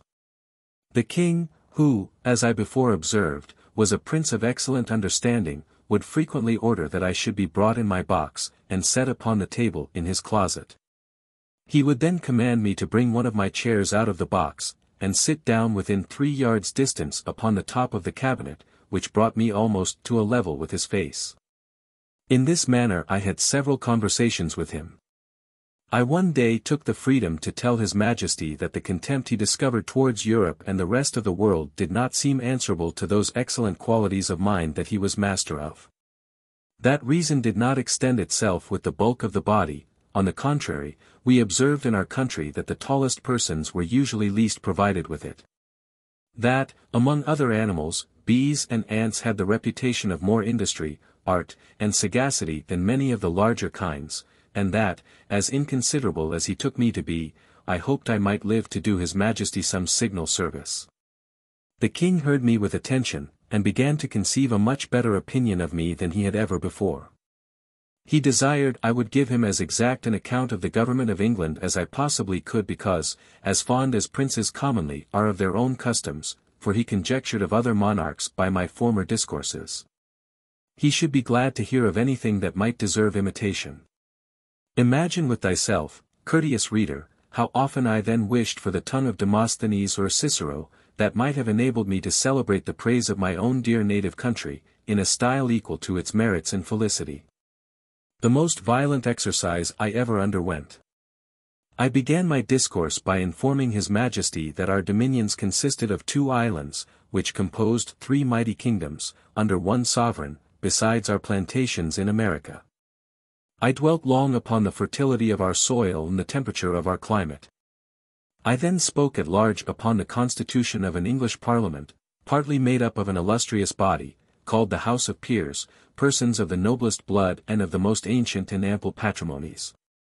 I described that extraordinary care always taken of their education in arts and arms, to qualify them for being counsellors both to the king and kingdom, to have a share in the legislature, to be members of the highest court of judicature, from whence there could be no appeal, and to be champions always ready for the defense of their prince and country, by their valor, conduct, and fidelity. That these were the ornament and bulwark of the kingdom, worthy followers of their most renowned ancestors, whose honor had been the reward of their virtue, from which their posterity were never once known to degenerate. To these were joined several holy persons, as part of that assembly, under the title of bishops, whose peculiar business it is to take care of religion, and those who instruct the people therein. These were searched and sought out through the whole nation, by the prince and his wisest counselors, among such of the priesthood as were most deservedly distinguished by the sanctity of their lives and the depth of their erudition, who were indeed the spiritual fathers of the clergy and the people. That the other part of the Parliament consisted of an assembly, called the House of Commons, who were all principal gentlemen, freely picked and culled out by the people themselves, for their great abilities and love of their country, to represent the wisdom of the whole nation. And that these 2 bodies made up the most august assembly in Europe, to whom, in conjunction with the prince, the whole legislature is committed. I then descended to the courts of justice, over which the judges, those venerable sages and interpreters of the law, presided, for determining the disputed rights and properties of men, as well as for the punishment of vice and protection of innocence. I mentioned the prudent management of our treasury, the valor and achievements of our forces by sea and land. I computed the number of our people, by reckoning how many millions there might be of each religious sect or political party among us. I did not omit even our sports and pastimes, or any other particular, which I thought might redound to the honor of my country. And I finished all with a brief historical account of affairs and events in England for about 100 years past. This conversation was not ended under 5 audiences, each of several hours, and the king heard the whole with great attention, frequently taking notes of what I spoke, as well as memorandums of what questions he intended to ask me. When I had put an end to these long discourses, His Majesty, in a 6th audience, consulting his notes, proposed many doubts, queries, and objections, upon every article. He asked what methods were used to cultivate the minds and bodies of our young nobility, and in what kind of business they commonly spent the first and teachable part of their lives. What course was taken to supply that assembly when any noble family became extinct? What qualifications were necessary in those who are to be created new lords? Whether the humor of the prince, a sum of money to a court lady as a prime minister, or a design of strengthening a party opposite to the public interest, ever happened to be motives in those advancements? What share of knowledge these lords had in the laws of their country, and how they came by it, so as to enable them to decide the properties of their fellow subjects in the last resort? Whether they were always so free from avarice, partialities, or want, that a bribe or some other sinister view could have no place among them? Whether those holy lords I spoke of were always promoted to that rank upon account of their knowledge in religious matters and the sanctity of their lives? Had never been compilers with the times while they were common priests, or slavish prostitute chaplains to some nobleman, whose opinions they continued servilely to follow, after they were admitted into that assembly? He then desired to know what arts were practiced in electing those whom I called commoners. Whether a stranger, with a strong purse, might not influence the vulgar voters to choose him before their own landlord, or the most considerable gentleman in the neighborhood? How it came to pass that people were so violently bent upon getting into this assembly, which I allowed to be a great trouble and expense, often to the ruin of their families, without any salary or pension, because this appeared such an exalted strain of virtue and public spirit, that His Majesty seemed to doubt it might possibly not be always sincere. And he desired to know whether such zealous gentlemen could have any views of refunding themselves for the charges and trouble they were at, by sacrificing the public good to the designs of a weak and vicious prince, in conjunction with a corrupted ministry. He multiplied his questions, and sifted me thoroughly upon every part of this head, proposing numberless inquiries and objections, which I think it not prudent or convenient to repeat. Upon what I said in relation to our courts of justice, His Majesty desired to be satisfied in several points, and this I was the better able to do, having been formerly almost ruined by a long suit in Chancery, which was decreed for me with costs. He asked what time was usually spent in determining between right and wrong, and what degree of expense. Whether advocates and orators had liberty to plead in causes, manifestly known to be unjust, vexatious, or oppressive. Whether party in religion or politics was observed to be of any weight in the scale of justice. Whether those pleading orators were persons educated in the general knowledge of equity, or only in provincial, national, and other local customs. Whether they, or their judges, had any part in penning those laws which they assumed the liberty of interpreting and glossing upon at their pleasure. Whether they had ever, at different times, pleaded for or against the same cause, and cited precedents to prove contrary opinions. Whether they were a rich or a poor corporation. Whether they received any pecuniary reward for pleading or delivering their opinions. And, particularly, whether they were admitted as members in the lower Senate. He fell next upon the management of our treasury, and said he thought my memory had failed me, because I computed our taxes at about 5 or 6 millions a year, and, when I came to mention the issues, he found they sometimes amounted to more than double. For the notes he had taken were very particular in this point, because he hoped, as he told me, that the knowledge of our conduct might be useful to him, and he could not be deceived in his calculations. But if what I told him were true, he was still at a loss how a kingdom could run out of its estate like a private person. He asked me who were our creditors, and where we found to pay them. He wondered to hear me talk of such chargeable and expensive wars, that certainly we must be a quarrelsome people, or live among very bad neighbors, and that our generals must needs be richer than our kings. He asked what business we had out of our own islands, unless upon the score of trade or treaty, or to defend the coasts with our fleet. Above all, he was amazed to hear me talk of a mercenary standing army in the midst of peace and among a free people. He said if we were governed by our own consent, in the persons of our representatives, he could not imagine of whom we were afraid, or against whom we were to fight. And would hear my opinion, whether a private man's house might not better be defended by himself, his children, and family, than by half a dozen rascals, picked up at a venture in the streets for small wages, who might get 100 times more by cutting their throats. He laughed at my odd kind of arithmetic, as he was pleased to call it, in reckoning the numbers of our people by a computation drawn from the several sects among us, in religion and politics. He said, he knew no reason why those who entertain opinions prejudicial to the public should be obliged to change, or should not be obliged to conceal them. And as it was tyranny in any government to require the first, so it was weakness not to enforce the second, for a man may be allowed to keep poisons in his closet, but not to vend them about for cordials. He observed, that among the diversions of our nobility and gentry, I had mentioned gaming. He desired to know at what age this entertainment was usually taken up, and when it was laid down. How much of their time it employed, whether it ever went so high as to affect their fortunes, whether mean, vicious people, by their dexterity in that art, might not arrive at great riches, and sometimes keep our very nobles in dependence, as well as habituate them to vile companions, wholly take them from the improvement of their minds, and force them, by the losses they received, to learn and practice that infamous dexterity upon others.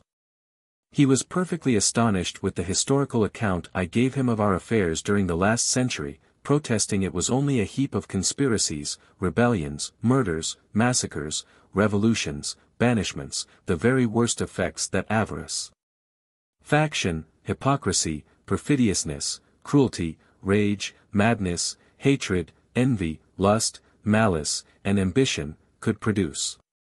His Majesty, in another audience, was at the pains to recapitulate the sum of all I had spoken, compared the questions he made with the answers I had given. Then taking me into his hands, and stroking me gently, delivered himself in these words which I shall never forget, nor the manner he spoke them in, my little friend Grildrig, you have made a most admirable panegyric upon your country. You have clearly proved that ignorance, idleness, and vice are the proper ingredients for qualifying a legislator. That laws are best explained, interpreted, and applied by those whose interest and abilities lie in perverting, confounding, and eluding them. I observe among you some lines of an institution, which in its original might have been tolerable, but these half erased, and the rest wholly blurred and blotted by corruptions. It doth not appear, from all you have said, how any one perfection is required towards the procurement of any one station among you. Much less that men are ennobled on account of their virtue, that priests are advanced for their piety or learning, soldiers for their conduct or valor, judges for their integrity, senators for the love of their country, or counselors for their wisdom. As for yourself, continued the king, who have spent the greatest part of your life in traveling, I am well disposed to hope you may hitherto have escaped many vices of your country. But by what I have gathered from your own relation, and the answers I have with much pains wrung and extorted from you, I cannot but conclude the bulk of your natives to be the most pernicious race of little odious vermin that nature ever suffered to crawl upon the surface of the earth. You have made a most admirable panegyric. Chapter 7. The author's love of his country. He makes a proposal of much advantage to the king, which is rejected. The king's great ignorance in politics. The learning of that country very imperfect and confined. The laws, and military affairs, and parties in the state. Nothing but an extreme love of truth could have hindered me from concealing this part of my story. It was in vain to discover my resentments, which were always turned into ridicule, and I was forced to rest with patience, while my noble and beloved country was so injuriously treated. I am as heartily sorry as any of my readers can possibly be, that such an occasion was given, but this prince happened to be so curious and inquisitive upon every particular, that it could not consist either with gratitude or good manners to refuse giving him what satisfaction I was able. Yet this much I may be allowed to say, in my own vindication, that I artfully eluded many of his questions, and gave to every point a more favorable turn, by many degrees, than the strictness of truth would allow. For I have always borne that laudable partiality to my own country, which Dionysius Halicarnassensis with so much justice recommends to an historian, would hide the frailties and deformities of my political mother, and place her virtues and beauties in the most advantageous light. This was my sincere endeavor, in those many discourses I had with that monarch, although it unfortunately failed of success. But great allowances should be given to a king who lives wholly secluded from the rest of the world, and must therefore be altogether unacquainted with the manners and customs that most prevail in other nations, the want of which knowledge will ever produce many prejudices, and a certain narrowness of thinking, from which we and the politer countries of Europe are wholly exempted. And it would be hard indeed, if so remote a prince's notions of virtue and vice were to be offered as a standard for all mankind. To confirm what I have now said, and farther to show the miserable effects of a confined education, I shall here insert a passage which will hardly obtain belief.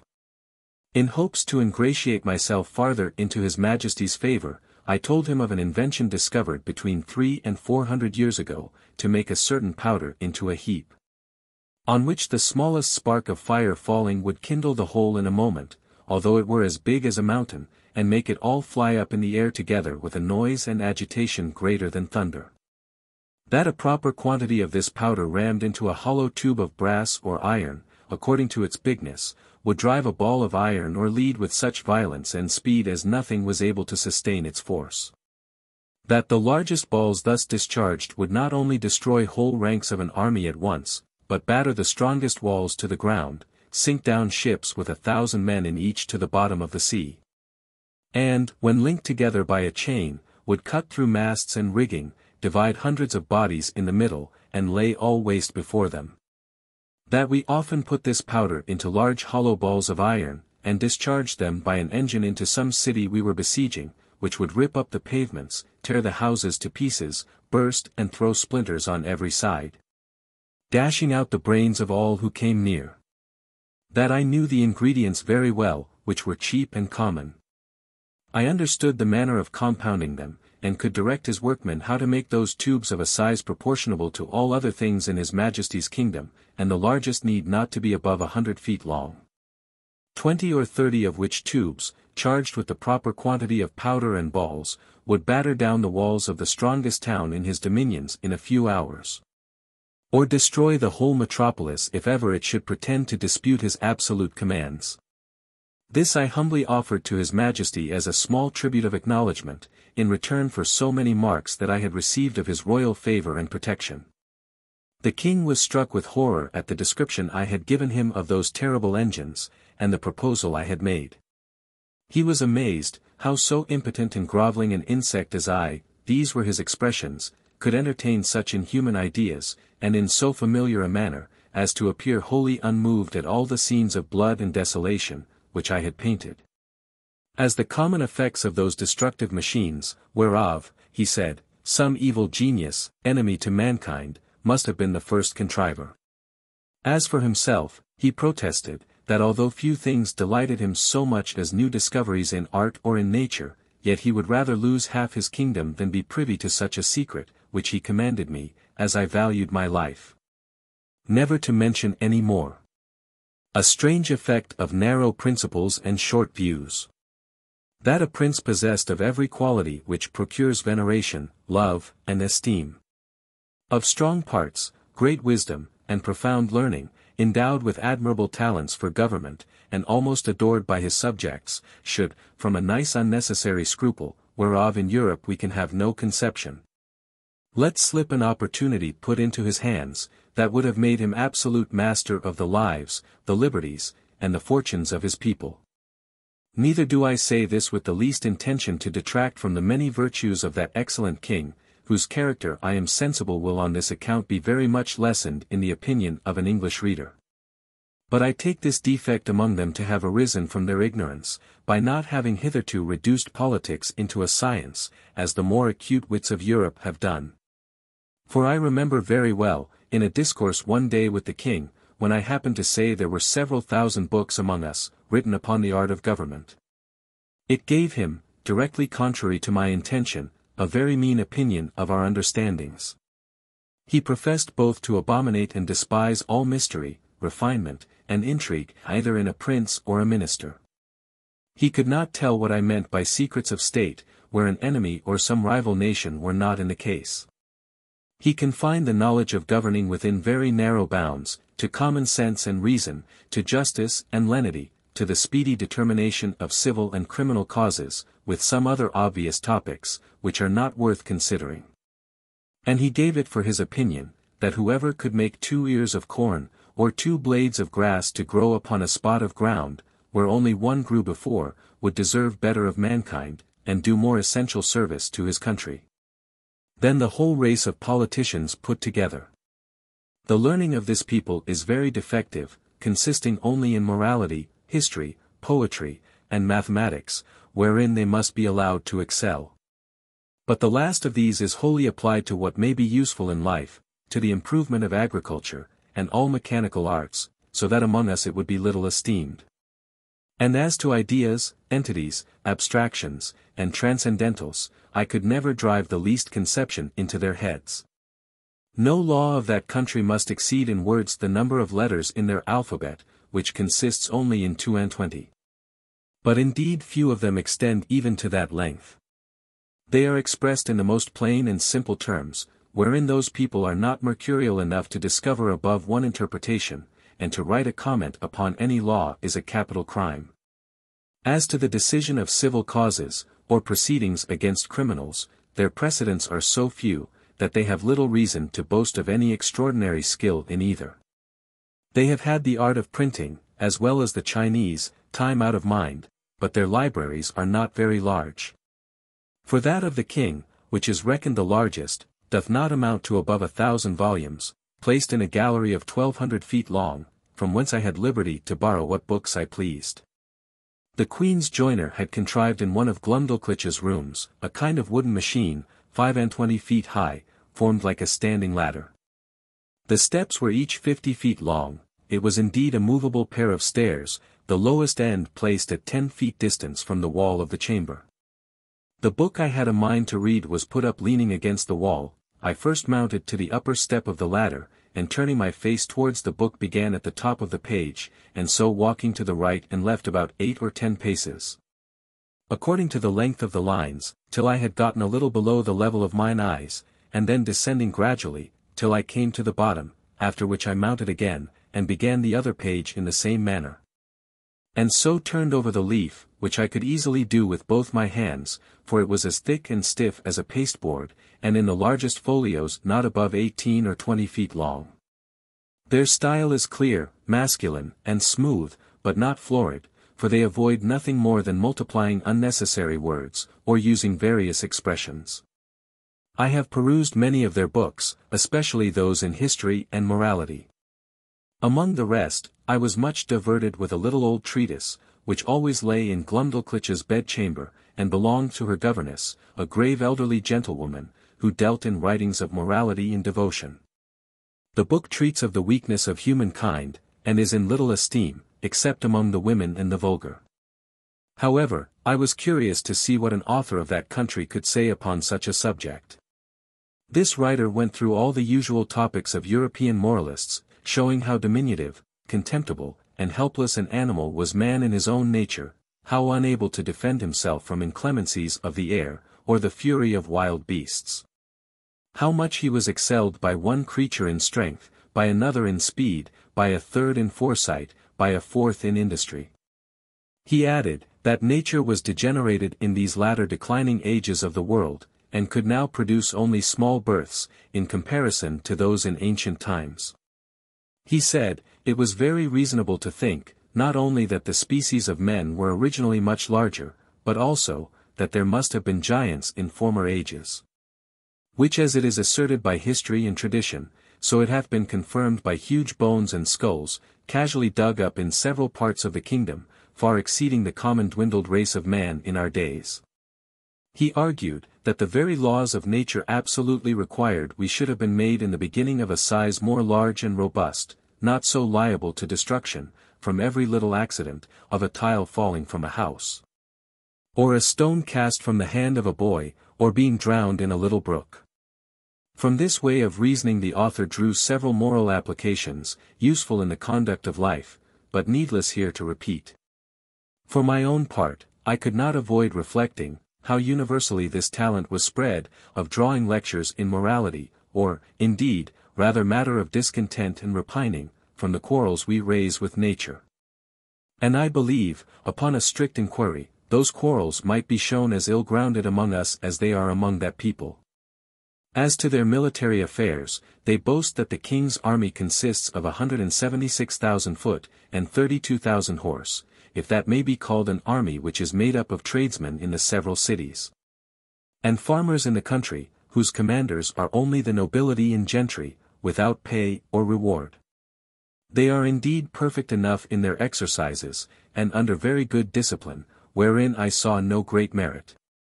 For how should it be otherwise, where every farmer is under the command of his own landlord, and every citizen under that of the principal men in his own city, chosen after the manner of Venice, by ballot? I have often seen the militia of Lorbrulgrud drawn out to exercise in a great field, near the city, of 20 miles square. They were in all not above 25,000 foot, and 6,000 horse, but it was impossible for me to compute their number, considering the space of ground they took up. A cavalier, mounted on a large steed, might be about 90 feet high. I have seen this whole body of horse, upon a word of command, draw their swords at once, and brandish them in the air. Imagination can figure nothing so grand, so surprising, and so astonishing. It looked as if 10,000 flashes of lightning were darting at the same time from every quarter of the sky. I was curious to know how this prince, to whose dominions there is no access from any other country, came to think of armies, or to teach his people the practice of military discipline. But I was soon informed, both by conversation and reading their histories, for in the course of many ages, they have been troubled with the same disease to which the whole race of mankind is subject. The nobility often contending for power, the people for liberty, and the king for absolute dominion. All which, however, happily tempered by the laws of that kingdom, have been sometimes violated by each of the three parties, and have more than once occasioned civil wars, the last whereof was happily put an end to by this prince's grandfather, in a general composition. And the militia, then settled with common consent, hath been ever since kept in the strictest duty. Chapter 8. The king and queen make a progress to the frontiers. The author attends them. The manner in which he leaves the country very particularly related. He returns to England. I had always a strong impulse that I should sometime recover my liberty, though it was impossible to conjecture by what means, or to form any project with the least hope of succeeding. The ship in which I sailed was the first ever known to be driven within sight of the coast.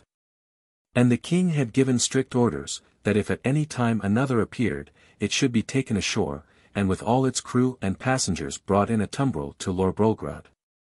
I was treated with much kindness, I was the favorite of a great king and queen, and the delight of the whole court, but it was upon such a footing as ill became the dignity of humankind. I could never forget those domestic pledges I had left behind me. I wanted to be among people with whom I could converse upon even terms, and walk about the streets and fields, without being afraid of being trod to death like a frog or a young puppy. But my deliverance came sooner than I expected, and in a manner not very common, the whole story and circumstances of which I shall faithfully relate. She had some foreboding.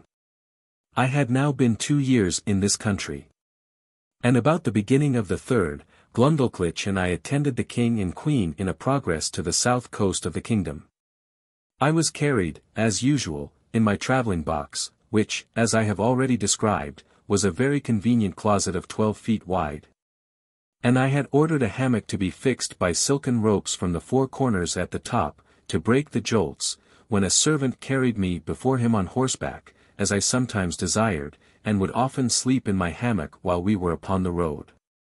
On the roof of my closet, not directly over the middle of the hammock, I ordered the joiner to cut out a hole of a foot square, to give me air in hot weather as I slept.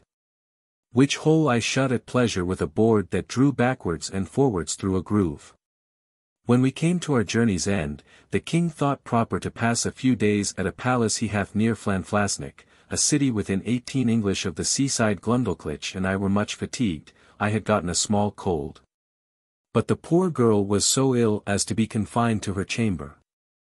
I longed to see the ocean, which must be the only scene of my escape. If ever it should happen I pretended to be worse than I really was, and desired leave to take the fresh air of the sea with a page, whom I was very fond of, and who had sometimes been trusted with me. I shall never forget with what unwillingness Glumdalclitch consented, nor the strict charge she gave the page to be careful of me, bursting at the same time into a flood of tears, as if she had some foreboding of what was to happen. The boy took me out in my box about half an hour's walk from the palace towards the rocks on the seashore. I ordered him to set me down, and lifting up one of my sashes, cast many a wistful melancholy look towards the sea. I found myself not very well, and told the page that I had a mind to take a nap in my hammock, which I hoped would do me good. I got in, and the boy shut the window close down to keep out the cold. I soon fell asleep, and all I can conjecture is, that while I slept, the page, thinking no danger could happen, went among the rocks to look for birds' eggs, having before observed him from my window searching about, and picking up one or two in the clefts. Be that as it will, I found myself suddenly awaked with a violent pull upon the ring, which was fastened at the top of my box for the conveniency of carriage. I felt my box raised very high in the air, and then borne forward with prodigious speed. The first jolt had like to have shaken me out of my hammock, but afterwards the motion was easy enough. I called out several times, as loud as I could raise my voice, but all to no purpose. I looked towards my windows, and could see nothing but the clouds and sky. I heard a noise just over my head like the clapping of wings, and then began to perceive the woeful condition I was in, that some eagle had got the ring of my box in his beak, with an intent to let it fall on a rock like a tortoise in a shell, and then pick out my body and devour it. For the sagacity and smell of this bird enabled him to discover his quarry at a great distance, though better concealed than I could be within a 2-inch board. In a little time I observed the noise and flutter of wings to increase very fast, and my box was tossed up and down like a sign in a windy day. I heard several bangs or buffets, as I thought, given to the eagle, for such I am certain it must have been, that held the ring of my box in his beak, and then all on a sudden felt myself falling perpendicularly down for above a minute. But with such incredible swiftness, that I almost lost my breath. My fall was stopped by a terrible squash, that sounded louder to my ears than the cataract of Niagara, after which I was quite in the dark for another minute, and then my box began to rise so high that I could see light from the tops of the windows. I now perceived I was fallen into the sea. My box, by the weight of my body, the goods that were in, and the broad plates of iron fixed for strength at the four corners of the top and bottom, floated about 5 feet deep in the water. I did then, and do now suppose, that the eagle which flew away with my box was pursued by 2 or 3 others, and forced to let me drop while he defended himself against the rest, who hoped to share in the prey. The plates of iron fastened at the bottom of the box, for those were the strongest, preserved the balance while it fell, and hindered it from being broken on the surface of the water. Every joint of it was well grooved, and the door did not move on hinges, but up and down like a sash, which kept my closet so tight that very little water came in. I got with much difficulty out of my hammock, having first ventured to draw back my slipboard on the roof already mentioned, contrived on purpose to let in air, for want of which I found myself almost stifled. How often did I then wish myself with my dear Glumdalclitch, from whom one single hour had so far divided me. And I may say with truth that in the midst of my own misfortunes I could not forbear lamenting my poor nurse, the grief she would suffer for my loss, the displeasure of the Queen, and the ruin of her fortune. Perhaps many travelers have not been under greater difficulties and distress than I was at juncture, expecting every moment to see my box dashed to pieces, or at least overset by the first violent blast or rising wave. A breach in one single pane of glass would have been immediate death, nor could anything have preserved the windows but the strong lattice wires placed on the outside against accidents in traveling. I saw the water ooze in at several crannies, although the leaks were not considerable, and I endeavored to stop them as well as I could. I was not able to lift up the roof of my closet, which otherwise I certainly should have done, and sat on the top of it, where I might at least preserve myself some hours longer, than by being shut up, as I may call it, in the hold. Or, if I escaped these dangers for a day or two, what could I expect but a miserable death of cold and hunger? I was 4 hours under these circumstances, expecting, and indeed wishing, every moment to be my last. I have already told the reader that there were 2 strong staples fixed upon that side of my box which had no window, and into which the servant who used to carry me on horseback would put a leathern belt, and buckle it about his waist. Being in this disconsolate state, I heard, or at least thought I heard, some kind of grating noise on that side of my box where the staples were fixed, and soon after I began to fancy that the box was pulled or towed along in the sea. For I now and then felt a sort of tugging which made the waves rise near the tops of my windows, leaving me almost in the dark. This gave me some faint hopes of relief, although I was not able to imagine how it could be brought about. I ventured to unscrew one of my chairs, which were always fastened to the floor, and having made a hard shift to screw it down again directly under the slipping board that I had lately opened, I mounted on the chair. And putting my mouth as near as I could to the hole, I called for help in a loud voice and in all the languages I understood. I then fastened my handkerchief to a stick I usually carried, and thrusting it up the hole, waved it several times in the air, that if any boat or ship were near, the seamen might conjecture some unhappy mortal to be shut up in the box.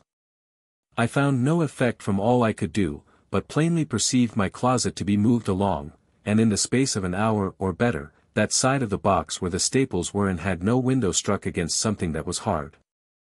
I apprehended it to be a rock, and found myself tossed more than ever. I plainly heard a noise upon the cover of my closet like that of a cable, and the grating of it as it passed through the ring.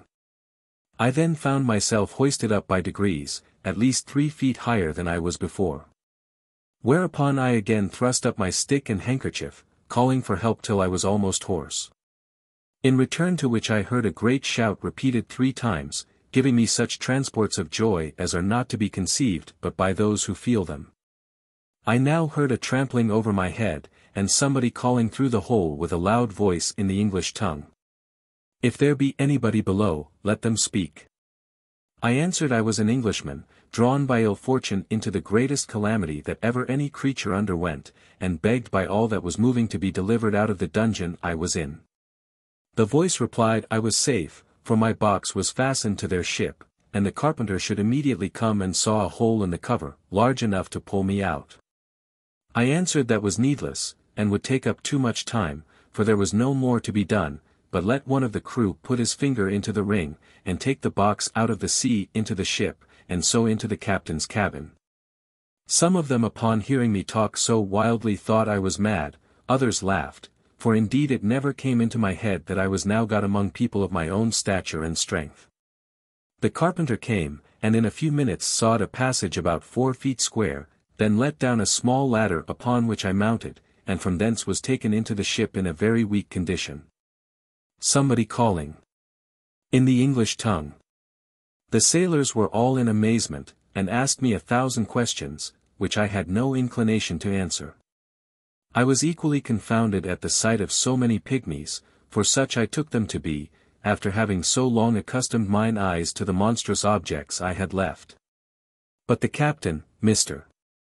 Thomas Wilcox, an honest, worthy Shropshire man, observing I was ready to faint, took me into his cabin, gave me a cordial to comfort me, and made me turn in upon his own bed, advising me to take a little rest, of which I had great need.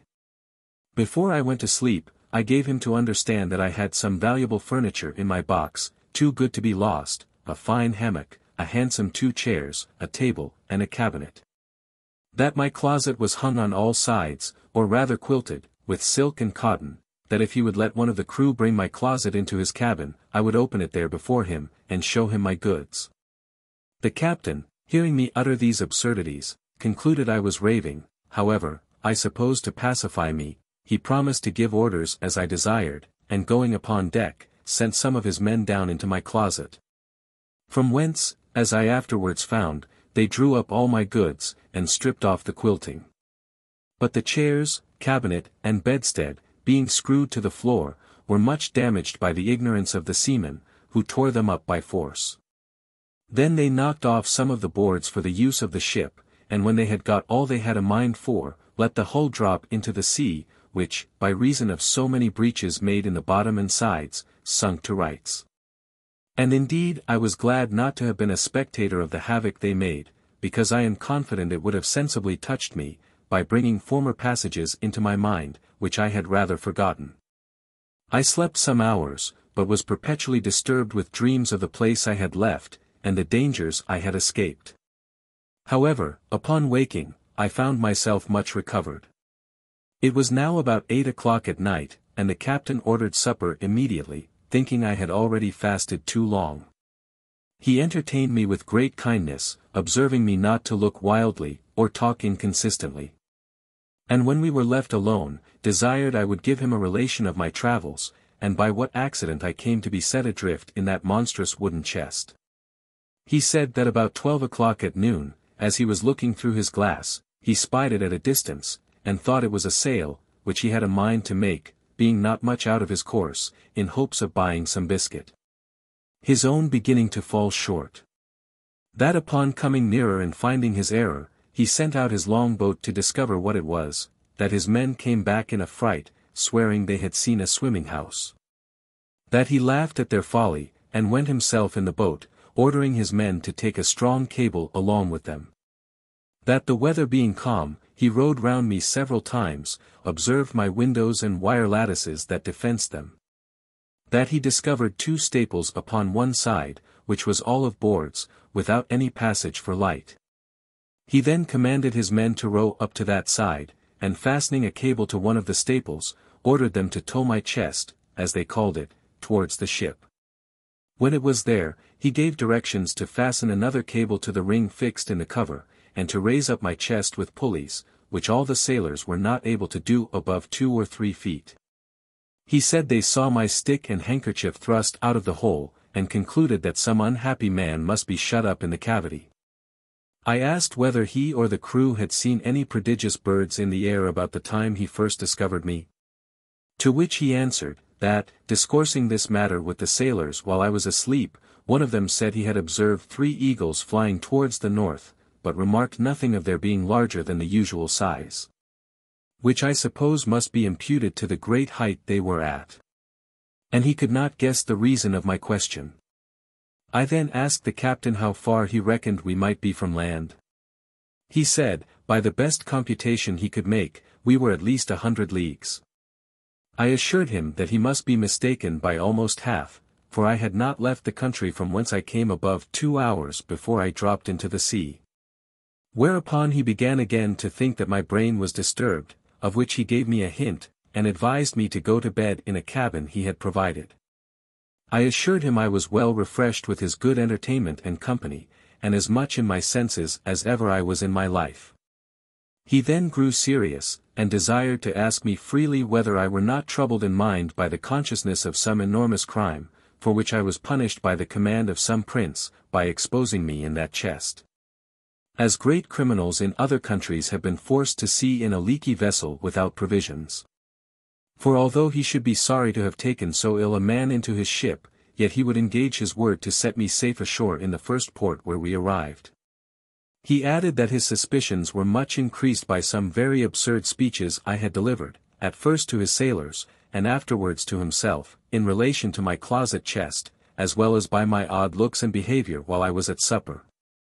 I begged his patience to hear me tell my story, which I faithfully did, from the last time I left England to the moment he first discovered me. And as truth always forceth its way into rational minds, so this honest worthy gentleman, who had some tincture of learning and very good sense, was immediately convinced of my candour and veracity. But, farther to confirm all I had said, I entreated him to give order that my cabinet should be brought, of which I had the key in my pocket, for he had already informed me how Seaman disposed of my closet. I opened it in his own presence, and showed him the small collection of rarities I made in the country from whence I had been so strangely delivered. There was the comb I had contrived out of the stumps of the king's beard. There was a collection of needles and pins, from a foot to half a yard long, for wasps' stings, like joiners' tacks, some combings of the queen's hair. A gold ring, which one day she made me a present of in a most obliging manner, taking it from her little finger and throwing it over my head like a collar.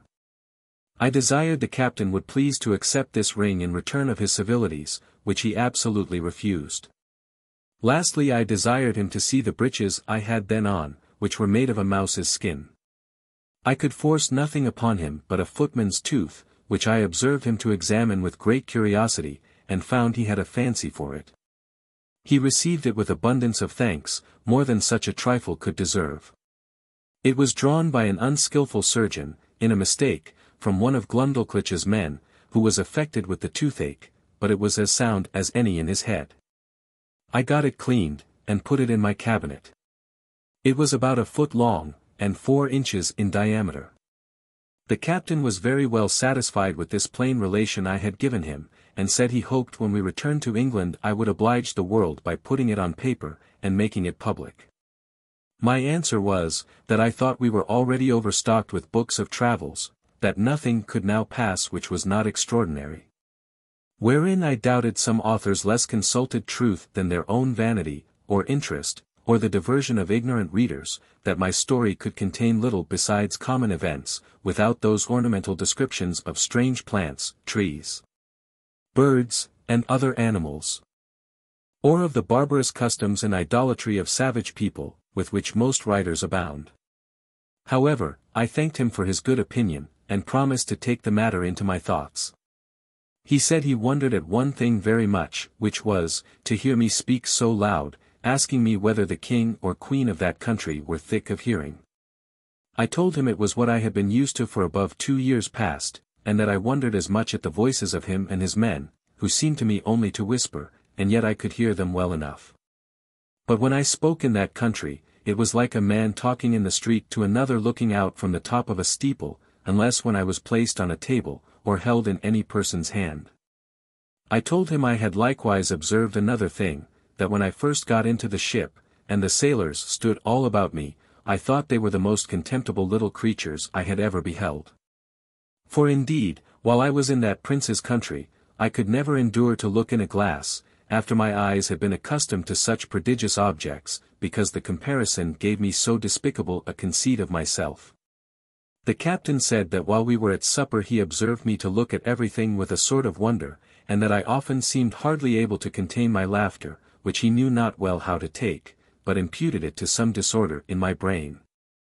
I answered, it was very true, and I wondered how I could forbear, when I saw his dishes of the size of a silver threepence, a leg of pork hardly a mouthful, a cup not so big as a nutshell, and so I went on, describing the rest of his household stuff and provisions after the same manner. For although the queen had ordered a little equipage of all things necessary for me, while I was in her service, yet my ideas were wholly taken up with what I saw on every side of me, and I winked at my own littleness, as people do at their own faults. The captain understood my raillery very well, and merrily replied that he did not observe my stomach so good, although I had fasted all day. And, continuing in his mirth, protested he would have gladly given £100 to have seen my closet in the Eagle's Bill, and afterwards in its fall from so great a height into the sea. Which would certainly have been a most astonishing object, worthy to have the description of it transmitted to future ages, and the comparison of Phaeton was so obvious, that he could not forbear applying it. Although I did not much admire the conceit. My daughter kneeled but I could not see her. The captain having been at Tonquin, was, in his return to England, driven northeastward, to the latitude of 44 degrees, and of longitude 143. But meeting a trade wind 2 days after I came on board him, we sailed southward a long time, and, coasting New Holland, kept our course west-southwest, and then south-southwest, till we doubled the Cape of Good Hope. Our voyage was very prosperous, but I shall not trouble the reader with a journal of it.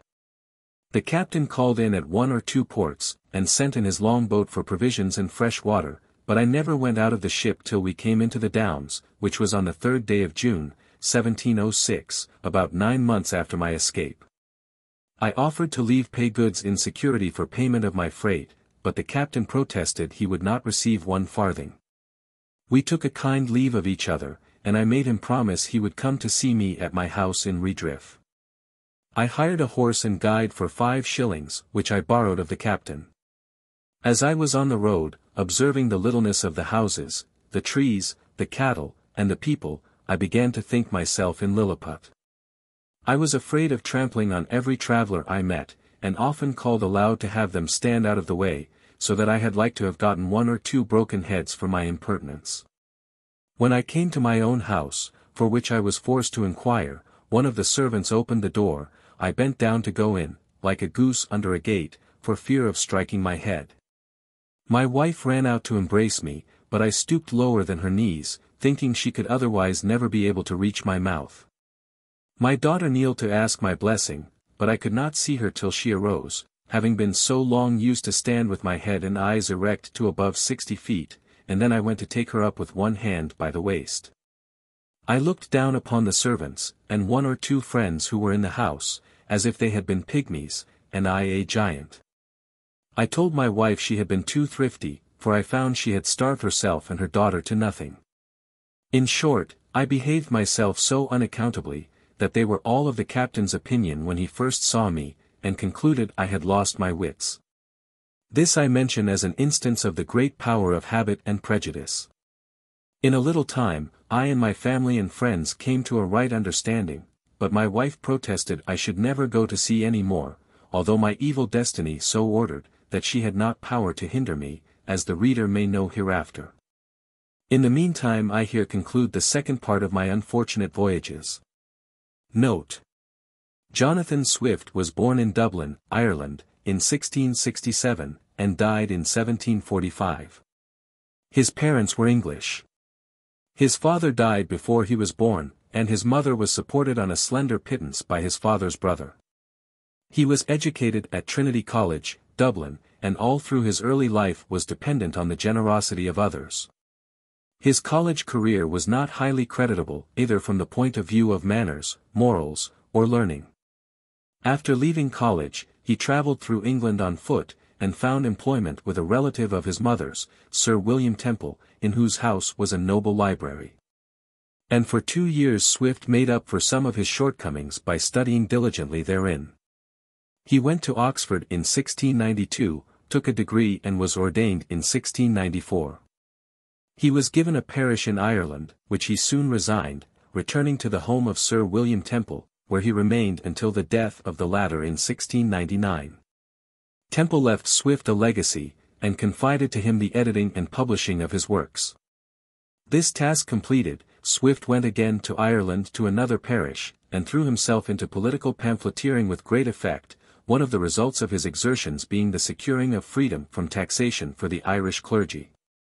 He subsequently became Dean of St. Patrick's in Dublin, and for a period achieved great popularity owing to his powerful political writings.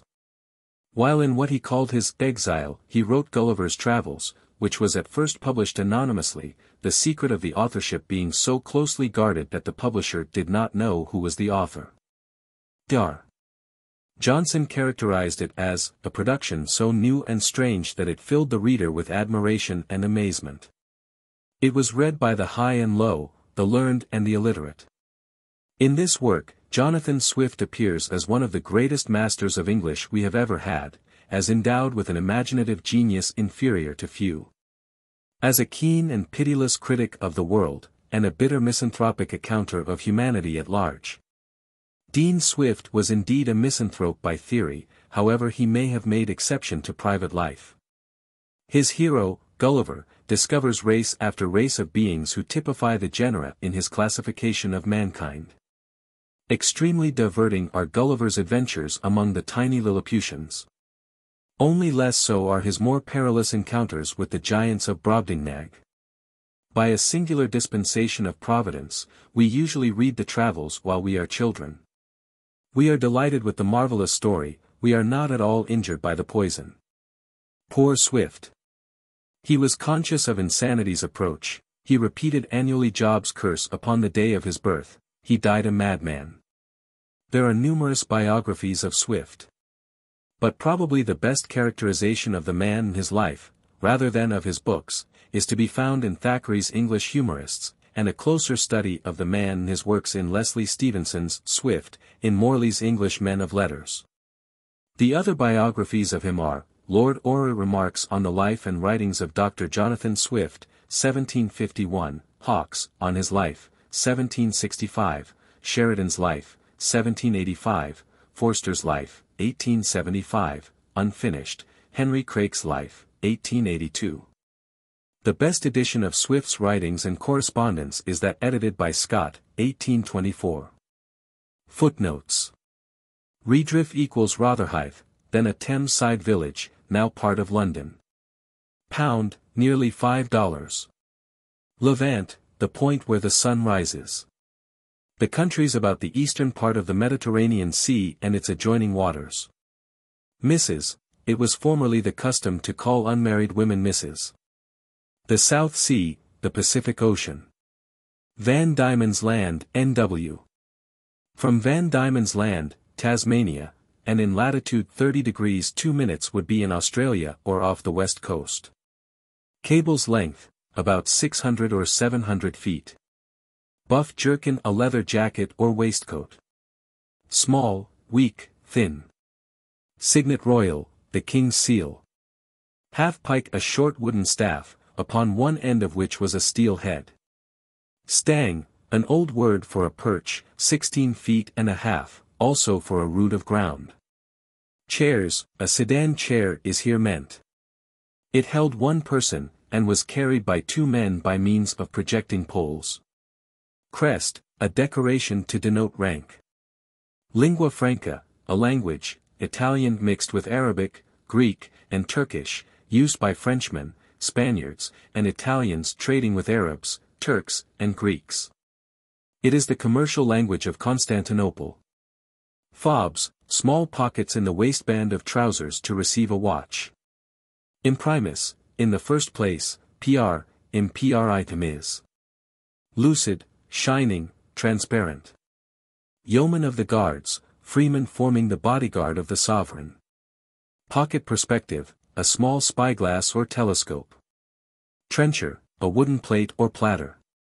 Corn, such grains as wheat, rye, barley, oats. Quadrant, an instrument long used for measuring altitudes. Skirt, coat tail. Al-Quran, the Quran or Mohammedan Bible. Embargo, an order not to sail. Discompose them, displace them. Puissant, powerful. Junto, a body of men secretly united to gain some political end. Pulling, plucking and drawing, preparatory to cooking. Meaner, of lower rank. Portion, the part of an estate given to a child. Domestic, the household and all pertaining thereto. Exchequer bills, bills of credit issued from the Exchequer by authority of Parliament. Close chair, sedan chair. Cabal, a body of men united for some sinister purpose. Lee side, side sheltered from the wind. Ancient, flag, corrupted from ensign. Downs, a famous natural roadstead off the southeast coast of Kent, between Goodwin Sands and the mainland, south of the Thames entrance. Black Bull, inns in England are often named after animals with an adjective descriptive of the color of the sign. As, the Golden Lion, the White Horse. Tordley, apt, docile. Straits of Madagascar, Mozambique Channel. The Line, the Equator. Hinds, peasants, rustics. Pistoles, about $3.60. Trencher side, up to his trencher or wooden plate. Discovering, showing. From London Bridge to Chelsea, about 3 miles as the birds fly. Pillion, a cushion for a woman to ride on behind a person on horseback. From London to St. Albans, about 20 miles. Pumpaion, pumpkin. Parts, accomplishments. Sanson's Atlas, a very large atlas by a French geographer in use in Swift's time.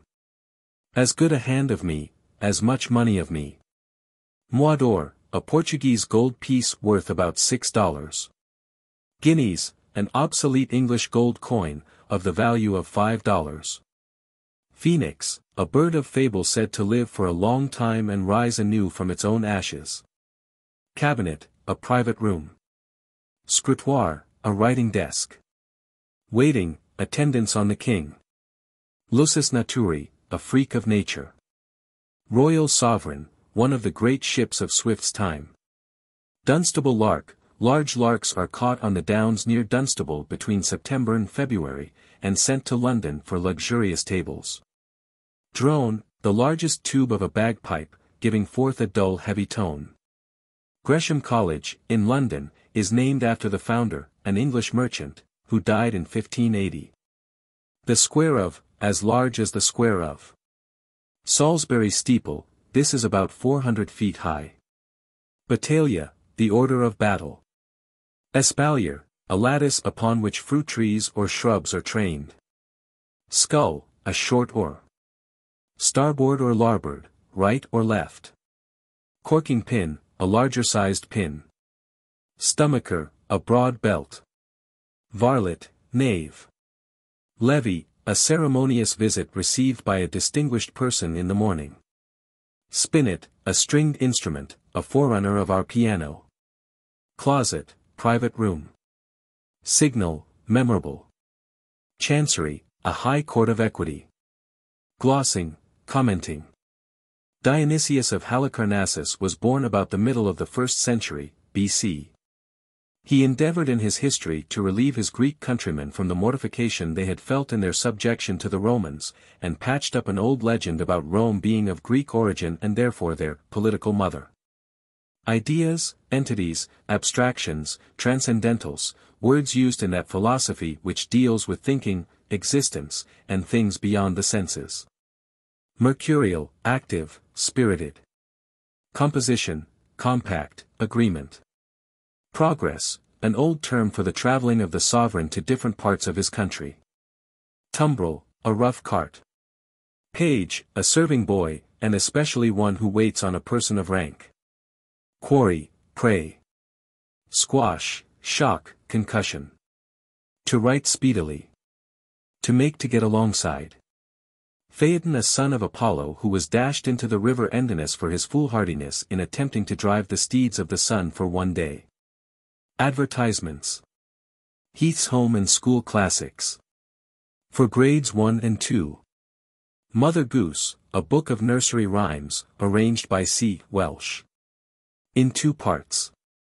Illustrated by Clara E. Atwood. Paper, each part, 10 cents, cloth, 2 parts bound in 130 cents. Crakes So Fat and Mew Mew. Introduction by Lucy M. Wheelock. Illustrated by C. M. Howard. Paper, 10 cent, cloth, 20 cents. 6 Nursery Classics. The House That Jack Built, Mother Hubbard, Cock Robin, The Old Woman and Her Pig, Dame Wiggins of Lee, and The 3 Bear Daughters edited by M. V. O'Shea. Illustrated by Ernest Fosbury. Paper, 10 cents, cloth, 20 cents. For Grades 2 and 3. Crib and Fly, A Tale of 2 Terriers edited by Charles F. Dole. Illustrated by Gwendolyn Sandham. Paper, 10 cents, cloth, 20 cents. Goody 2 Shoes. Attributed to Oliver Goldsmith. Edited by Charles Welsh. With 28 illustrations after the woodcuts in the original edition of 1765. Paper, 10 cents, cloth 20 cents. Seger's The Story of a Donkey. Translated by C. Welsh. Edited by Charles F. Dole. Illustrated by E. H. Saunders. Paper, 10 cents, cloth, 20 cents. For grades 3 and 4. Trimmer's The History of the Robins. Edited by Edward Everett Hale. Illustrated by C. M. Howard. Paper, 10 cents. Cloth, 20 cents. Aiken and Barbauld's Eyes and No Eyes, and Other Stories. Edited by M. V. O'Shea, illustrated by H. P. Barnes and C. M. Howard. Paper, 10 cents, cloth, 20 cents. Edgeworth's Waste Not Want Not, and Other Stories. Edited by M. V. O'Shea. Illustrated by W. P. Bodwell. Paper 10 cents, cloth, 20 cents. Ruskin's The King of the Golden River. Edited by M. V. O'Shea. Illustrated by Sears Gallagher. Paper, 10 cents, cloth, 20 cents. Brown's The Wonderful Chair and the Tales It Told. Edited by M. V. O'Shea. Illustrated by Clara E. Atwood after Mrs. Seymour Lucas. In 2 parts. Paper, each part, 10 cents, cloth, 2 parts bound in 130 cents. For grades 4 and V. Thackeray's The Rose and the Ring, A Fairy Tale. Edited by Edward Everett Hale. Illustrations by Thackeray. Paper, 15 cents, cloth, 25 cents. Ingelow's 3 Fairy Stories. Edited by Charles F. Dole. Illustrated by E. Ripley. Paper, 10 cents. Cloth, 20 cents. Ayrton's Child Life in Japan and Japanese Child Stories. Edited by William Elliott Griffiths. Illustrated by Japanese artists. Paper, 10 cents, cloth, 20 cents. Ewing's Jackanapes. Edited by W. P. Trent. Illustrated by Josephine Bruce. Paper, 10 cents, cloth, 20 cents. Mulaka's The Little Lame Prince. Preface by Elizabeth Stuart Phelps Ward. Illustrated by Miss E. B. Berry. In 2 parts. Paper, each part, 10 cents, cloth, 2 parts bound in 130 cents. For grades V and 6. Lamb's The Adventures of Ulysses. Edited by W. P. Trent. Illustrations after Flamen. Paper, 15 cents, cloth, 25 cents. Gulliver's Travels.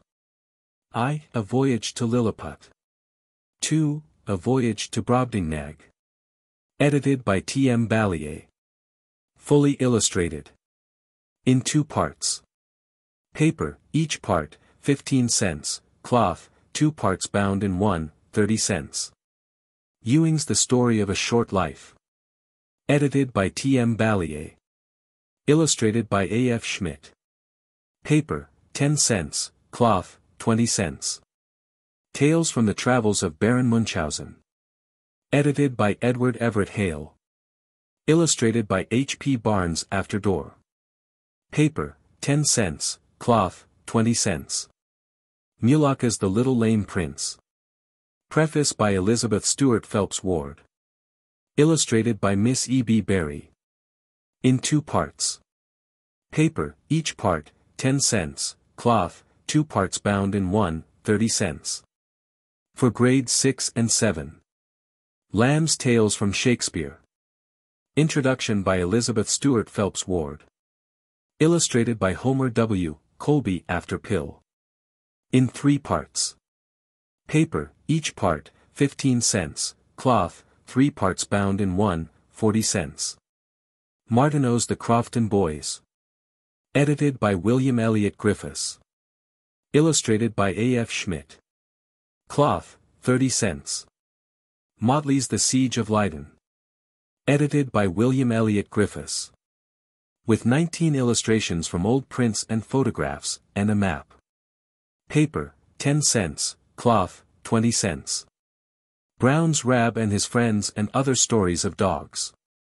Edited by T. M. Balliet. Illustrated by David L. Monroe after Sir Noel Paton, Mrs. Blackburn, George Hardy, and Lum Stocks. Paper, 10 cents, cloth, 20 cents.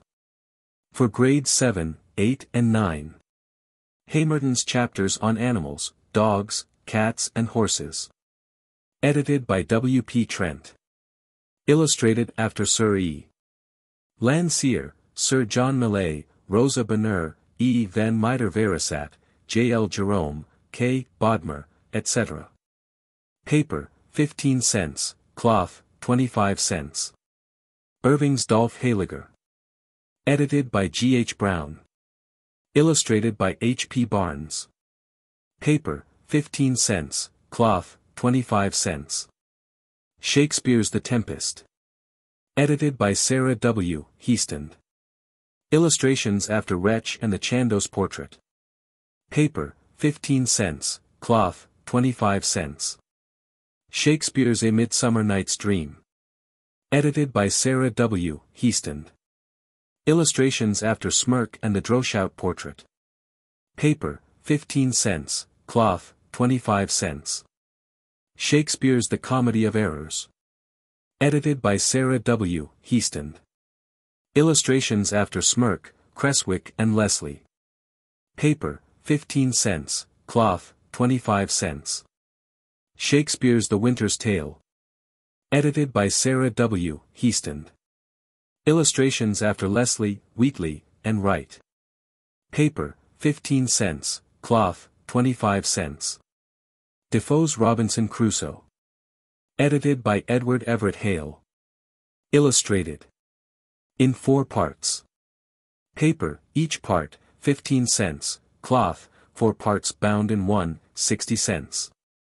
Jordan's True Tales of Birds and Beasts. By David Starr Jordan. Illustrated by Mary H. Wellman. Cloth, 40 cents. Fouquet's Undine. Introduction by Elizabeth Stuart Phelps Ward. Illustrations after Julius Hopner. Cloth, 30 cents. Melville's Types, Life in the South Seas. Introduction by W. P. Trent. Illustrated by H. W. Moore. Cloth, 45 cents.